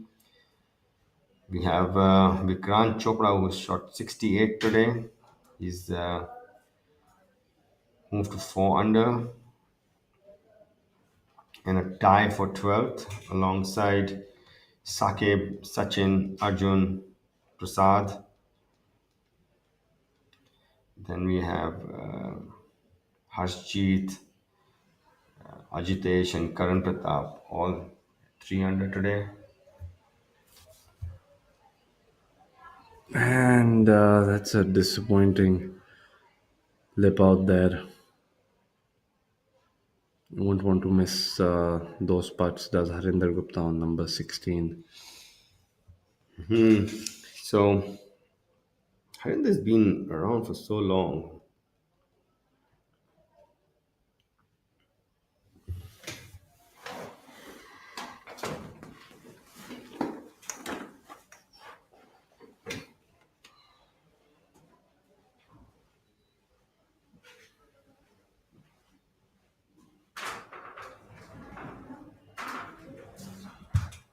Angad with his birdie putt on live feed 2, and Arjun with his par putt on live feed 1.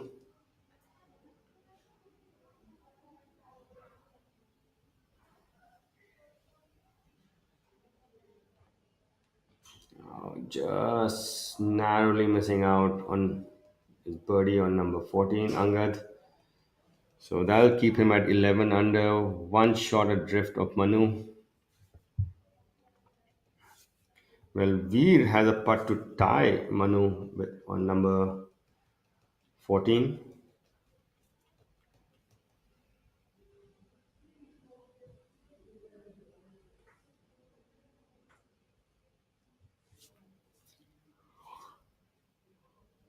Arjun with his par putt on number 16, the par 3.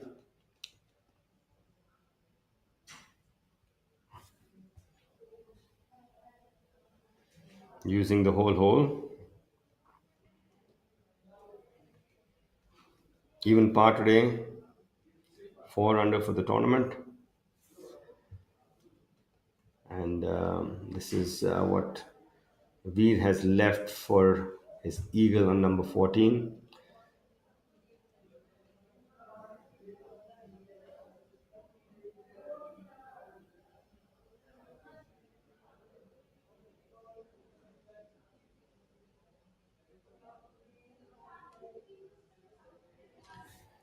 Using the whole lip. Yeah, that would have taken him to 12, but nevertheless, that's a birdie. Keeps him one shot adrift of our leader, Manu Gandas, in a tie with Angad at 11 under.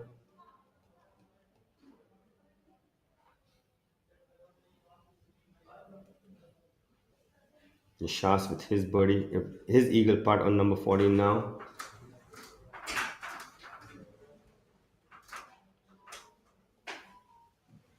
Yes, so Nishas really needs this one. He's been trending backwards over the past 6 holes.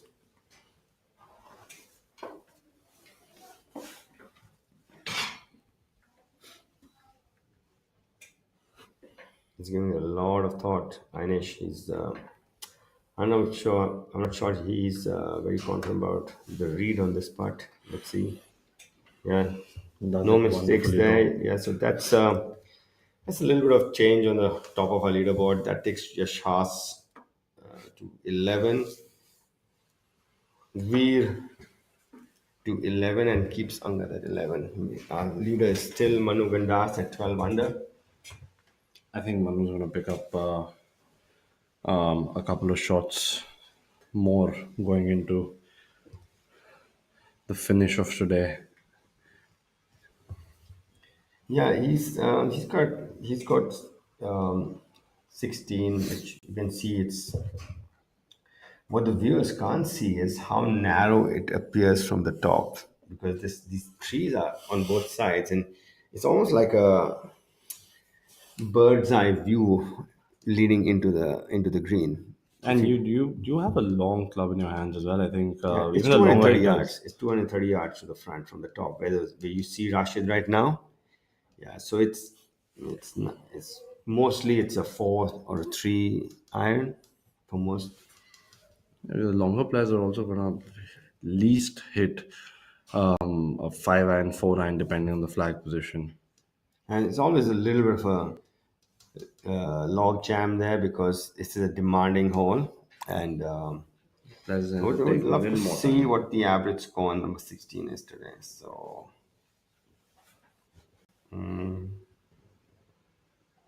yeah.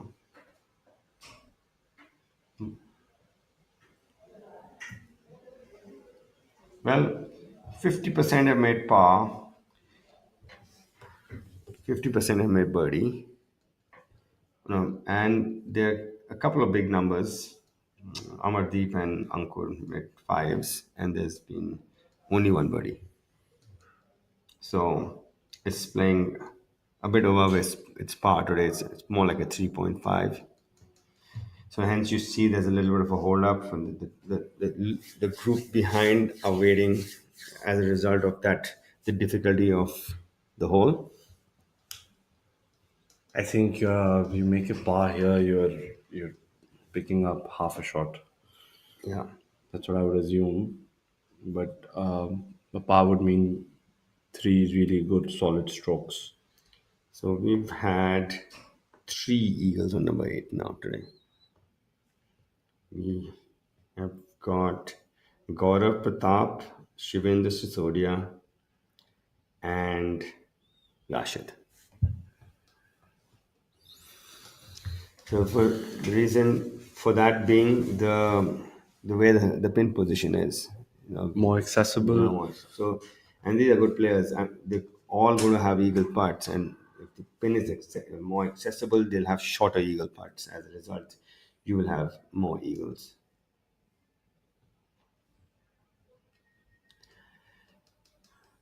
Pukhraj, Right there, number 17, coming up a little short.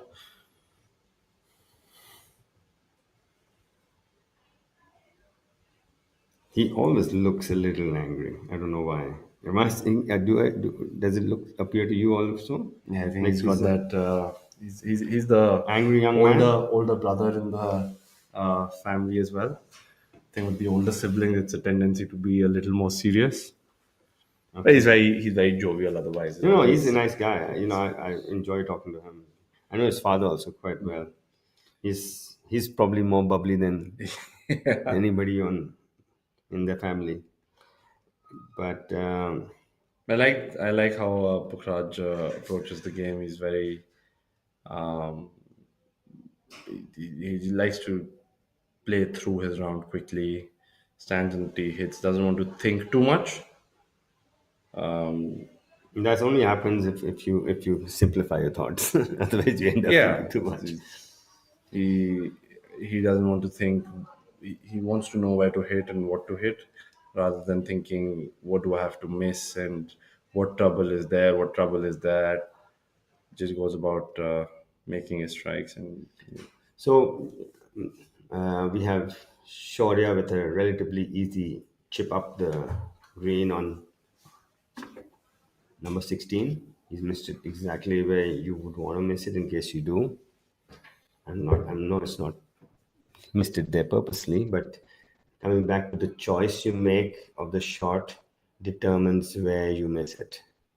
it's. I think that's an error Yes, judgment. surprising. I mean, it's not a very difficult chip shot, It's and quite certainly simple, not. and we're playing clean and place, so you are going to get a good lie. Yeah, I think just maybe lapse of concentration or probably that. I think I can't attribute it to any other reason.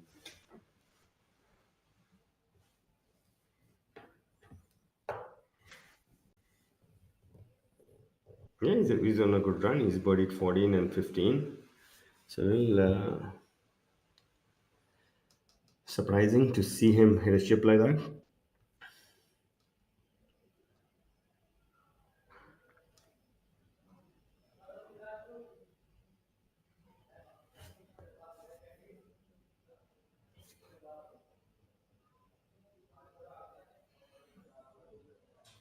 That's a wonderful putt by Jay. Finally, after holding that putt in the back nine, he's gotten the speed of the greens a little better, making better strokes.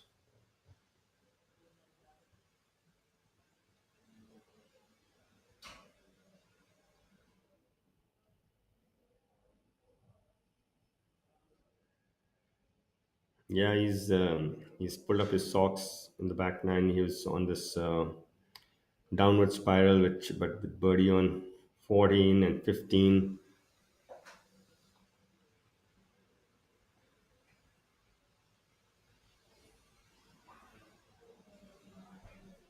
Beg your pardon, 13 and 14. It's back on track.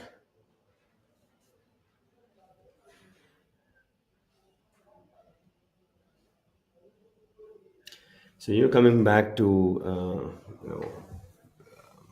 missing it at the right place. Nobody wants to miss it, but one good way of explaining this whole concept of missing at the right place is golf. If you take, instead of playing target golf, which is your flag, right?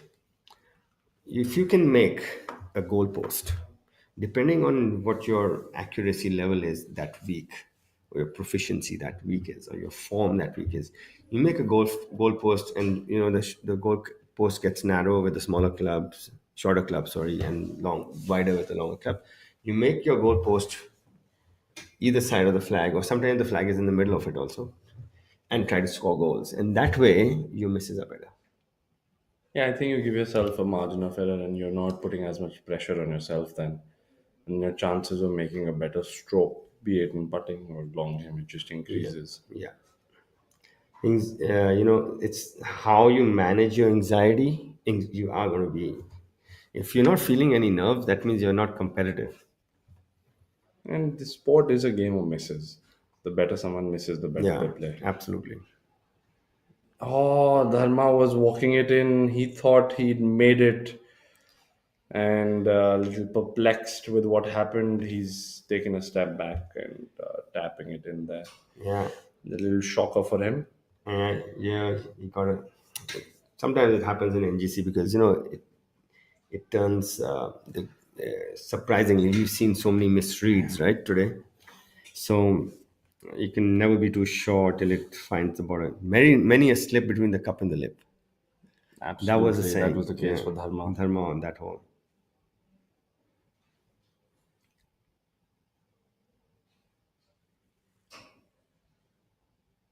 Jairaj with a good two putt. Moving on to the par 5, 17. Surely now it's a foot and a half, 2 feet out, but doesn't want to make an error here after that miscued chip shot. And this is pretty straightforward. It's like a foot and a half straight down the hill.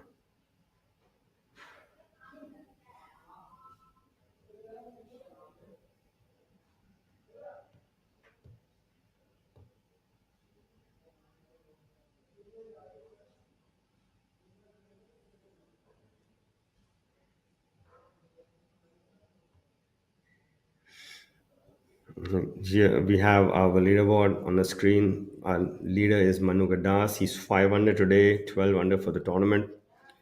A short adrift are three: Yashas, Chandra MS, Veer Alawat, and Angad Chima. Ajitesh having a really good run today. He's at 3 under and seven under for the tournament. So you can see a little bit of daylight between the leading pack and the chasers. Then we have Karan, Harshjeet, and Shaurya at 6 under. Abhinav and Sachin at 5 under, bringing up the top 10.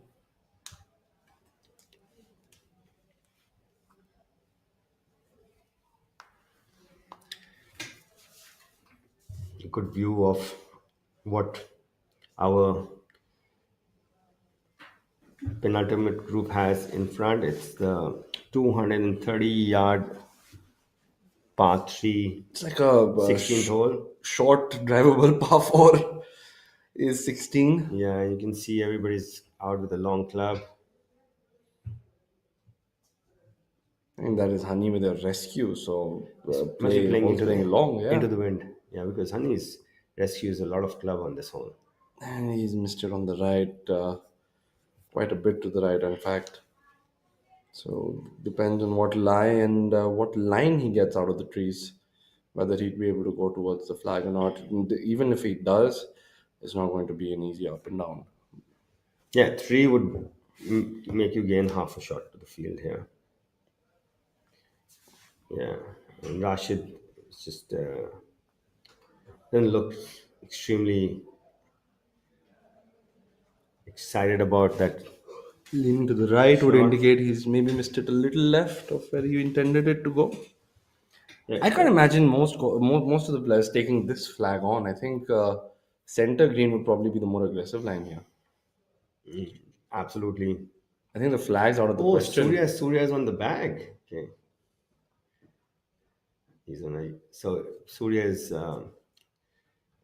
he's caddied for a lot of players: Jyoti, Arjun Atwal, Jeev. Jeev, Chaurasya, now Ajitesh, and he's pretty decent golfer himself. His sister Radhika used to be with Tiger Sports when Tiger Sports managed the PGAI.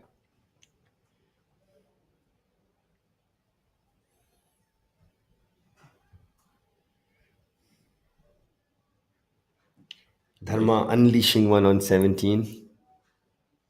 Full swipe. 17, you want to be aggressive. You have to be also. I mean, there's a little ditch in the middle, and You know, in earlier times, the trees on the left of the tee, they were not as tall as as well. they are. So you can actually hit a little high, like a draw of the 17th into the eighth fairway. I've hit a pitching wedge in. It actually finished in line with the hazard of the eighth. So it was like more like a 130. You get that little kick off the downslope on the eighth as well. Yeah, so it finished absolutely almost right in the hazard of the eighth, and it was like a wedge to the back right pin. So, but those were yesteryears. Those trees have grown Quite a bit significantly now. now. You can't hit over the trees anymore. Arjun Prasad on the starting of the green there. Just short of the green, actually taking a wedge out, so he's going to choose to roll it up. I like this green also. For it I know that again that diagonal ridge across the green presents a little bit of a challenge as far as your pitches and chips are concerned. Absolutely, I was going to say that. I think it makes the wedge shots tougher, and it's a And good just because defense. of that ridge, when you're hitting your second shot, and if the pin is over the ridge on the back of the green, you actually don't want to be in the front bunker. So well done chip by Arjun Prasad there, leaving himself about 2.5, 3 feet, coming back. Yeah, he's even par today. He's at 4 under. Could most likely birdie putt coming up. It is interesting how the golf course was designed. I mean, with the equipment today, we can see the scores we're getting, but I think around the time it was designed must have been a much tougher track. It's still not easy. We still don't see scores here the way we see through the year on other golf courses. So You this know golf course has the a lot of defense.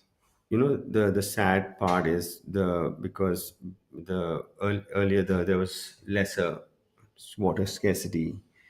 Now the golf course is getting a very restricted amount of water a day, and Noida golf course does not have water reservoirs. They don't have water hazards as such. So the golf course doesn't store its water, and as a result, the fairways don't get watered as much as they should. But if we were to water these fairways, and it'll play fully. These greens get really tough because the ball's rolling now, so you're getting shorter clubs in. If I were to make you hit 8 iron into number 13 instead of a wedge, it would change. Same as 12. Absolutely. Same. It's just because the roll is 20, 30, 40 yards because of the water scarcity. Yeah. Absolutely. I think it's a very well designed golf course. Even with the even with wedges into some of the greens, Yeah, it's not easy it's wedges. not Yeah. easy. We don't see scores, which is why what Yashas did yesterday, managed to shoot an 8 under par, was highly impressive. And Honey ended up on the other side of the course And in hole he's number three. actually done a really good job to get it that close. Yeah, I think just getting it on the green from that side was impressive for him. Um, I mean, he's given himself a putt, which is more than you could have asked for after that tee shot. Yeah, he's having a day he can forget. He should forget quickly. Now, a tournament leader, Manu from over the hole, he probably went with a longer club. He's got clear sight, but still not an easy chip shot. Yes, I'm surprised to see him short siding himself. That's surprising. Choosing to fly it almost all the way to the green, but Yeah. no spin there at all. So he's gonna look at a left to right curler from quite a distance away. So um, interesting to see if Manu can save that par and keep his scorecard blemish free today. Yeah, knowing him, he's not in thinking about. He said, "Okay, let me just make sure I take five out of the equation." I Four. think Yeah, if I have a feeling if he holds this putt, this this momentum is going to carry not just to the next couple of holes, but also maybe to tomorrow. Sometimes these par saves, these uncanny par saves, are very important in a tournament. Is making birdies or eagles. completely agree with you. This is, and he's from what I've seen over the past few times that I've commented, and I've seen him on top of the leaderboard. Anytime he's in trouble, he makes sure that it's minimum. There's no big scores on the scorecard. He's missed it in the wrong place there. That top over the green actually was past pin high in the six on the 15th fairway. It's miss that is quite big in the wrong side. And so he says, okay, he said, let me take five out of the equation. If I make three, well and good. Four should be confirmed. I think that is such an important aspect of the game is because you're going to make errors, and damage control becomes of umpteen importance. Yeah. I think that's the thing with Manu, like we've been discussing since morning. He's got the right approach to things. He doesn't get flustered easily. Yeah, and I won't put him past. This is a relatively easy part, I can tell you. He's not pin high, so it's uphill, which reduces the borrow. And Yeah, it's yeah, a wonderfully done par by him. I mean, it's not even surprising at this time, but it is very, very impressive nonetheless. I mean, he hit it over the green, put the chip shot here, and like you were saying, he backs himself with those 15, 18 footers. it takes he takes the risk is out then. So as a result, small mistakes uh, you can make up. Big numbers it takes you a while to make up.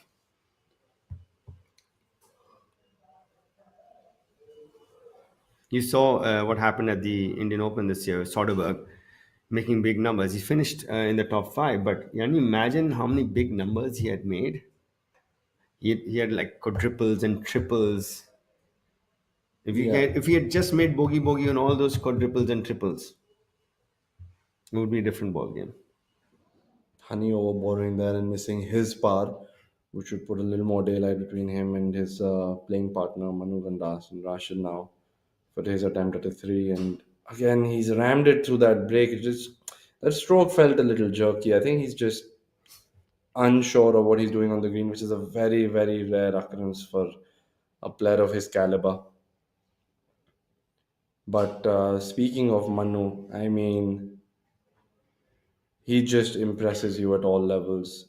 If he puts himself out of play, he positions himself back, and then he just backs himself on making and saving that par. And he did so, giving perfect example to all of us on number And 16. we've seen a lot of people putt today on these greens. He has left only one putt shot on number 10. and you could see the disgust on his face. I knew, and I remember telling you that okay, he's got ahead of himself for the first time today, and you could see him and like, and moment he did that, he knew what he had done. It didn't happen again after that. He didn't allow himself to get ahead of himself. That's a big quality in a player as well, and I think that's an automatic approach to all his rounds. There's a similarity in how he plays, whether he shoots 70 or 62, as we watch Yashas on the difficult number 16. And they are thinking he's made two, right? Yashas on the left side, just coming up short, not the worst place to be in. An ideal miss, if there is one, especially on this hole, number 16. Songat's bogeyed number 15 to go backwards to 10 under now. So there's Manu at 12, then have Veer and Yashas at 11, and Angad at 10. I'm just making sure with the. Sorry, that's Veer Lavatamti. Just making sure he has the right yardage.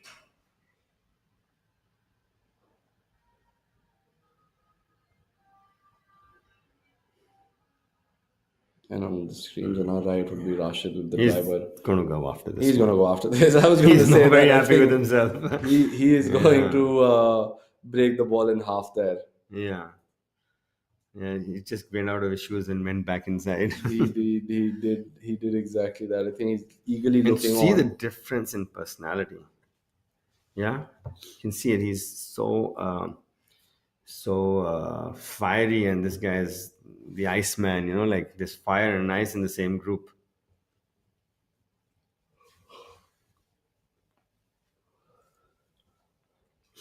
Third member of this group coming off a bogey on the previous Zangachima. He seems to have a little rescue in his hands. Probably a high little left to right fade. It started right of his Yeah, playing yeah. partners and has taken it up really high. And I think he's missed on the short side. Not sure where that ended up though, but all in all, wrong place to miss it. And I think that can be a tendency. Sometimes you're just trying to too hard and You know, if you've seen him on 14, he missed it right. 15, we didn't see. Then he's missed it right again. So you can see there's a little bit of a right miss happening with Angat right now. Shaurya finds himself playing number 17, but is on the other side, which would be the eighth Yes. fairway. Yeah, top left, no, not the best place to be.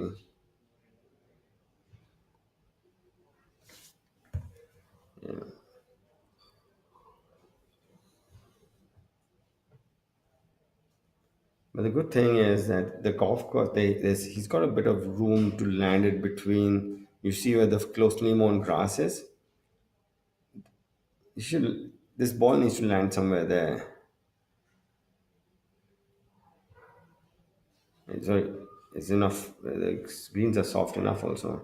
He managed to get a lot of spin there. But he split it out to the right because from what I saw just now, I knew that he was blocked off by the trees a bit because the pin is on the top left. So you can see he split it off to the right. Sometimes that shows a lot of decision making character that you when you're 50 yards away, you want to take on the flag no matter where you are, right? Absolutely. Oh, Whoa, that's a big bump there for Jairaj. It's a good chip. Yeah, with the putter. I think he's probably a little confused with what happened there. It did come up I think it's one of short. those false fronts. He was taking it on. He was just off the green, so it's like it gives you that little ramp effect. It's like those dirt bikes, just take off. Yeah.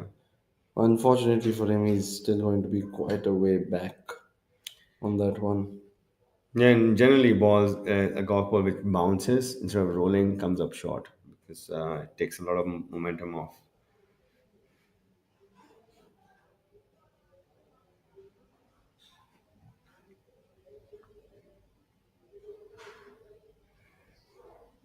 Be interesting to see. So let's see. Let's predict the total score for the leader group on number 16. I'm saying 11. I was gonna go with exactly that. um, But we okay, let me go say with 10. 10. Yeah. Let me go with Because we is in a one good bogey, two formation. pars. Yeah. Yeah, he's left himself a very makeable putt there. And surprisingly, his putt has been really cold today. We haven't seen him make anything of substantial length. Manu has made putts. He's had made at least 120 feet of putt today, at least. And I don't think Veer has done. The only birdie we saw him make was the two birdies he's made. One was on. He should have made eagle on number. Okay, I think it's going to be 9. His ball came back in play. So Veer has just made one birdie on number 13 on the back 9, and then he made a birdie on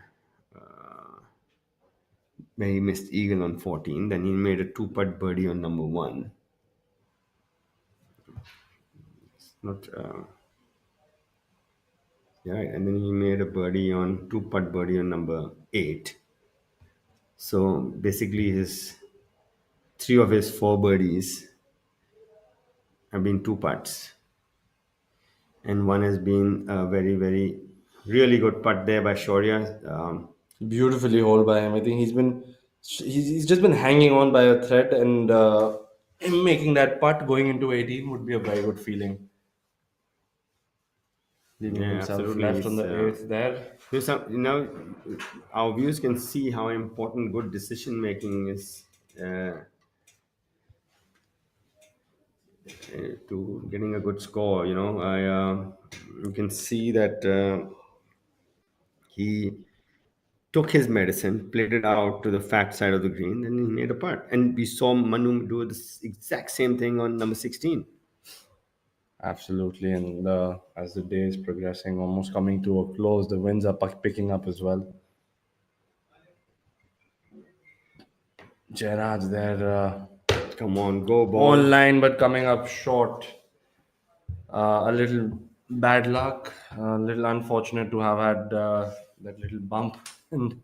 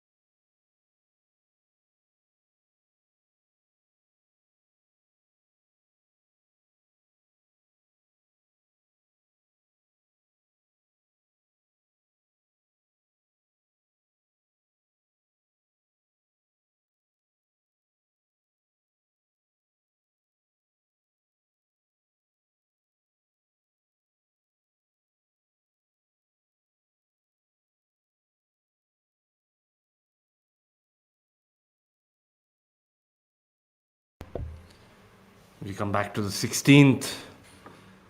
Veer Lawat making a little comeback and He's going to prove you right. narrowly missing that putt from the lip. Did not have enough break. I think he made a good stroke. Just not made anything today. He's just not made any Yeah, putts. that's one of the very few greens he's missed.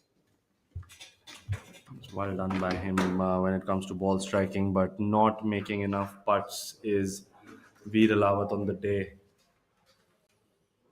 You can still be positive. He still has two holes left. We're still under par for the day.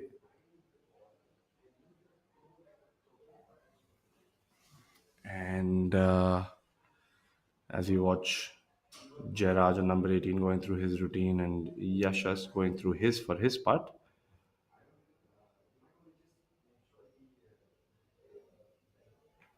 Jera taking a full swipe there on number 18. Quite the confident strike. By the looks of it, looked like he had a good shot, but staring it down might have gotten an unlucky bounce as Yashas ends up making his little putt for par. Angad from over the hole there. Now he's going to have his tap in.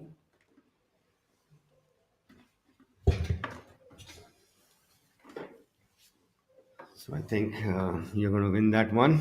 Heinesh, And it's 10. 10 three pars, I think. We got. No, we missed his. Oh, Three, Veer three, was for four, his so par. yeah. Oh, yes. Dharma with his type on number 18. It's almost an automatic. Players like Dharma is just so seasoned. Yeah, he's what's this? Baby draw on it. All the Like a time. loop, nice Sure of what to baby do. loop on it. It's an interesting finishing hole as well. 18 and That NGC. hazard makes it so interesting. This is the 15th tee. You can see what the golfers need to do. It's right to left. If you're a left to right hitter, you need to improvise. And this is the look at number 16 from the tee box. I think if he was playing with that, he was trying to move it left to right, he should have teed it off more to the right of the tee box. You can see how narrow the shoot is. We were talking about it earlier. See, Honey likes to move it right to left, so this is so much more comfortable for him on 15.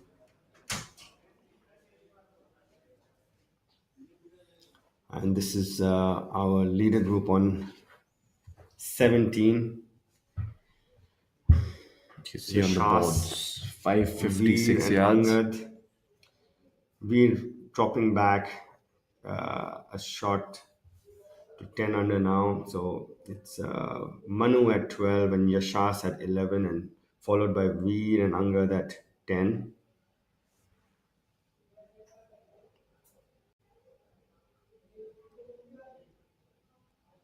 He's been plodding along. He's nothing spectacular today. He's just to under, but looks like he's more, right? But he's not. So that's the characteristic of a good player. You end up saying, "What did he shoot?" And you say, "Oh, 400." Really? Didn't look like it. Just. I think the best golf is the most boring golf as well. Leaning a little to the left, might have pushed it to the right a little. You might want to do it on number 17 because it's you know those trees on the left make you do that. So though yes, getting over that thought of the result going left is what will make you a more solid player. Thinking of the but the Angad's mind. gonna have no thoughts in his head. I think he's had a few right misses, Einish, over the past few holes. So Which I think wouldn't put let's him see under if, too much stress on this hole. let's see if he's found amends to it.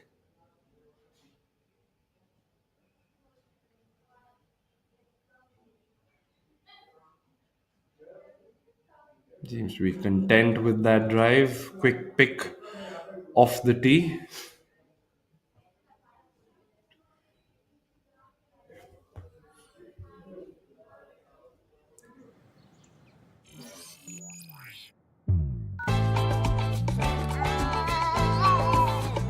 Show me the sunset. You make me happy. We wanna go there. It's beautiful. Let's go. Magnite. Be celebrated with the big, bold, beautiful Nissan Magnite.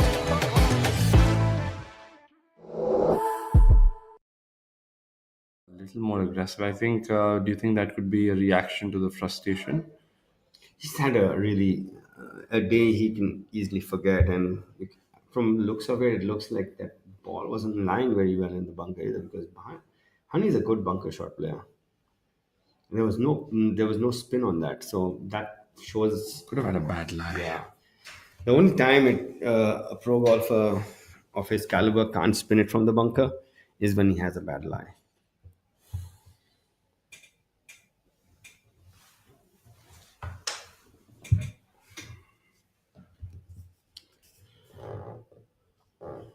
And the third member of this crew is our tournament leader, Manu Gandas. We'd be really keen to see what he's got left.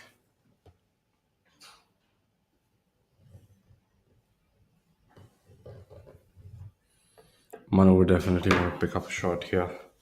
So he's in Shaurya Bhattacharya territory. And again, interesting to see what line he might have or not have. Depending on that, he might have to go left or right of the flag. So he's tried to cut one in and double crossed it for him to hit it there. Because he's past pin high on the left. And it's generally happens when you double cross a cut. It goes a bit longer, has no cut on it. Hence the misses long and left.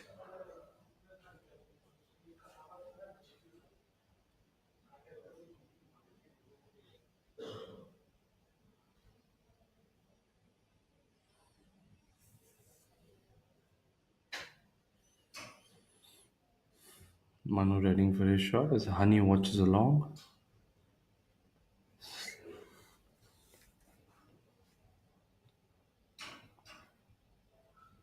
Manu coming up a little short.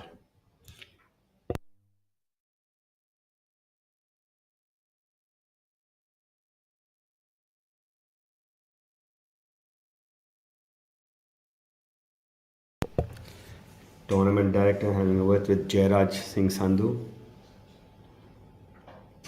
Manu, actually, a short miss is not too bad from there, because it was a tough shot. There's a lot of undergrowth there, some bushes, some trees. 5 from there is a good score. When you miss it there, because that's probably the worst place to miss it. So I think uh, Honey, they're choosing to tap it in with his wedge. Manu might actually even think leaving it short, he has a better chance of holding a chip This is really straightforward. than it is to just maybe go over by being too aggressive. Mm-hmm. And Jairaj there readying himself for number. I wouldn't 18. put it past him holding this chip, Ainesh. He's got momentum with him. He's made the right decision. He's left himself with the easier shot. I'm actually almost expecting him to chip it in. Yeah. That's how good he is. That's the quality he has. Come on, Manu, prove us right.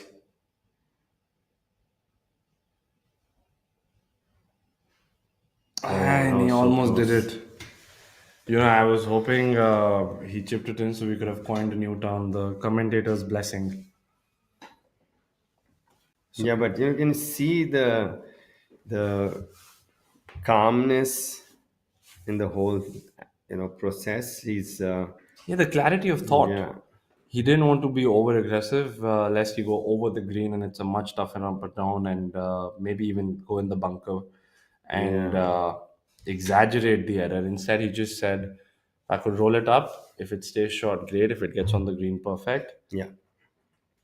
That's wonderful clarity of thought. And Shaurya now, and not in the most ideal positions. Green side bunker on the left of number 18 with the flag on the back tier. And he chooses the most simple shot when it comes to a chip. There's no fireworks or heroics. It's just okay, pitch, like a pitch and roll, like a simple, not trying to do too much with the chip. So just shows like he's simplified everything and makes life easier. Yeah, absolutely does. So exactly what he plans on doing through his game.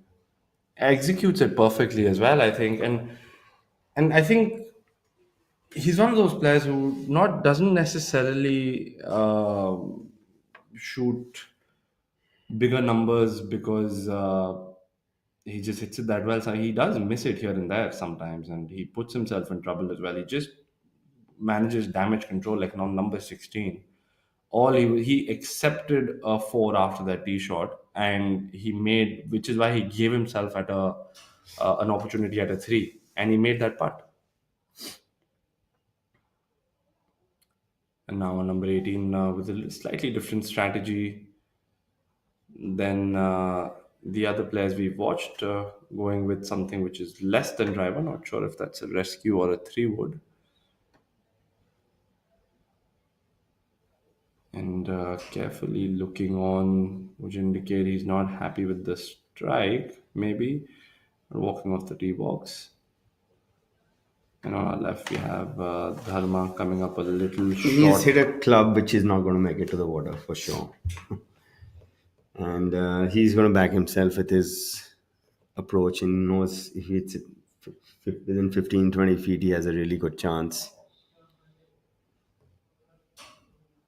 He's not going to try to boom a drive, give himself a wedge, try to hit it stiff, and then make it, then make birdie.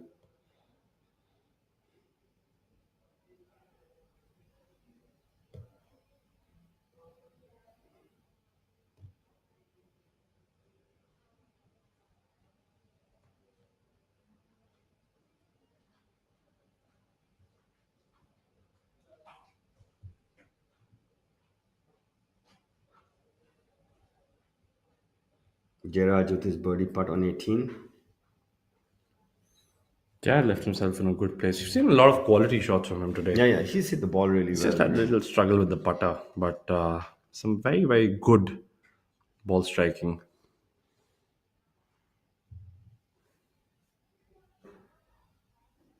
Even a good roll though. Oh, could have been the change of script, would have carried that momentum in, leaving himself a little shy of the hole there. It's pretty much, he's made a couple of putts, but he's also had a few three putts and missed a few short ones. So He's still one under. still one under. Yeah, that's the quality of ball striking he had today. It's quite impressive.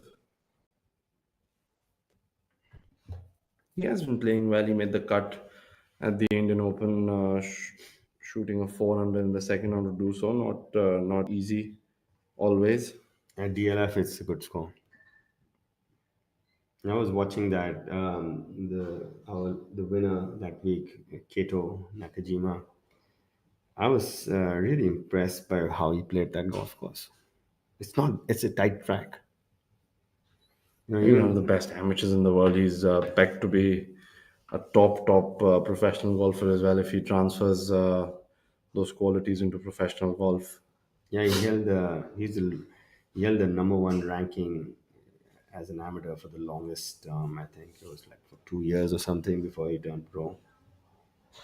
Coming up a little short of the Yeah, hole we have there a as well. few- And as the day progresses, the greens usually get a little slower as well. Yeah, the grain gets a little more prominent and slows it down, especially the uphill putts. And it is an adjustment, and sometimes it's those subtle differences are what is the difference between starting the round and ending a round. This is Yashas on number 17. He's got with his approach.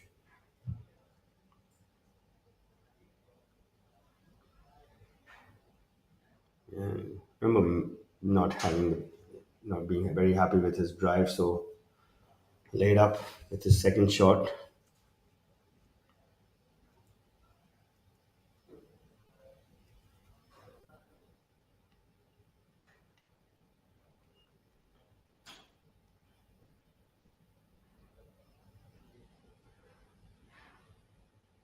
Yeah, really good approach there.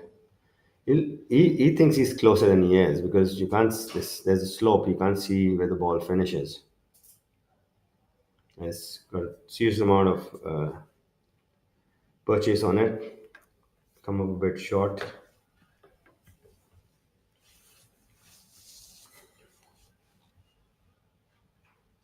Angad, see, sizing up what he's got left with his chip on number 17.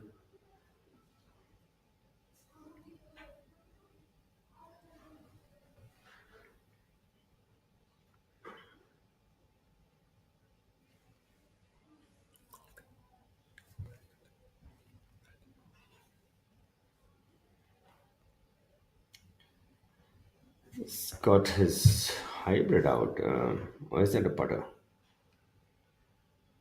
Yes, he got his putter out. So he's see. You can see it. He's not made to the water hazard, and he's backing himself and hitting it on the green and holding a putt.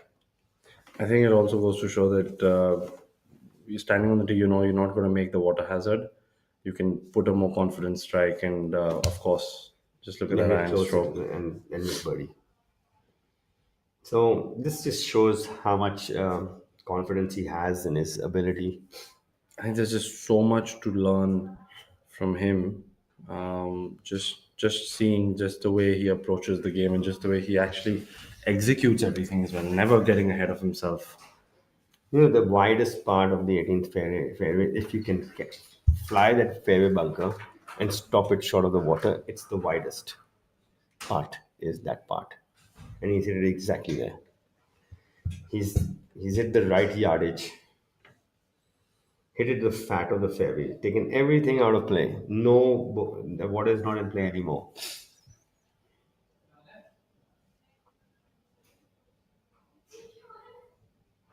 Honey with his approach into number 18.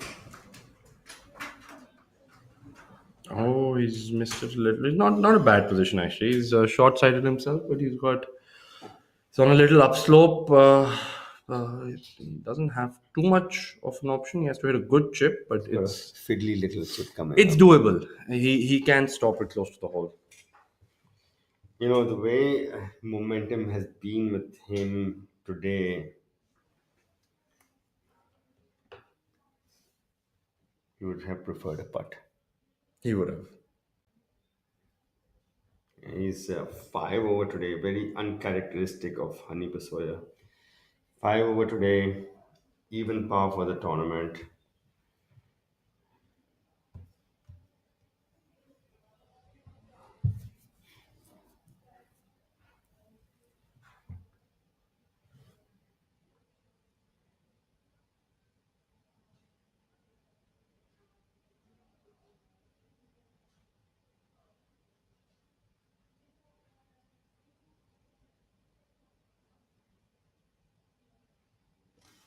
No harm there. Missing it a little on the higher side. Yeah, good effort from there. Not sure what that was for. With his length, I can only assume that was an eagle attempt.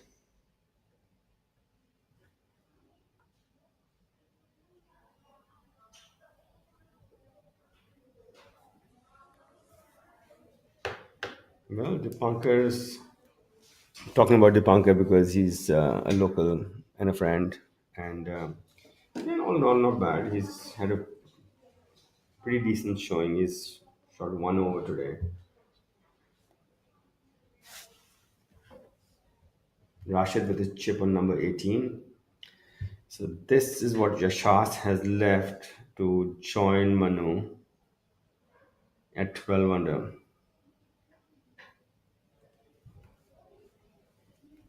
This is a fiddly little chip, you know. If he just overhits it, he'll run it by 6, 7 feet. And he just holds it out. Oh, yeah. Thank God that was a commentator's curse. He went the other way. Oh, and that's Yashas wonderfully making done it- by Yashas as well. So we see some putts and some chips being made. There was a moment in time that you should have hit a shot. It would have gone in. Yeah, I wonder how many golf shots around the world were hit exactly in that moment. It must have turned out to be great. That should have been the moment when somebody is hitting his tee shot on number 10. Oh, yes.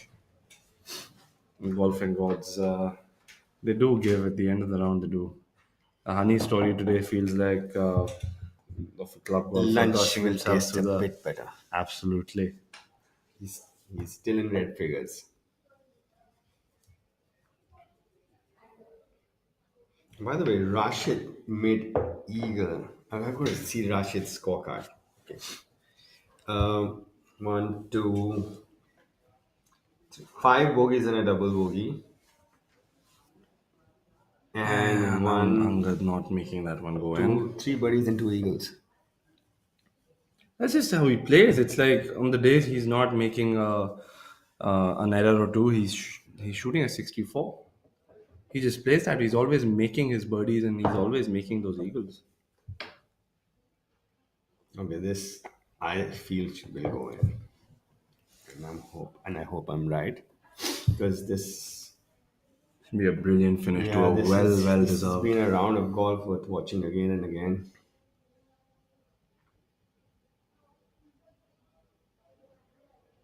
And never a doubt, never ever a doubt for Given Manu it to him, Gandas. could have kicked it in his I feel socket. like he can kick it in from like 20 feet out. He's just so good.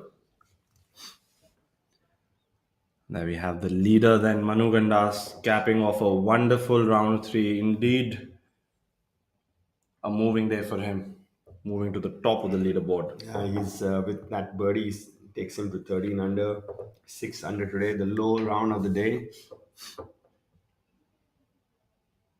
Rash Rashid is is cleaning up. cleaning Oh, up. finally he made a par on the back nine. He's had birdies and eagles and bogeys. Even par today. 6 under for the tournament in sixth position, alongside Karan Pratap and Abhinav. Sorry, Karan Pratap only. Abhinav is short adrift at 5 under.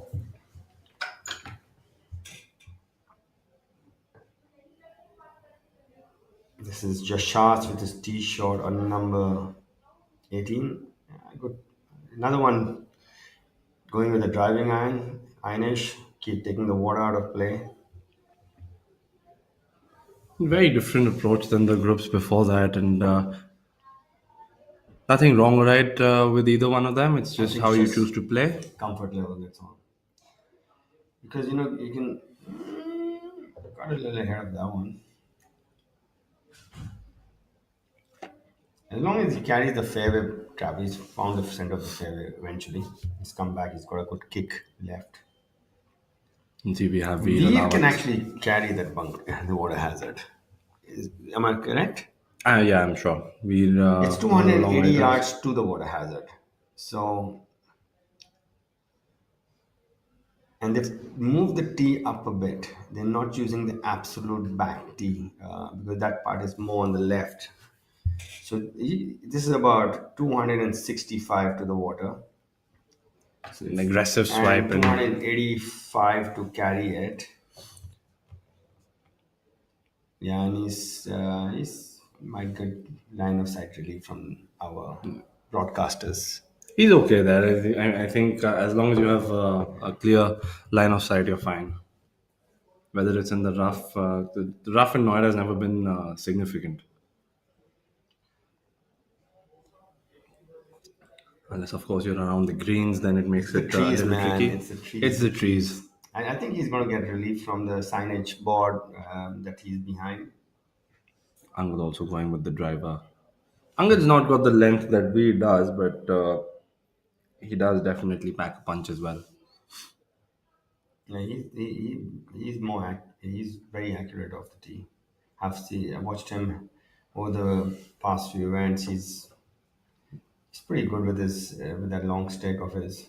Perfectly done there. A little puff of dust coming off the fairway to indicate the fairways are dry and hard. I think he landed in a divot Could have been, as long as he's not because he in didn't it. get that much roll because I expected it to roll more than Actually, a that. little more, Yeah. yes. Let's take a look at Shaurya. Slow motion from the face on number 15. Yeah, it's a must draw hole.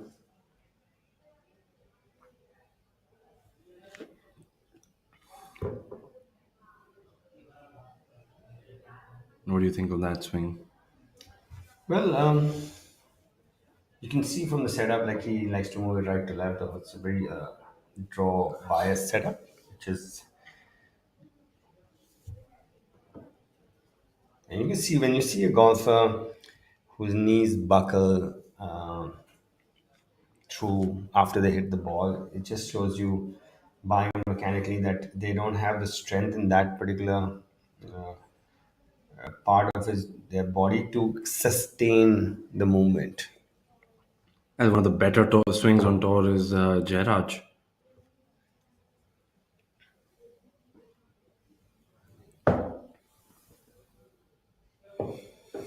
Again, a look at our leaderboard as we have Yashas has an opportunity to match Manu's score at 13 under par. Manu Gandas has finished his round and finds himself the clubhouse leaderboard at 13 under par, and followed by Veera Lawat and Angad Chima at 11 under and 10 under par, respectively. We have Ajitesh making a nice little move up the leaderboard, rounding out the top five at 8 under par, followed by the young, aggressive Karan Pratap Singh at 6 under par, alongside Rashid Khan also at 6 under par. Then followed by three golfers sitting at 5 under par would be Abhinav Lohan, Arjun Prasad, and Jairaj Singh Sandhu. You know, the way things have unfolded today, it's very reminiscent of what transpired in Tollygunge. You know, he was behind, and then he had this really good third round, and he got into the lead, and then he just pedaled to the metal, and he just powered home, and there was, everybody fell aside at the end. And there's very lot of similarity how things are unfolding here to how they unfolded at Tollygunge. ये रात में जो मजा है मजा ये कुछ नया नया है ये मुझको आज क्या हुआ है ये झूमता ही जा रहा है हम कहाँ है तुम कहाँ हो दिल कहाँ पे होश Bisleri, drink it up. झूम झूम झूम झूम झूम झूम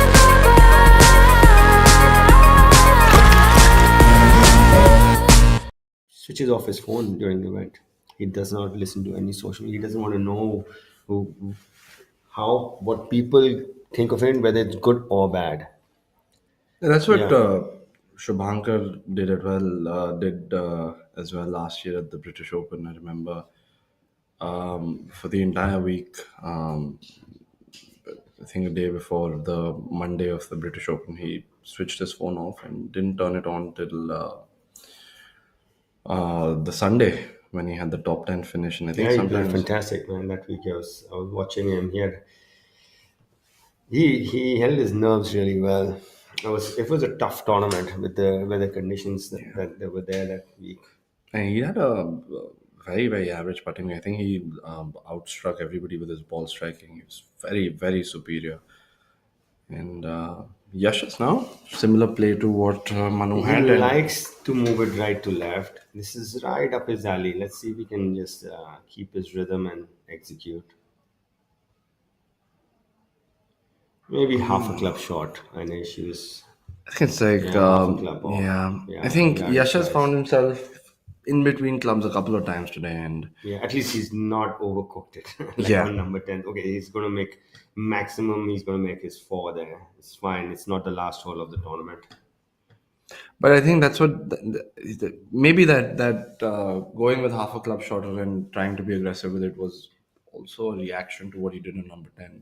Yeah. Over clubbing and trying to just hit a soft one into the green. Anga now in the ideal position. Right side of the fairway, has a short club wedge in his hands, flags tucked back. He can be as aggressive as he pleases. Yeah, he's got a wedge. And this is green light zone. You want to hit it within maybe a little bit too much adrenaline. I also pushed it out to the right, but that was the play. That is what he was trying to do, just didn't pull Normally, it off. when it goes right, it goes short. He's pumped up a bit. He's got, they removed the board itself. There's no, now they've removed the board. It's a clear shot now. Yeah, maybe there's a little swing restriction, but I think he won't have too much distance to contend with, so he should be able I think to he manufacture he something. needs to get out of his stance and take it again.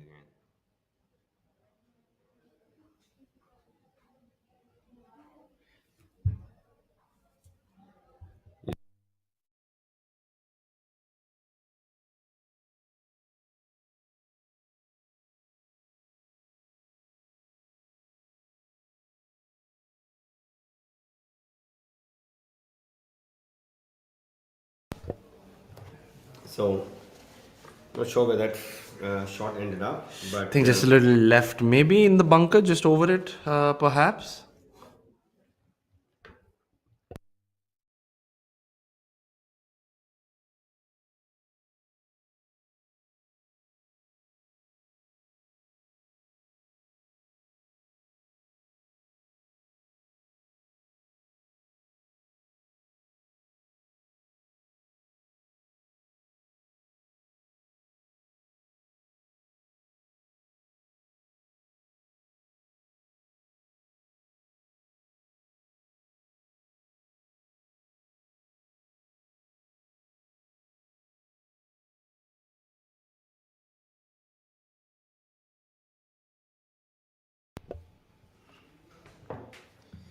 well, we just missing it the green on the left from the rough there.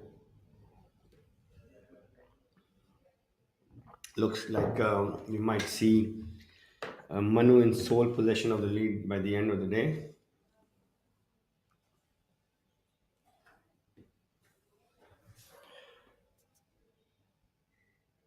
I would love to watch Yashas make that putt, but by sheer statistics, it seems like Manu's going to be holding on to the lead, walking into round four.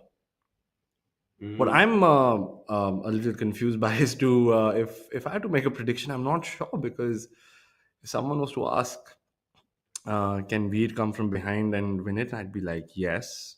Will Manu hold on to his lead? I'd be like, yes. It is just Who would you, if you was, let's say you were to put your money, would you put the money on Manu holding ground or Veer catching him?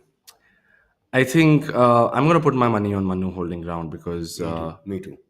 And he's not holding ground.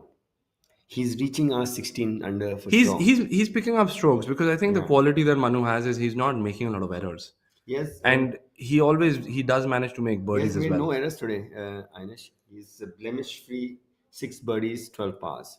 And that's all very difficult to do on a golf course like Noida as we watch Veer with his chip from the left side over the bunker coming up a little short. He definitely would want to finish this hole with a par. He's going to feel like he's given away more than a shot if he misses it. But let's not hope that happens.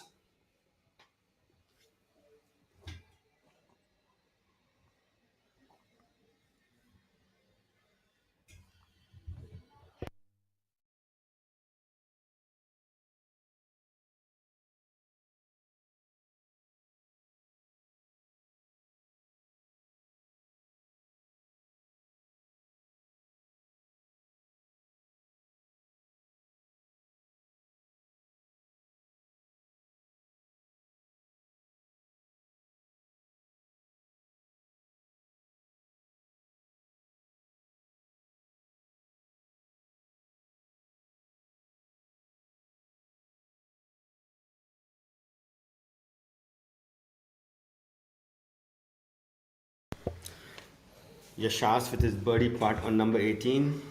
Let's see whether he can join Manu on top. Oh, he gave it a good run at that. You know, it's tough to hit it till the hole from there. It's Absolutely. quite slow. I think out of all the times I've played number 18, coming from below the hole to going up is always difficult. For some reason, there's more slope than you actually feel, but that's a wonderful two putt for him and a wonderful round of golf as well. So Yashas is going to find himself chasing the leader, the closest one to the leader, in fact. Yeah, he's gonna be in the company of Manu and Veer most likely by the end of today, unless Angad has to say something about it. Choosing to go with the putter, flag high from the right. He's had a good putting and chipping week, so won't put it past him.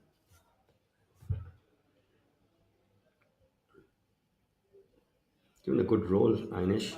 And comes up a little short. Maybe the fringe caught up a little more than he was anticipating, where it was right on line. It looked a little closer than it felt. It did, it did look a little closer, but a tap in for him nonetheless. So, Angad, One under.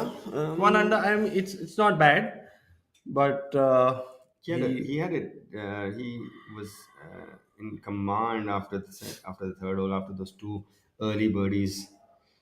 But then that derailment on number six with the bogey. Then again those two back-to-back bogeys on 11 and 12. And 12 was completely unnecessary. He was coming from the center of the fairway.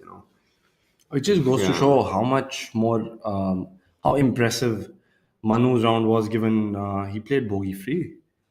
And there were a couple of opportunities where the course could have taken a shot back from him, but he just comes out with that putter of his and he says, I'm going to hold whatever it is. And those crucial pass saves, I think, would be the difference in tomorrow's round. I think he's, I spoke to him before, after the third round of the Tollygunge event that he won. And let's watch Veer with his par putt on number 18. And that's So wonderfully. our last It would grouping be relief is for him. going to be Relief for him too. Manu, Yashas, and Veer tomorrow. The two 13th DLF boys, and joining them would be Yashas. from Mysore.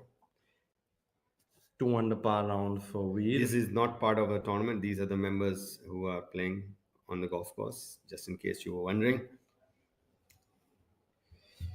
The members have waited.